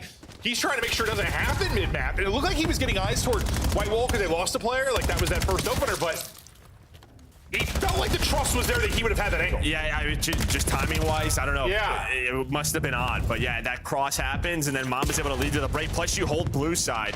You haven't earned a ton of this time if you are G2, but you're still controlling the side of the map that you want. You would think the kills are going to come your way. But it's been all about the trades. And while nobody on the time, you can already see Estriel Kremp thinking about repositioning. They'll back it up. G2 have done a good job staying in this game, giving themselves a chance to maybe clutch up late. They have been the clutch guys lately when you talk about map 5s and in series, but we'll see if one getting through is going to be the difference here. Let's pay attention to the minimap bottom left and see where the spawns come in. Trace, if he gets one there, it could be huge with the influence response, but not able to get one. So now back to step 1 for Heretics as they try to break it through the bottom side. Yeah, I mean, that's just good jobs there from G2, just knowing who they're tracking. Like, yo, he might be in the back, so they fled once they get 3 dead. But it may not matter, because a couple of seconds later, and then Miami, they're able to find a break. But this is what's so tough about this hill, when you don't have forward pressure. I mean, there's just so many routes you can take. Nice. But Metals finds the kills on the hill. And, well, the time, the objective, that is what wins you Hardpoint. And it feels like, yeah, Metals sometimes, it's like you don't want to put it on him, but you have these ARs that put up numbers the way they play. Like when he's around even, I feel like you're winning hard points like a lot of the time. Like if he's just right around that ballpark at 0.9 to an even, I swear these guys are taking maps. And they're close to it here. Just have to not fumble the bag late as Metals keeps it rolling. And now they look for an opener towards this P5. 2 through the backside of it. Super probably in trouble. Nice tracking there as the guy goes over the top, but you'll still have numbers. G2 in a good spot. Now they'll be spawning them out exactly where they want them. Yeah, Tremp has forward control. Just trying to slow them down, not allow nades to land. Trophies are still here for G2, so this is a good chunk of time. Right, you really have not a lot of forward pressure outside of Rentor, but the nades going to connect sooner or later. But still, Estriel is alive, should still get the close spawns, but the flood is in. It's like G2 now have to win this fight and flip them out and rotate. Well, they may not need to. Okay, or they're going to have a split spawn that comes in, but the problem is still the time. Yeah, you can win this right now if you're Heretic. So you have to contest. I say if G2 were like up over the 200-point mark and Heretics couldn't win it here, you have some options, but due to the scoreline and the time remaining, you don't have a whole hell of a lot of options. They can't win it here anymore. They'll get to, what, 248. but only 2 ticks needed as we get back to mid-map. And Heretics have just held this like 50 to 80 point lead pretty much the entire game. I mean, the entire game. No, I think you've had your chances if you were G2, but the slaying is just not there. They've gotten broken a couple of times too easily, especially at the P4s. Those really stand out, but we're not quite done yet. You really have to take the routes if you are Heretics. You see the control that G2 have. Mama's all the way pushed up back green. He does get taken down. This could be on a trim. Watching the pinch. Well, he's gonna let his teammate die, but he's got his back. Hold up. We've had some wild ones here on Scar. Oh, it happens. It absolutely does. It's usually due to this, right? You were just pinned top left. They've got them pinned where they want them, but can they execute everywhere they need to? Rancor able to find one every single life. So valuable. Anytime Heretics are going to take numbers, that'll seal it. That's exactly what will happen. Simply too much work for G2 to do. They go into a hole early and, well, could never really claw out of it. There were some opportunities in the first set really for G2 to maybe swing this back into their favor. Maybe a couple P4s that come to mind. Yep. That was probably, I feel like we're always talking about the P4s for whatever reason. Like, it feels like that's the chance to combo 3 to 4. No, 100%.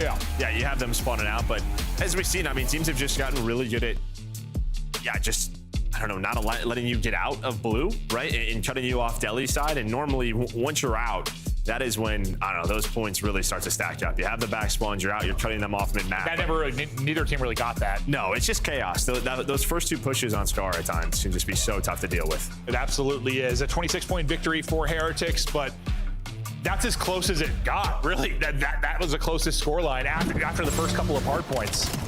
This Heretics got a commanding lead and just kind of held on, stuck with it, had a couple of big breaks when they needed to, and yeah, I mean, sometimes it's as simple as just you need to win some gunfights, and it felt that way sometimes. Like, there were some big gunfight wins for Heretics where you weren't really finding that for G2. Yeah, and this G2 team, we had another match earlier this stage where they came out really flat in map number 1, right? It took them a long time to get going in map 2. Was it versus Koi? Might have been versus Koi. But I mean, we've seen this at times from them where they just come out real slow. Gonna have to bounce back here in this search and destroy. I didn't see what the overall slaying margin was, but I'd be curious to see it at the end of it. But I think this is definitely a Heretics team you can get outslayed by and take advantage right now, just based on their hardpoint stats we saw before this. And I think you really had a chance to do that if you were G2. Come out slow, maybe make them punish with some big plays and some opportune moments, but not gonna happen here.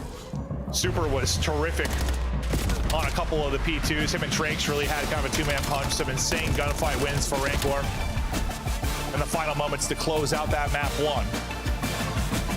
And yeah, when Metals is rock solid and respawns, I don't know. I feel like they're going to be in a good position. I mean, I feel like it's always been sort of the discussion, even last year with them. I mean, we've even seen sort of his takeover maps when he has those, the game's over. Yeah, no, it is. But I just think he has got a tough job. Like, is like, yes, is statistically as good as it is for the ARs at times. I imagine, he's got to be the one to go first to play the objective. It can be tough. Yeah, I think with this team and how they play, now it absolutely can be very tough for him sometimes, and you'll see that in the stats. But just take a look through how it played out, and kind of that 50 to 80 point lead stuck throughout for the most part. G2, a couple chances, but couldn't get it done. Now we get ready to go to raid, search, and destroy. I feel like we've seen this in every G2 series out of late. It's been either brilliance, blunders, or craziness. Yeah, no, it's been kind of wild when they've been on this map lately. No, I liked it though for G2, right? Because I think stage 1, this was sort of the map that was kind of like a no-no for most teams, if not all of our teams. And then this stage, G2 is just like, let's put it in our bag. Let's make this one of the maps that teams have to veto against us so we can, I don't know, play our Scar that we're going to get in map 5. Well, at first, kind of with the mid-map pop-up, I thought this was like the cheese, bro. Just anytime it was like a bad team playing against a good team, this is what they would try to play more often than not. I think now with the mid-map change, I don't know, it plays better. It's definitely a little different than it used to be, just due to the movement of this game. But I don't know, I think it plays a lot better. Yeah, no, I think it's just I think sort we'll of start like seeing it a lot more. It's just like you can't really do. We've seen everything for the most. I mean, we have seen everything. So it's just playing your style. I don't know. I think it's one of the. We just don't have a ton of creativity in search right now. Like, it's one of our better search maps. I think you can play both bomb sites. You can actually play both bomb sites. I didn't feel this way at the beginning of the game with how mid-map was, but I think it slowly is kind of turning into one of our better search maps. It's one of those things we probably, Overload's more of a spawn thing, I guess, than like a map thing, but. Yeah, spawns are weird. Yeah, no, I would love to get, honestly, I feel like in the past, we've more often needed like another map for Control or another map for Hardpoint. Like right now, it's like Surge. We need a map or two for Surge. Bad, I think. Vault Surge last year was a little. Yeah. Okay. That's a good point. That's a good point. That's fair. That's fair. That's fair. The definition of one-dimensional. Yes. You seek it in the dictionary.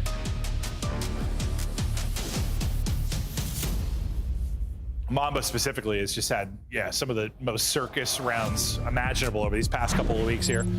We'll see if the circus continues, but G2 try to strike back. Skies will have the big stick out, and we'll see what he can find.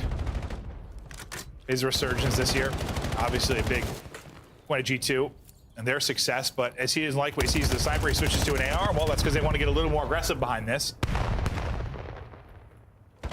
And if anyone's listening as a dev, you should not be able to do that 15 seconds into the round.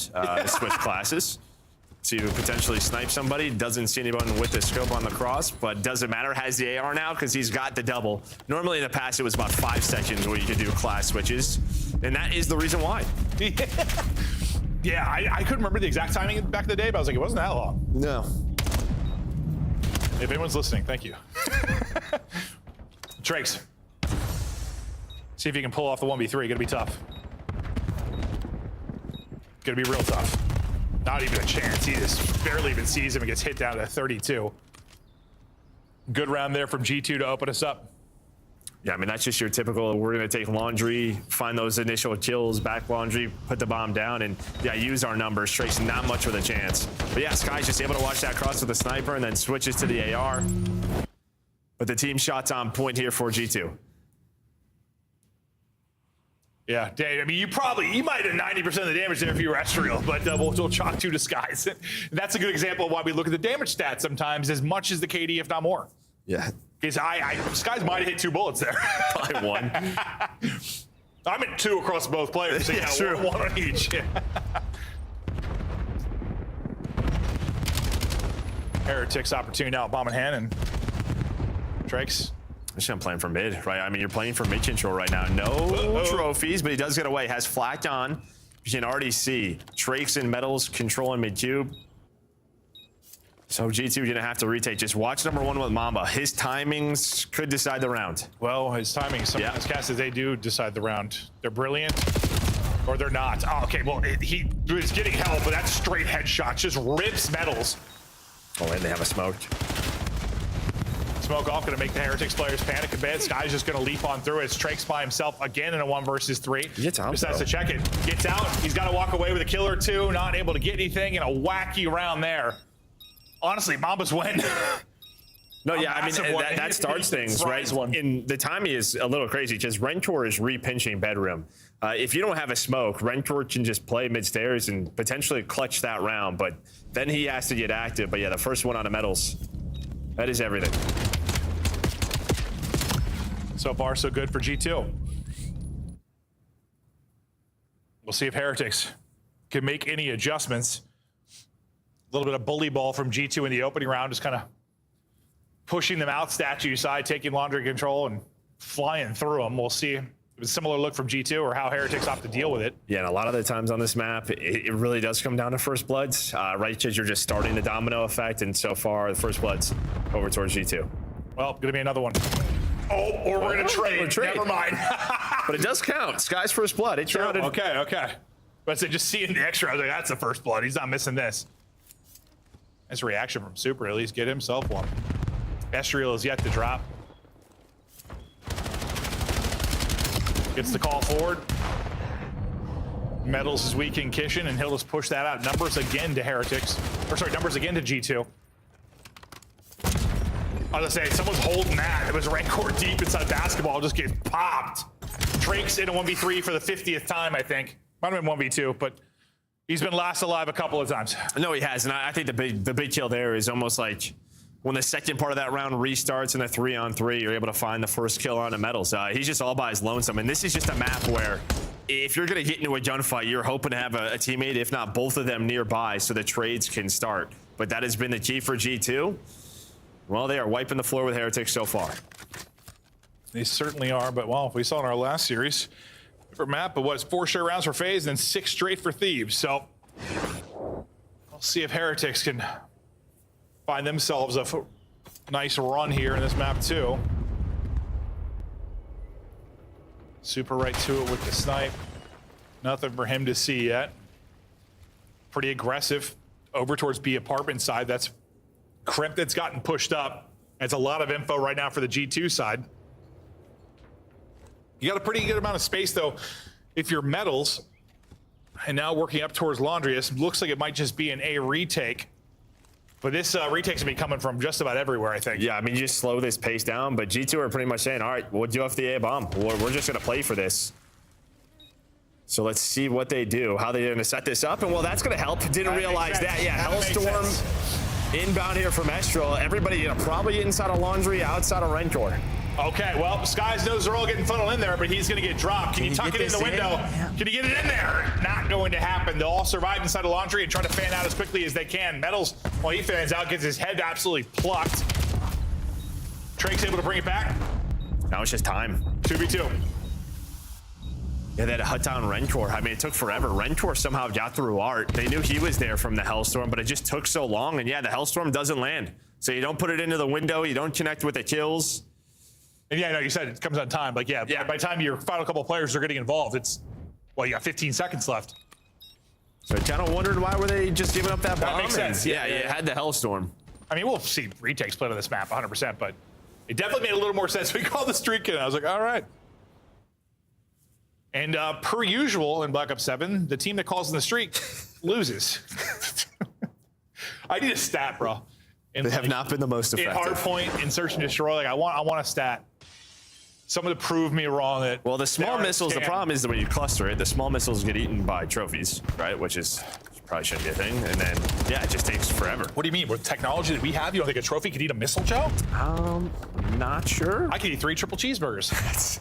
You're right. That's very comparative. Yeah. Not a missile expert, though. Not a missile expert. Cheeseburger expert. That I am. Another first blood, though, for G2 as they look to capitalize here and wrap it out towards A. Looking on the long flank is going to be Skies. He's out of the play completely because they've all grouped up and they're battling this over towards Laundry. That's a massive one, though. Crimp needed to get one, sets up Estriel for the other two. Skies did need to be in the play. Yeah, this is just a little too easy for G2. I mean, they're not showing anything fancy. A lot of Laundry control, and these Laundry skirmishes have just gone their way. Every single time. A big part of that is Estriel, who's sitting at 8-2. Having himself a map. Probably frustrated with how that map 1 started. He's been so good this year, but a slow start they couldn't rebound from.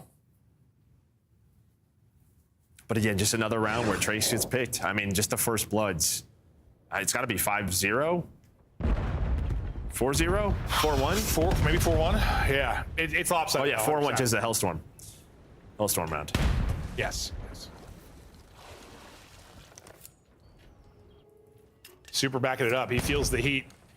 It's because the pressure is forward on A. So where they played like an A retake, now it's the B retake play. And well, pressure to Super to avoid the hunt. The Wolfpack is coming for him. He needs to get 1. Instead, he gets 2. Leads to a team kill, and he gets a kill. Doesn't really need the 3rd. He has done his work. Estriel, the lone man now. He's had himself a map at 9-2, but this would be a, what, 1v4? Yeah, and a defuse. Not going to happen again. First blood to tell the tale. That's not happening, yeah. You know, it's a different look here from G2. I feel like a lot of the times when you retake towards the B bomb site, it's usually through mid stairs because there could be one in Art, there could be one in Garage, and you sort of just leave them. You play the 4 versus 3. You take mid stairs, you sort of trade around Tiki, then it's all about sort of the bedroom players to clutch on up. But that time, you go through the full flank and Super punishes you. Yeah, they just were stacked up perfectly in Gem. No chance there. I thought if he got 1 there, okay, but that worked a little bit better. Yeah. That looked a little bit better. Okay, so Heretics round by round, gnawing their way back into this.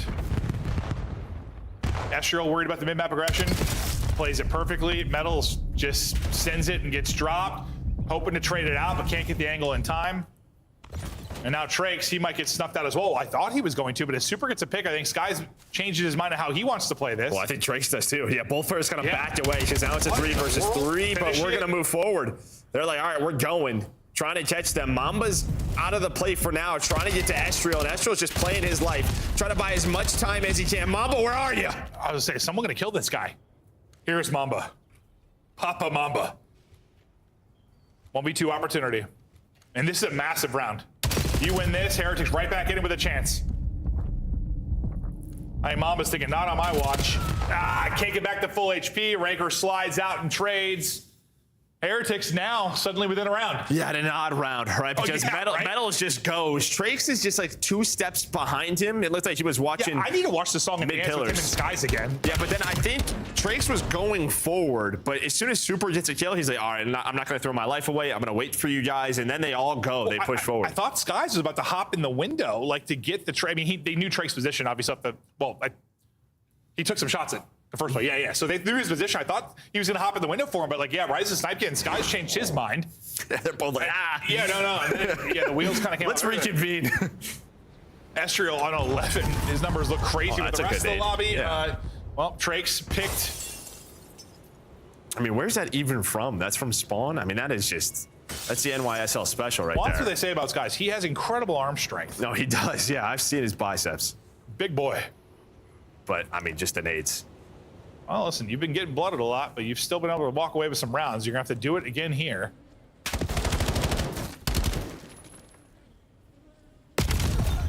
Mamba's like, I got the AR advantage. I'll back up and repeat this, but still confidence there to rip him off the heady. Super. Maybe an opportunity to bring him back, but Rancor's going to be in a world of trouble. He's going to get slammed. All on Super now, 1 versus 3. A much needed round for G2 as things felt like they started to slip away. Hello, I thought it was a tree. Well, big confidence from Mamba in that gunfight, just ready for that angle. Knows Metals is there, but can we see the nade again? It just literally starts 5 seconds in a round. I mean, that's literally at the pillar on the jump into the water. Let's check it out. Oh yeah, we're deep here. Look at this. Oh, this is a lineup. Oh yeah, so he's got a lineup. Oh yeah, the tip of that tree. Yep. No, that's a lineup, all right. Look at this. Just, dude. Just look how much room there is for it to land. It's not much. No. That is the difference. Holy. Hold that. That brought me back to like Halo days or CS days. It's just, I don't know what happens in this game too, but just lining it up, tossing it. Beautiful. Right at the tip of the tree. I'm writing that one down. Yeah, right. You just gotta know where your feet are, dude. Kremp in trouble trying to get this stretched and planted. Nade keeping him alive. Super does find a snipe. His teammates find another. A much needed first blood.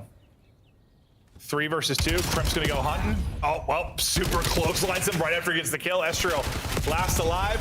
Trying to hop around. No funny business on our watch. So Heretics stay in this and well, these final few rounds are going to decide whether this might be a quick series or a long one. Yeah, and that's what you kind of saw the normal retake there towards B, right? If you're going to have one player play hard or all the way towards garage, it's just so difficult to deal with a 4-man push through money or down middle stairs. Starts with this first blood, but then everybody else is stuck, right? You see Estriel's spot. He's just kind of away from the team, and then Super with some great snipes throughout the round. That looked crazy for like Kremp's POV. I'm like, oh, he's going to even the odds, and he just gets just clothesline. Dude, is TJ changing the lead now? Is everybody playing with the lights off? He might be. Guy's just a difference maker. TJ's dungeon. And you're doing this, like Metals is having some struggles. He's 1-8. He hasn't been able to find any like openings early.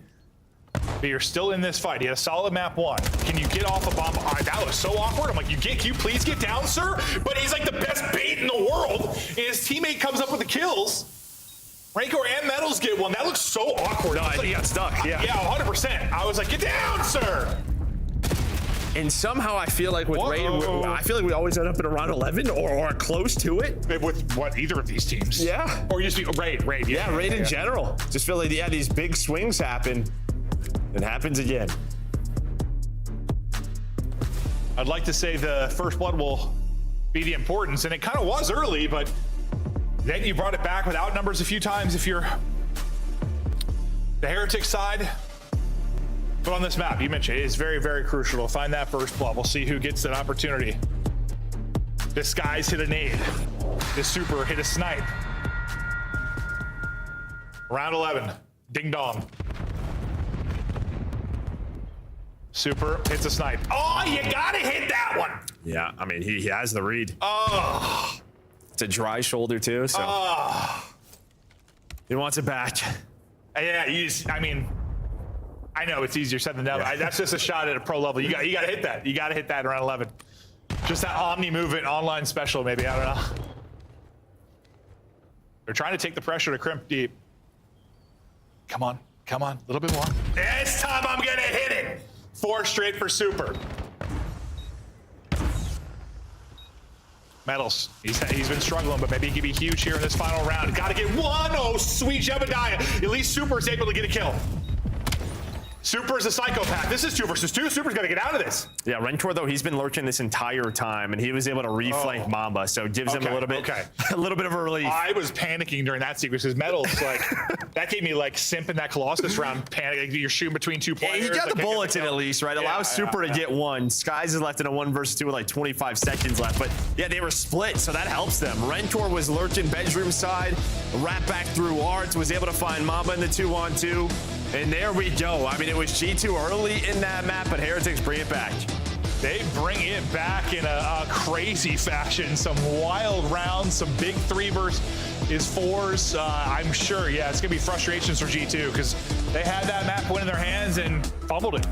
Yeah, I mean, that round 11, it's just like, it's tough from Krem's point of view. He doesn't know where the sniper is. You can tell they wanted to retake from Laundry's side, but it feels like he just goes a step too early before his 2 guys from Kitchen can get there. But yeah, he ends up getting blooded, and yeah, that's it. Yeah, and the bloods end up bouncing out because you get the final few, but it really was, I mean, it's Super snipes. Yeah. I mean, Super had 4, I believe, all with the snipe. I could be making that up. I'm pretty sure they were all 4 at the side. And that was absolutely the difference. That was a fun one, though. Back and forth. You got to see the Skies nade, which was dope. Some clutch snipes. I got a little worried when he missed that first one in the round 11, but he made up for it later in the round. And this is one that we thought would be a really good match. Just like you said, kind of a litmus test between these 2 squads. We thought they'd be pretty close, and that's what we're seeing so far. I mean, no, it's 2-0 edge, but these are going down the wire. Yeah, I think if you're a Miami fan, you're happy with what you're seeing because you want to sort of like break into the top 6, top 4, and this would be a big win for it. Yeah, you're trying to get that 3rd win, get to 3-3, and after FaZe just got the win, things are getting a little bit crazier around that kind of top 6 to top 8 region. Everyone battling for a place at Birmingham, or at least an opportunity to go to Birmingham, play a 1 and done to compete in the double elimination best of 8 bracket. Best of 8 bracket. I don't know what that is. 18 bracket. Yeah, 18 bracket. All right, you guys have fun. We'll be back with map 3 after this. Scuff, official controller of the CDL. Monster Energy, the official energy drink of the CDL. COD Champs tickets are on sale now. Come see the best teams lock in for this season's grand finale in fabulous Las Vegas. All 4-day passes come with early venue access. Head to FazeVegas.com or scan the QR code to get your tickets now. Rookie of the Year is a coveted title, earned through raw talent, consistency, and the ability to elevate a team. And this year we watched a new star rise, hailing from Spain.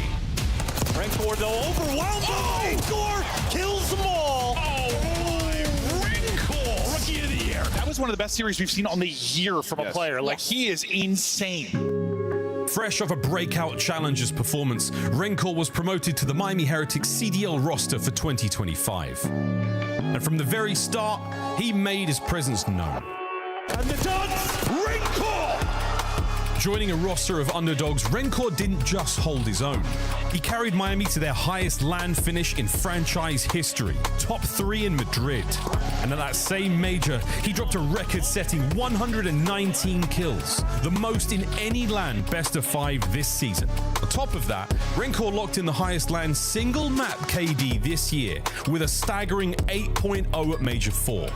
He also led the league in Search and Destroy opening duel win percentage, winning 2/3 of his opening fights. A rookie doing that. A certified respawn demon, he ranked top 5 in Hardpoint KD and posted the 2nd highest single series KD this season, a 2.03 versus Carolina. That's right, he torched the same squad that featured last year's Rookie of the Year, Gwyn. By the end of the season, Rencor earned a spot as a second-team All-Star and was widely regarded as the number 3 AR in the game, behind only Scrap and Celium. From challengers to champion-level plays, Rencor separated himself from the pack. He didn't just prove that he belongs, he proved that he's the future. Congratulations to your 2025 Call of Duty League Rookie of the Year, Rencor.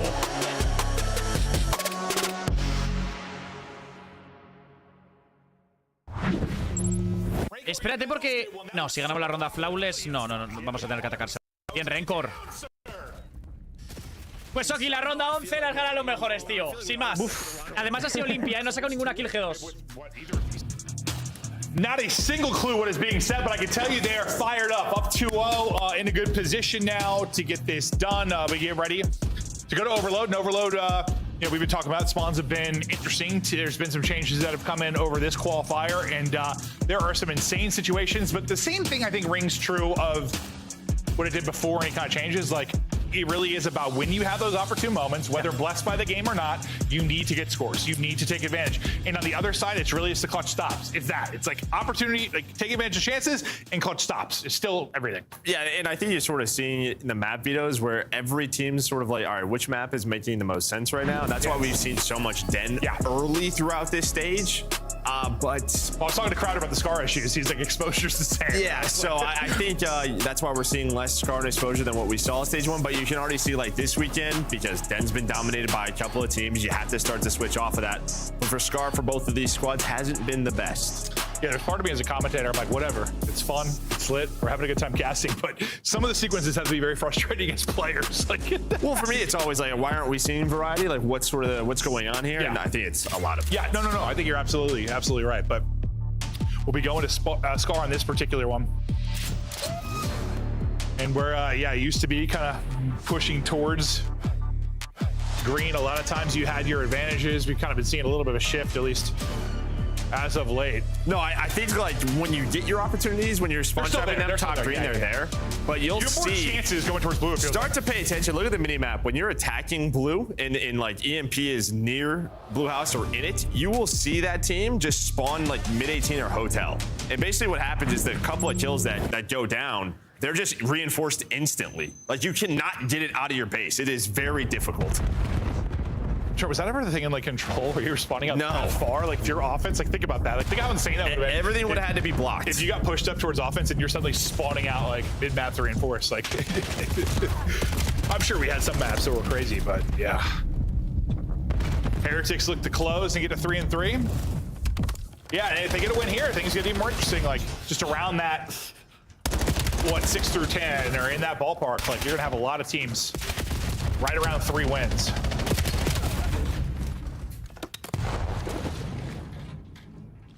And sometimes this ends up being you have these long sequences where it's just this fight around EMP control, fight, it stalls out. But once one team gets moving, the floodgates can open up. Skies wants to avoid the nades, hope he has a little bit of teammate forward pressure. I thought that, honestly, he sees hit his shots there. His help was a little delayed, but he had the movement there to get the kill. Well, he's got one of the better pistols, I feel like, so maybe he was just off right there. Yeah, he feels like he couldn't get the flow of it. Yeah.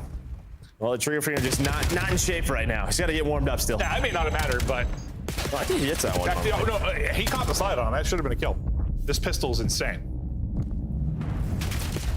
90 seconds in, pretty much still about the mid-map control. Advantage now to G2, and they're just going to take it in this 2-on-2 and try to go quickly.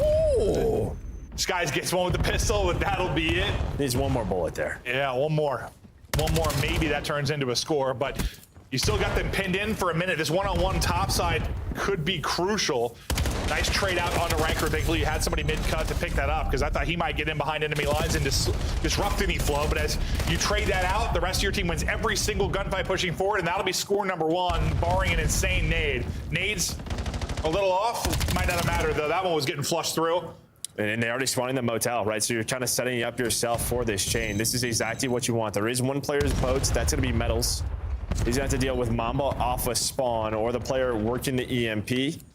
Be able to find those kills, and they need to find medals and trade them. And well, it's just a timing. As soon as Estriel picks up EMP, that is when Mamba gets taken down. So just beautiful play out of medals.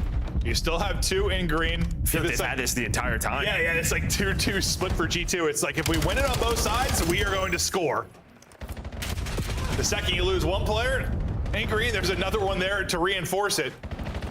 This green window has been basically G2's control. Finally, you clear that out. EMP, though, still a threat. Sky's pistol can't lay him out. Rancor wins the fight. These mid-map fights, though, Miami just have not been able to really get past the 50-yard line. I mean, since the get-go. Well, Mamba and Estriel having themselves a map. And yeah, I think it's just been, there's always been 1 or 2 players from G2 sort of just stopping any progression. How different has this been versus our 2 overloads today, though? Yeah. Our 1 scar, sorry. Our 1 scar today. It was mostly all the scoring found on the other side. Second one gets flushed through for G2. Brilliant job here, but yeah. It felt like it's been fighting out of blue for the most part. It's been the difficulty today. Not the case right now. No, they've given them no room on the top side of the map. And part of that could just be, I mean, look at the slang. Yep. I mean, it's just been year 1. Negative 10 or so already through the first half. Nothing that crazy. But there's not that many kills really right now, so it's pretty significant. There's a big chance, though. You already have Super all the way pushed up. You're trying to get across, and well, you're able to. No stuns connect, but you still have Estriel in the back. Oh no! He's still alive, but is that enough time? He's able to find the double. Super going massive. Super clutches up and gets the score through. He's on 6 straight, and while the slang difference I talked about is disappearing rapidly due to this stretch from Super, can you get through another one of these final 45? Everybody coming off spawn right now for G2. They're pinned in outside of the number 3 on the map. That's Estriel. Estriel trying to get a big one. He's able to stop the EMP carrier. Will that be enough? It will not, because the rest of his teammates slam everybody on G2, and quickly we are tied. Now we're back to what we saw a lot of today, and Super still streaking. All garments ripped off. He's doing laps. I mean, this is what he's just been staying alive. He has taken their house over. While streaking. Yeah, he's trying to go. Yeah, that would be a crazy sight. Horrifying. Nobody wants that in their house. Just yelling comms in Spanish, spreading through your house. What was that? Why is he naked? Just only a headset on, just going crazy. Why am I picturing this perfectly? It's hilarious. Okay, woo! Reel it back in. They reeled it back in, and well, we're tied up at 2. I clearly didn't take my medication today. Woo! Second half coming, and I mean, these have been a 25-point game. Map 1, round 11, map 2. Tied going into the second half here. These 2 teams could not be playing tighter. You just can't buy a map right now if you're G2. But yeah, they can win this. They win this map, who knows? We haven't gone all the way to a game 5, but they got to do it here in the second half. And honestly, it's this super play, and then you had the one mid-map where Estriel was like mid-cut. He gets the first kill, but then it's instantly traded. He's just he's hoping that his teams, did a couple of kills. Like, did I buy you time? They got 0, yeah. Yeah, the problem is they got 0. You saw on the top right, it was a 13 spree from 3 players on Heretics. Yeah. No, I think I said they were getting outslayed by 10, and after that, it wasn't 10 anymore. Even though, the time of possessions, crazy to me. It just what felt like it was such a G2 half. Crep looking to eat early, but it's medals. That's finding everybody right up the gut. There'll be several down for G2, so pretty quick there'll be pressure here from Heretics, and pretty quick that pressure will be dropped. A little just kind of staggered there. You had 2 just out ahead, maybe hoping they could find a timing or an opening to get in position for Heretics, but those guys get chopped down. Now you have a couple spawning out, taking a route for G2 to wrap all the way through. Yeah, 1 through mid-cut all the way back towards your white wall as well. And Mama's just trying to find something. He doesn't find anything, though. You just played inside a deli if you were Heretics. Because it had one of those spawns we were talking about. 3 of them spawned white wall, but that allowed them to get in a deli, but Sky's able to find a double to slow things down and hopefully get his team out. This is relatively similar to the first half, at least, with no one able to get a ton of control and strike early, but that changed quickly, and now might be the chance that it does. You have several down for G2. Metals is pinching.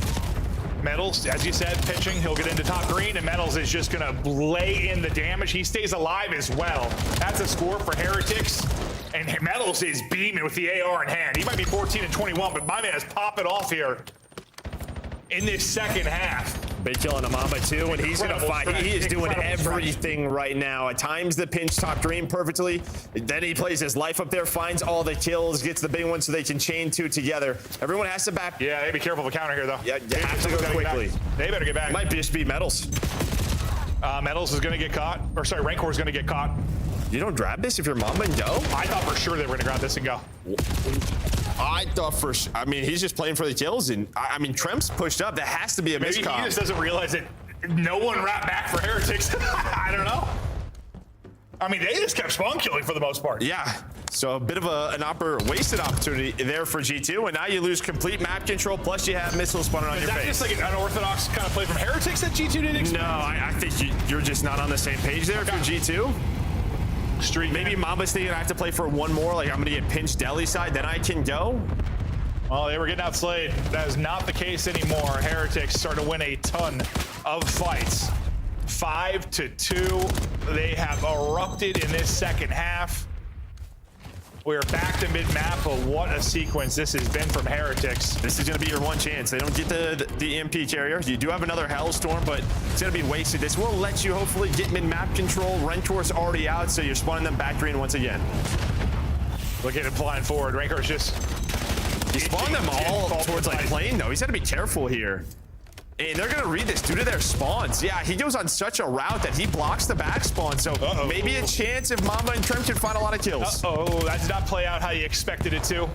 Another chance for G2. Can they get within one? With 90 to go. Triggs, massive gunny there.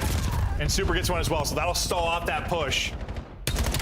Heretics just got to play the possession game, keep away. Can't really turtle up here, but you can try and get another one. How many streaks do they have? I mean, dude, they went from getting outslayed by 10 to like outslayed by 15. Wait, what? No, literally, what is it now? Okay, maybe not 15, but like they're outslaying. Yeah, no, they absolutely are. Well, they just went on such a big spree, all of them. No, they did. They did from like the end of the first half into the second half.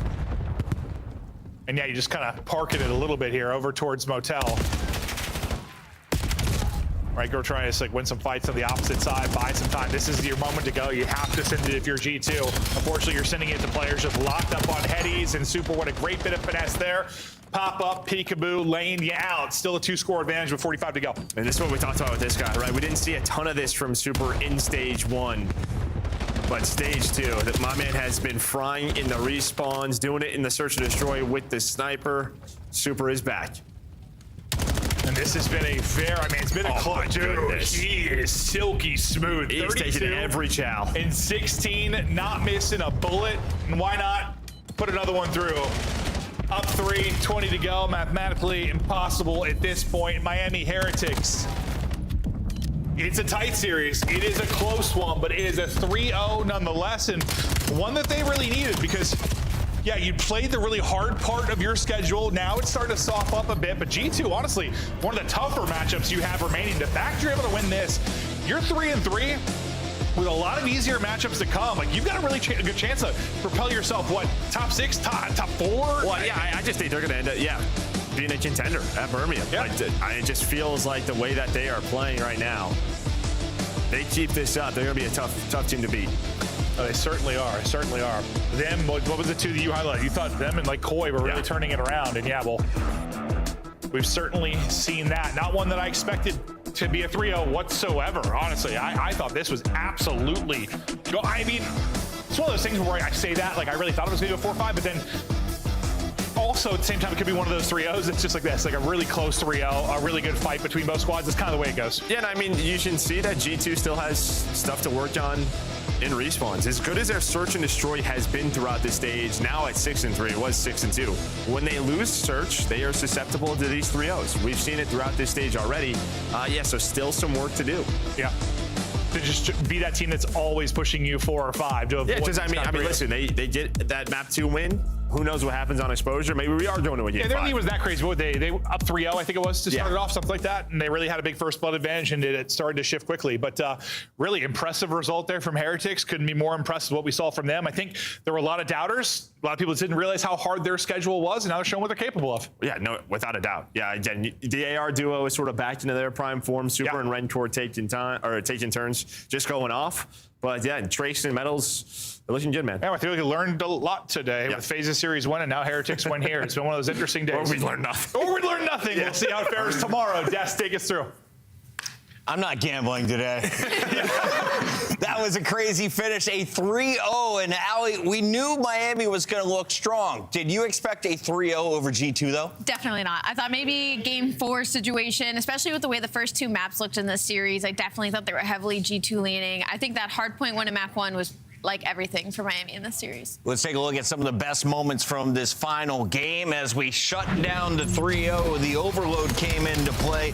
2-2 at this point in the game. Walk me through it, Dan. This spawn blender is awesome. So you get Metals all the way up top green. He's blending you guys back, and I'm going to teach you guys something. All you guys out there playing ranked, when you score, you want to immediately push through and go towards where they're actively spawning, because that's where the next ball is going to be, right? So right here you see they volley that. Metals pushes all the way out to block. You kill the guys that tried to OE through mid, and now you're in the ultra omega blender is what I like to call it, and you can rally back-to-back scores. So awesome play, probably the best overload I've seen from Miami, and they had a lot of momentum from the very, very close maps 1 and 2. This was a 3-0, but this was a competitive match. Ali, it was 2-2. The clock jumps 90 seconds, and then it's 5-3. So incredible stuff from Miami as they're able to capitalize on their power positions. Super, a monster today. Is he your MVP of the day? 100%. Especially right here when he starts going on this spree, like, he was just challenging and he wasn't losing. Bro, and Ali, like, in the search, he had 12. In the search and in the snipes. I mean, like you said, the play around him in the search, like, guy's unreal. Yeah, Super's a beast, man. He's MVP of the day. Miami Heretics very much back in the running after today's win. They look like the old Miami that we expected to see earlier in this stage. They're turning it on at the right time with 5 matches still to go. It's great to see smiles back on their faces. For Minnesota, you're 3-3. Are we worried about this G2 squad? Not at all. I mean, you lost a couple of scars. That's the map Miami love, and the round 11. Prem probably thinks, like, how the hell is he back launching sniping me? Yeah, like, that part. That part. Like, the slow turn into the elbow, and then he chows it a little too wide, and you're like, dude, come on. There's a couple around 11. How do we leave our room open? Like, I think they said he's ready. We're going to be bringing Trakes in for our Monster Winner Circle. Got to talk with the Rook about the success in Miami and expectations going over to Europe for the first time in his CDL career. It's going to be fun. And you excited to go to Birmingham? I'm super excited. They're going to have a huge fan base over there, right? They're going to travel well from Spain. And, you know, talking to Trakes, I'm excited to ask them about, you know, their development throughout the stage. We don't have to fill anymore. He's here. Let's ask him about that. Trakes, welcome on to the Monster Winner Spotlight. I want to ask you, first and foremost, why do you feel that your team matches up well against G2? First of all, I think it's the Spanish thing. We have a chemistry a lot. And we were working a lot on our HPs, which was our weakest point, I would say. And we especially wanted to play on the same maps we play against them in LAN. So we just feel so confident against them. Yeah, you know, Trakes, you look at your guys' numbers and stuff, you guys are all slaying like crazy. Coming into this match, you guys were 5-7 in respawn, albeit a lot of those were close losses. What was the main issue, you think? Because it certainly wasn't kills. You mean on our team? Yeah, in respawn. We weren't being efficient when we were getting the kills, and also we were really late in rotations. So now with Luki as assistant coach, we really try to focus on that. Nice. And now we're really getting way better than like 3 weeks ago. Yeah, you guys are improving quickly. Yeah, and on top of that, I want to talk about the search and destroy. I mean, you guys were kind of on the back end of it in this map number 2 in the series, and then you kind of fire off like 3 in a row. What was that change like? You know, like, was it somebody speaking up? Did you guys change the game plan? Talk to me about the search in the series. After we were 1-4 down, we tried to remember what were they doing on the map, and we tried to do the opposite. And they were always doing the same. They were just like bullying mid. Yeah, just going mid. We have free A or free B or just and also we have super with the sniper, so it was mainly always all the time first blood for us. So. Drake's last question as we're heading into Birmingham. I know we're going to have a lot of Spanish fans making their way over to the UK. For those have anything other than Vamos that we should be chanting when we see Miami take the stage? We coming better. Yo, I'm going to get more Spanish out of this guy soon. Trakes, congratulations on a win. Anything you want to say to your friends and family before you go? Nada. Gente que sigan apoyando. Los matches que perdimos fueron mala nuestra, no buena de ellos. Y que esperen mucho de nosotros, porque eso es lo que vamos a hacer. Much love, bud. Way to close out a very fast Friday night. Thank you so much. That is Trakes, the rookie, looking good from South America, getting the job done in the Heretics jersey, and we get to see him back on land in just a few weeks. Before that, though, let's revisit your scuff play of the game from the Heretics. Walk me through this one, Rosalie. Oh, I think this is Trakes' 5 spree. What's funny is I remember watching this and being like, he just came in from the top ropes and took out everybody. Because I think Mamba had just gotten his 3 here, Ant. Yeah, he hits the Kobe over the top and then guns Mamba. So he gets the guy trying to reinforce, guns Mamba mid, and then it's just an all-out battle to Hill here. And this was massive, right? Yeah. A bunch of time. Like, they were going to even it out. And you know how that goes. You potentially get flipped and the game's lost. So huge impact play with the reflank as well at the end. They didn't know where he was at a time. We love the aggression. It all starts with the nade, ends in the flank, and that is your scuff play of the game from Trakes. Huge play, man. The kid's getting better. Yeah, more consistent as well, which is a big thing. That's what Miami needs. It was a swift 3-0 to close out the day. To start the day, though, we had some pretty good series. What do you guys think as we open things up on our week 4 here in stage 2? Well, I mean, I went 0-3 today. Did you? Oh. I mean, I picked Cloud9. I thought Hyde was going to do some, the search, take over. Nedra showed up today. They let you down. Nedra didn't. Come on, Okus. Let you down. Cloud9 trying their best, but at the end, it's Vancouver Surge, who is now on that bubble to break into the top 10. TJ, a takeover series. Go ahead, Rosalie. Nothing. I'm just so excited about TJ Howling being a top 10 player once again. I mean, he's been unbelievable in this series. He was handling them left and right. I mean, this guy was like quadruple positive at one point. For Vancouver Surge is what you were hoping for, right? I think the expectation with this being Capsule's first match was obviously for his numbers to be maybe a little bit bigger than they were, but regardless, he played well. They all around smiles for Vancouver Surge. I gotta say, I thought Cap was gonna come in and just kind of fly around and slay. Way slower. It looks like, So I will admit I was wrong about him coming in his play style. He played controlled, smart today. Is the best looking Surge we've ever seen. Now, I do think a lot of that is how Cloud9 was playing the respawn. Yeah. But hey, either way, as Vancouver get more reps playing like that, it'll speed up. Yeah. Cloud9 is officially the worst team in the league after battling against Vancouver. Vancouver gets the much needed W2. And we wonder, is this the start of something new now that you have half of the Bush roster on the same squad? Final thoughts here on Cloud9. You're running out of time. You've got 5 matches before we go to the UK. Yeah, I mean, you're committed to this team and hope they develop, but you got something in a couple of these players. And Courage and Nedra both look great. Talking about looking great. Yeah. How about this pink squad after coming in 2-4? Faze get a major upset over LA Thieves. Even the fans chose LA. Everybody was wrong. I'm so happy that you said we in that conversation, like Cloud9 was excluded, because we as in LA Thieves and Faze Vegas are probably going to end up in Birmingham. And for Faze, this was great. We were getting a little bit nervous about your search and destroy. You were in that same kind of situation where your S&D was really good, but your hardpoint was lacking. You weren't doing the fundamentals, and you were heavily relying on breaks. And now it's on the opposite end. Now your S&D looks unbelievable again. And you know what? For Faze Vegas, I prefer that way anyway. So good stuff from them. On the side of Abuza, he was unbelievable in 2-5. That guy is a beast. 4 opening duel wins. The man was showcasing his sniper rifle, Abuza, a.k.a. the Belgian waffle, as Twin calls him. Yeah. Laying down some serious numbers. Was he the star of your day? Who was your MVP? What, man? I was just about to say Neum.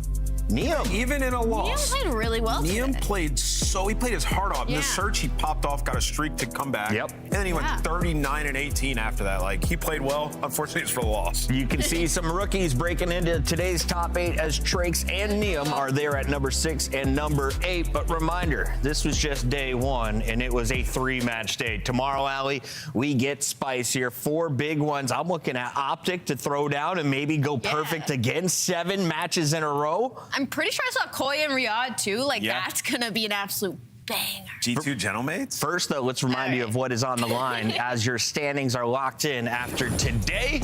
Here's where we're at. Faze still in ninth there with a 3-4 record. They are closing the gap as G2 is now bumped down to 8th, right behind the Royal Ravens. Map count is definitely going to come into play for all these tiebreakers. Yeah, map count, head-to-head, all that's going to come into play. Make sure you guys stay locked so you have the context when we get to the final week. G2's got to bounce back after a beatdown from the Heretics. The 3-0 jumps Miami into your top 5 officially right now, and if they can beat LA Thieves on Sunday, they will stay there. The big fight tomorrow for me, though, is that Optic versus Faze match. Is Faze the real deal? Can they cause problems for Optic? And what will Koi look like now with Kips in the lineup against the Falcons? Allie, how many maps do you think we get there? We got a lot of close ones. Just in those 2 matches, I think it's 5 in both, meaning the whole day is probably going to be like 16 maps. We're going to 20 maps tomorrow. Lock in, everybody. Thank you guys for watching day 1. We'll be back with day 2 of week 4 tomorrow, same time. No way that first match goes 2:45. 0 for 3 today? G2 gentlemen, it's possible. Yeah, I went 0 for 3 today. Yeah.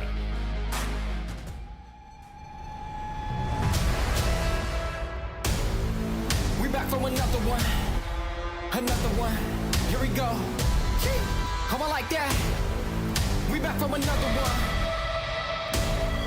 Here we go.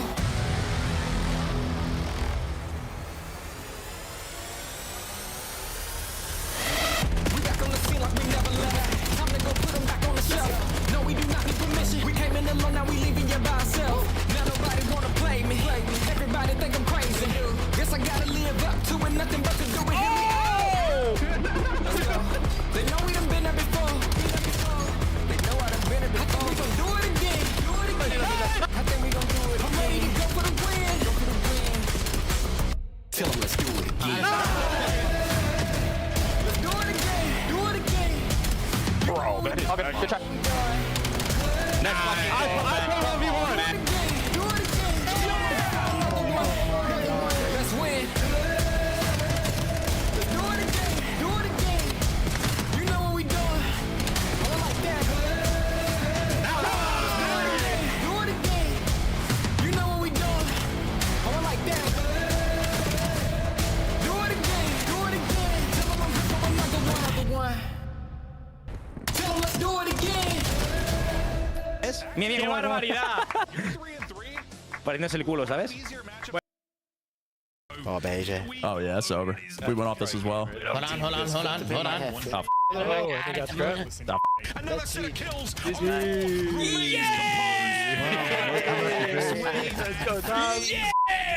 Him, bro. That's tragic. Oh my God! 3 seconds. Wait. Oh my God, that's crazy. Oh my God! Yeah, time to die.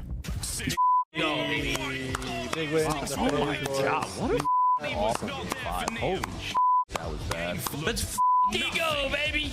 He just did nothing. Huge match as well. Killed that. It again, I'm setting the table and setting the trends. I'm shooting my shot, I'm 10 out of 10.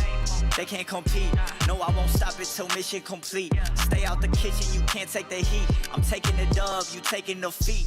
Hey, it's no L's in a vocab. The white flag, no, I can never throw that. 2012, I wanted it all so bad. Now all I do is win, better know that. Yeah. Switch up quick, then dip and never look back. I don't take no L's, no, I don't take no. Let's go. I get my checks and flipped and doubled and stacked. I don't take no L's, no, I don't take no L's. These don't switch up quick, then dip and never look back. I don't take no L's, no, I don't take no L's.